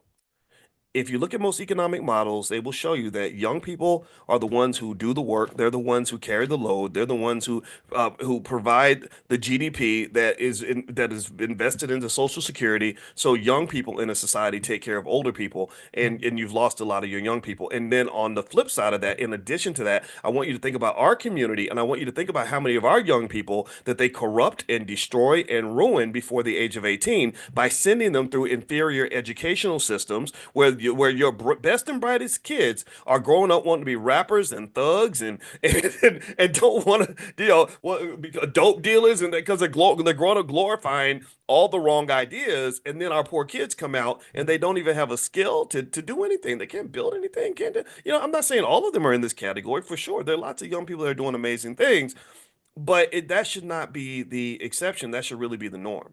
It should be the norm that 9 out of 10 black boys have some sort of marketable skill by the time they're 18 years old. That should be the norm. It should be the norm that nearly every single black girl can go into some sort of corporation or organization and be an asset to that organization immediately. Not the scenario that I've run into where some young people, you got to beg them to come to work. Some of them you can't, they don't want to hear nothing about no saving and investing and planning for the future. They want to hear about twerking and partying and getting high, getting lit and getting drunk and living their best life. And I just really think that this is the kind of cultural phenomenon that leads to extreme discomfort and pain later on in life. Why? Well, because you're not investing. When you don't invest, then you have nothing. If you don't plant any seeds, you have no harvest. It's really that simple. It's very, very simple, actually. It's not complicated. It's not complicated. So the world is struggling right now. We're losing trillions of dollars in wealth throughout the globe because we did not make an investment in people. We did not do the simple things. Get the boys together. Get the boys together with the girls. Encourage them to make sure that they understand that family is an asset. Make them understand make that man understands that a good woman is an asset. Make that woman understand that a good man is an asset. Don't you mistreat that good man. You treat that man right. You make sure that you become a pick me. So by treating him well, they call them pick me's. They make fun of women who are nice to men. That's what they call them on the internet. In case you're not following the drama, no, you treat that man well because then that man's going to want you more, and that enhances your market value on the dating market, which is probably one of the most important markets you'll ever enter into. Same thing. You get you a good woman, you treat her well. You go out of your way to make sure that if she meets another man on the street that she maybe likes better than you or could like better than you, no, there's no competition because she knows she's got the best man on earth at home who really values her and loves her. These are basic ideas that actually enhance your wealth. They actually enhance your wealth because I explained to you that people in your life and relationships and the reproducing and having children is a tremendous economic asset, not just for the world. We talked about the declining population and how that's costing trillions, but it's really important for the family. Really important for the. Do you see the connection? Give me a yes in the chat if you're understanding the connection. Sometimes I repeat myself because I don't want. Sometimes when I get excited, I talk fast, and I don't want to talk over anybody's head. I want you to understand that key idea that it all goes back to having the baby. So some of you are doing that. Some of you are having 5, 6, 7, 8 kids, and I'm telling you, you have the right idea, especially if you're raising those kids right. Some of you are homeschooling the kids. You're giving them the right values. They're helping with the family business. And some of you, and even in our household, our middle child, who's very smart, she's 17 now. She runs my business. Our e-commerce business. I think we cracked $1 million last year. She did most of the shipping for that business. So she literally enhanced our family wealth, and she's only a teenager. So what I'm saying to you is that all these things are connected. All these things are connected. So don't throw your wealth away. Don't throw your wealth away. All right. So one other thing I want to talk about with kids. And before I do that, I want to remind everybody that tomorrow we're doing Stock Market Tuesday. In case you guys don't know, we get together at noon. And I talk about the stocks that I like the most. I answer your stock market questions. We talk about trends that are happening in the markets. If you want to join us in our Stock Market Investors Club, just go to drboycestockmarket.com. You can do a 30-day free trial, 100% free. See if you like it. drboycestockmarket.com. And also Mental Health Mondays with my wife, Dr. Alicia Watkins, is happening tonight. She's the head of our Black Financial Therapy Department in the Black Business School, where we break down the psychological barriers that block us from achieving Black wealth. So she works with the best Black therapists that she can find. So basically, if you want to join her for that, text the word love to the number 87948. So text love to 87948. Since we're talking about kids, let me throw another idea out at you. And I don't know if anybody else is saying this. I've never heard anyone else really break this down and really discuss this on in a sort of repetitive way. And I've actually tapped on this idea before, but I really want to refine it today because I actually had another epiphany while I was on the exercise bike. That's what happens when fat people exercise. We start thinking of stuff. And so here's what came to mind. How many of you believe, give me a yes if you agree, that children should have a college fund? Give me a yes if you were to have a child right now, how many of you feel that it would be important to get a college fund for your child? Like put some money to the side so that when it's time to go to college, they got money, right? You got the 529 and not five, are they 529? Yeah. Why am I thinking the 529? Yeah, the 529 savings plans and stuff like that. Yeah, 529, that's what they are. Okay. So I'm gonna give you a little hack. I'm gonna give you a little insights, a little secret. Um, okay, so here is what a 529 savings plan basically does. And let me explain. And I'm not, in case you're wondering, this is not a pro or anti statement. This is just a clarity statement. Okay, so a 529 savings plan, what does that do? It's something where they basically say, um, you don't have to pay taxes on a certain amount of money, and you could use that money and put it toward paying for college for your child. And so in 18 years, they'll say it's projected that it's going to cost X amount of dollars for your child to go to college. If you invest this amount every month, then that money is going to grow into enough money for you to then pay for them to go to school. All right. I think that that's fine. Um, if um, there's nothing wrong with that at all, right? And I think that that's a great way to prepare for college, to prepare for the future, etc. And also, if you if you don't spend the money, you could do a lot of things. You can transfer and change the beneficiary to somebody else who wants to go to college. You can use it for your own education.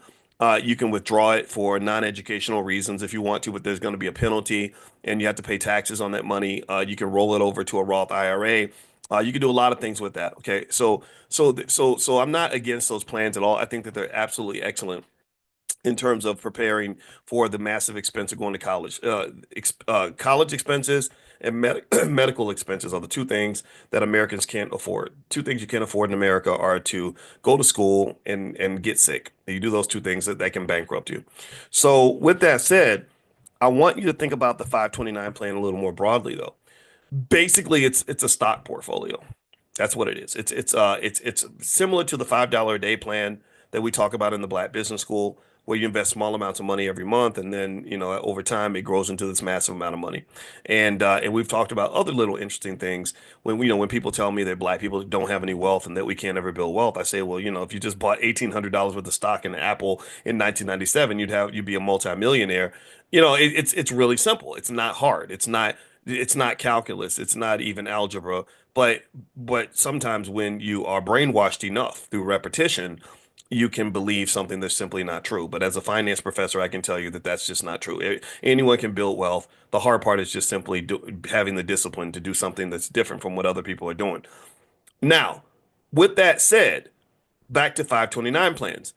A 529 plan, for the most part, is basically a stock portfolio. The reason your money grows is because that money's being invested somewhere, typically in S&P 500 companies and things like that. And the thing about a stock portfolio is that I don't want you to just see the 529 plan or any other plan as just a bunch of money that you're supposed to spend on a university.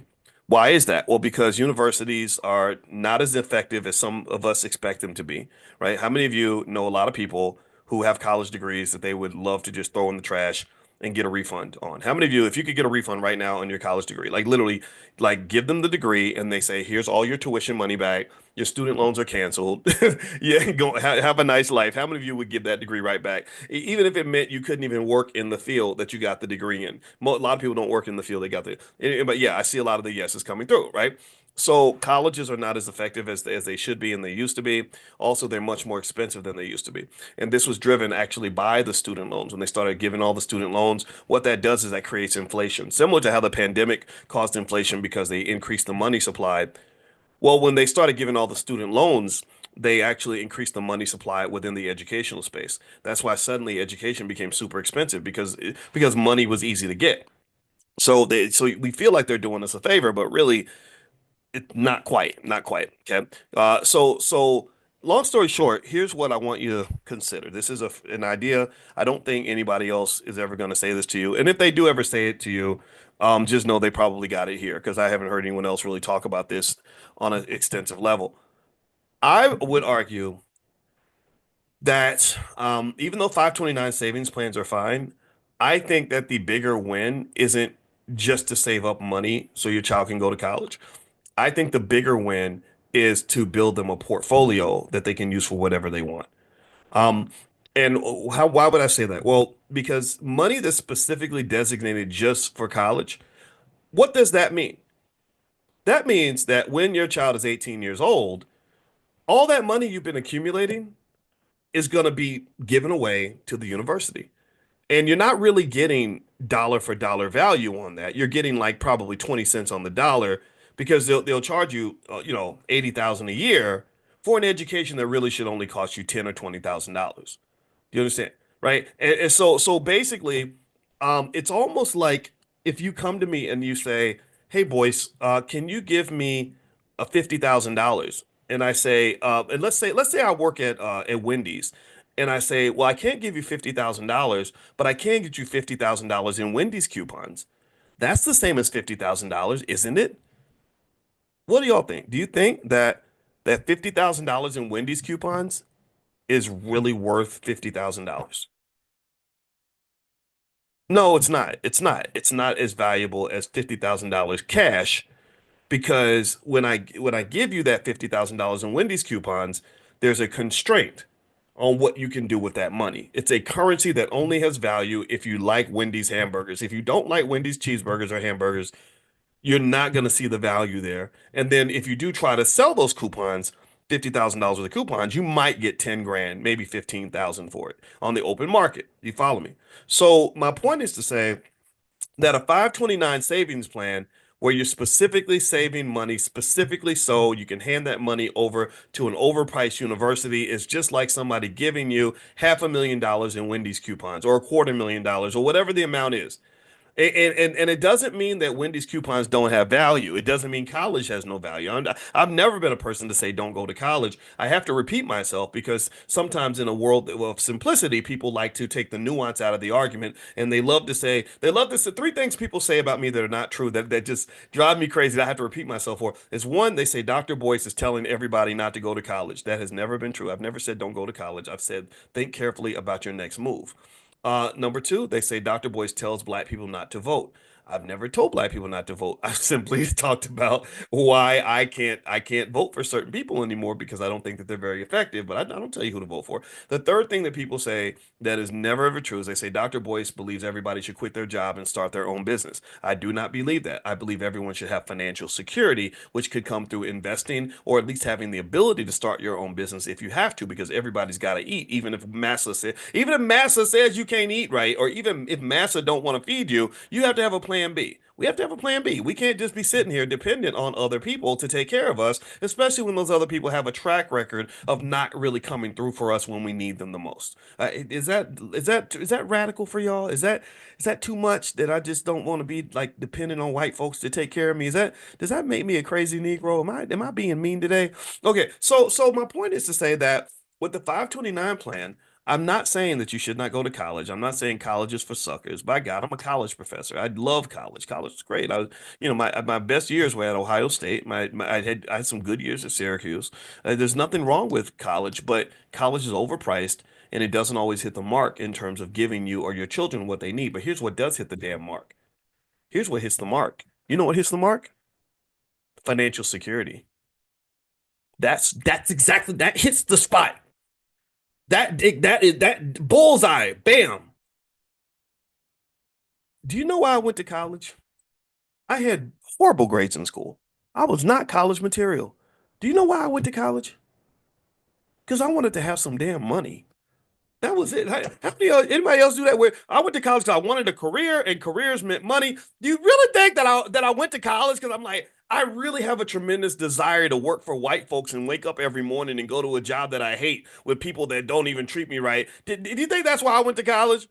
Yeah, no, that is not. I went to college because I was broke, and I knew that education could get me access to a job, which in a good job could get me access to money. That was it. That was the criteria. So what I'm saying to you is that because you're economically conscious, if you've been, we did about 200 and about actually over 320 of these lectures this year. So if you've been with us almost every day this year, your economic consciousness probably exceeds 98% of the population. So if you're economically conscious, then you'll understand when I try to impress upon you the significance of getting rid of the middleman.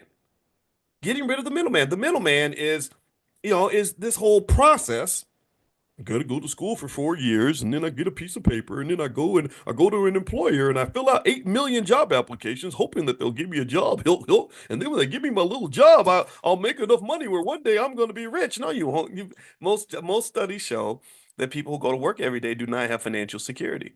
Just go look at the data. Go look at the data.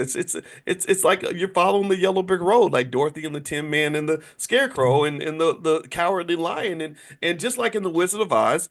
What you are chasing at the end of the golden road is not real gold. That's not the real success. What's really significant, what you really need is already inside of you. The lion already had courage. He didn't have to go to the Wizard of Oz to get courage. The Tin Man already had. He was missing a heart, right? He already had a heart. Right, the scarecrow. Scarecrow had the scarecrow. What did he have? The brains. Yeah, the scarecrow. They tell you you don't have brains until we give you a piece of paper. You don't have brains until we certify that you have brains. Until white folks say that you're qualified, then you're not qualified. Because by God, you're just a Negro. I mean, Negroes can't be qualified for anything. They don't have courage or brains or a heart. But and I can just tell you, just like the Wizard of Oz, you are cursed in a way where you're trained to believe that you have to go to other people to get the thing that I believe that you can get on your own. Do you understand? Now, this is not to say that education does not add value. I love education. I love being smart. I read for fun. I absorb information as a habit every single day because knowledge is power. Knowledge is power. Thinking is power. All these things are power. So yes, I am addicted to learning. I learn, learn, love to read, love to just listen and pick up. It's amazing. If knowledge was crack, I would be Pookie from New Jack City. It'd be calling me, man. It'd be calling me. So there's nothing. So knowledge is not an issue, and you can acquire knowledge on your own. Um, Education, college, all that is great too. There's nothing wrong with that. But if I had a choice between having a college degree that gets me a job versus having, I don't know, $400,000 in the bank as a 22-year-old, well, you know what I would pick. Oh, because my 400,000, I can get the information, I can get the knowledge. They got college professors teaching for free on the internet. I have a PhD in finance. I taught at Syracuse. You had to pay $80,000 a year to go to Syracuse and learn from people like me, but I talk to you all every single morning. So it's the money that you're trying to kind of get to. The money is what matters. So let me kind of give you a little bit of perspective on some of this. And by the way, Dr. Claude Anderson says hello. I talked to him yesterday, and he's actually I was talking to him and his wife, and he actually concluded we all concluded that it would be helpful to develop a powernomics training for children that as a benefit. In case you don't know, he wrote the book Powernomics, the most significant economic book in the last 100 years. And so I said, what about teaching the kids Powernomics? I think we need to teach our own children. What do you think about that? And he was in agreement. So he's partnering with the Black Business School, and we will develop a Powernomics curriculum for children. So I'll let you guys know when that's ready. I'll bring it to you guys first. All right. So here's something that you should understand. First off, if you were to take $300 a month, which is actually less than half of the average car note in America, and put $300 a month in an S&P 500 fund for your child, by the age of 20, they'd have $176,706, give or take a few thousand. So a 20-year-old with $176,706 has already won the game. They've already done a checkmate on life. They're not struggling as a broke 20-year-old. They've got $176,706 in liquid assets that they can turn to if they ever have a financial problem. This means that they can sleep in peace. This means that they don't have to go beg for anything. This means that as long as they don't do anything stupid, they don't even have to get up and go to work every day if they don't want to. They don't even need a college degree. This is better than damn near not damn near better than getting signed to the NBA draft. And it's not the same amount of money, but in the NBA you got to work hard and you got to go to practice every day. They don't have to actually do anything for anybody. So this is the simple, straightforward formula for liberation for an entire community. This solves the black wealth problem. This solves the black wealth problem for one simple reason. If every single black child in America had a parent that loved them enough to put $300 a month toward their future, then imagine that. If every black child has $176,000 in the bank, most white kids don't have that kind of money. So that solves the black wealth problem. There is no racial wealth gap anymore. Now we've really actually manufactured black privilege. We've manufactured our own version of black privilege. And black privilege, I think I saw somebody say we should give each other black privilege, and I agreed with that. But she was talking more in terms of us being kind to each other and things like that, and I agree with that 100%. But sometimes black privilege also connects to money. Privilege in America, privilege is connected to wealth. Wealthy people have privilege. So we manufacture black privilege by making the $300 a month pledge to our children when they're born. Think about it. Some people may say, and this is the thing, I have to address, the people I refer to them as the Negro naysayers. The Negro naysayers have a problem for every solution. So the way I would address the Negro naysayer who would come to me and say, this isn't possible, you're being bougie, black people can't afford $300 a month, I would simply turn to them and say, what are you talking about?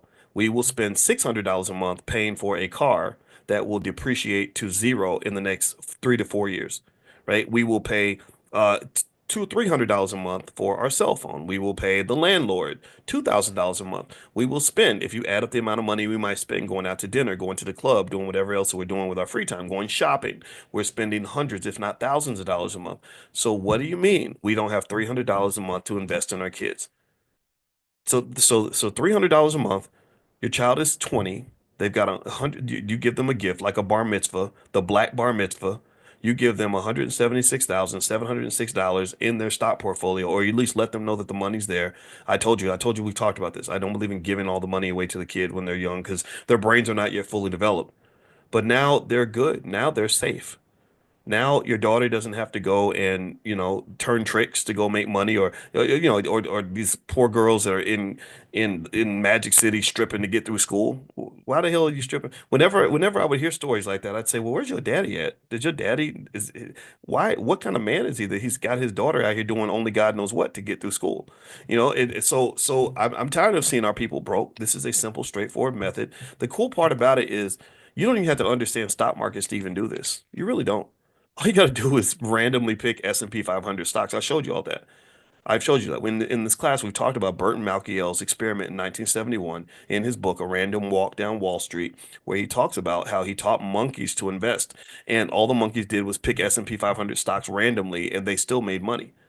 So if you want to know what that money grows into at the age of 30, it grows into about $447,108. That's $300 a month. Now, if you did $600 a month, if you have that kind of money, then you're doubling that. Now your 20-year-old has $370,000. And then if you add that with some financial knowledge and things like that, they're going to be fine. And I would almost dare to say that if I had a choice between giving my child a free college at the age of 20 versus $176,706, I'd rather give them the money. And then I'd say, well, if you want to go to school, you can. If you don't want to, I mean, people go to school so they can get a job. You've got money. So if you take care of your money and you invest it properly, then you're going to never really actually have to work for anybody ever. And that what that does is that enhances their well-being in a lot of different ways that have nothing to do with money. They end up being able to sleep better. All the financial stress goes away. I mean, I want you to think about how different your life would have been if you'd had, let's say I was your dad and you were raised with a father or a mother that thought that took this class And they executed on this for you. And so when you were 20, you had over, almost $200,000 in the bank. Think about how much differently your life would have been. Think about how many hard choices you had to make. I don't know, maybe everybody in here wasn't broke in their 20s. How many of you were broke in your 20s? How many of you struggled? Give me a yes if you struggled. Give me a yes if you had to make hard decisions. Give me a yes if you were just in stressful, tough situations because of money in your 20s. Like it was really hard. And a lot of your energy that could have been spent being creative and being and traveling and learning about yourself and live really truly living a fulfilled life, all that was drained. Thousands of hours of your life was spent going to some place called a job, doing work that you weren't even interested in, doing stuff you had no interest in that stuff. I spent hundreds of hours working at Arby's in college. You think I had better things to do as a young man with potential than to be at freaking Arby's making, beef and cheddar sandwiches? Like, I mean, so there's nothing wrong with hard work. I'm not saying hard work is bad, but who said hard work has to be meaningless? See, one of the types of black privilege that you can give your child by helping them to escape the rat race early is they get the privilege of having a fulfilled and purpose-driven life. And I get it. Some of y'all love your jobs, and there's nothing wrong with that. I'm not saying there's anything wrong with loving your job. I think the biggest question to ask yourself is this. If you had all the money that you needed to do whatever you wanted to do, would you go to work every day? If the answer is no, then that means that there's a higher level to the video game that maybe you haven't reached yet. If the answer is yes, like I would do this work even if they weren't giving me a paycheck, then I say congratulations, good for you. You climbed the next ladder of self-actualization. You're rising up the ladder of fulfillment because most people are not in that category. Most people have jobs where if they had enough money, if they won the lottery tomorrow, they quit immediately. I'm one of those people that actually I love what I do. I did what I do even when I wasn't making any money. So yeah, so this is what I believe. This is something that I think is a simple, straightforward process. Any family could do this. That if you have any bill that's over $300 a month, then you can afford this because there's no bill more important than your own damn family. And also remember this: when you're building wealth for your children, you're not just building it for them; you're building it for yourself. Capital is powerful. Capital is the reason Elon Musk is one of the most powerful men on earth. If he had no access to capital, he would not be powerful like that. So when you give your child capital, you are giving them black power. You are giving them black power. Black power must come with black money. Black power must come with black wealth. Black power must come with black economics. If you do not give them the economics or support them in their quest to obtain that, they will not have power in this society because the language that America speaks is money. There we go. All right. So that's it for today. I'm going to let you guys have a get on with the rest of your day. We do have a training in the Black Business School called How to Turn Your Child into a Millionaire. If you want to go take a look at that, you can go to kiddieboss.com, KIDDIEBOSS.com, kiddieboss.com. It's a template on how to structure your child's future, and it only takes about 2 hours to go through.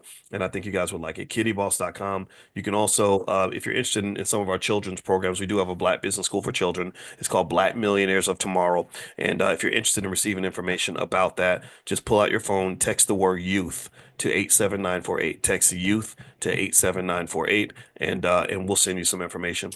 So anyway, guys, have a great day. God bless you. And I'll check with you guys tomorrow morning for class. If you're not on the text list for this class yet, you can also, again, pull out your phone, text the word morning, MORNING, to the phone number 87948, and I'll send you out a link to join us. So have a good day, everybody, and I'll see you soon. Take care. Bye-bye.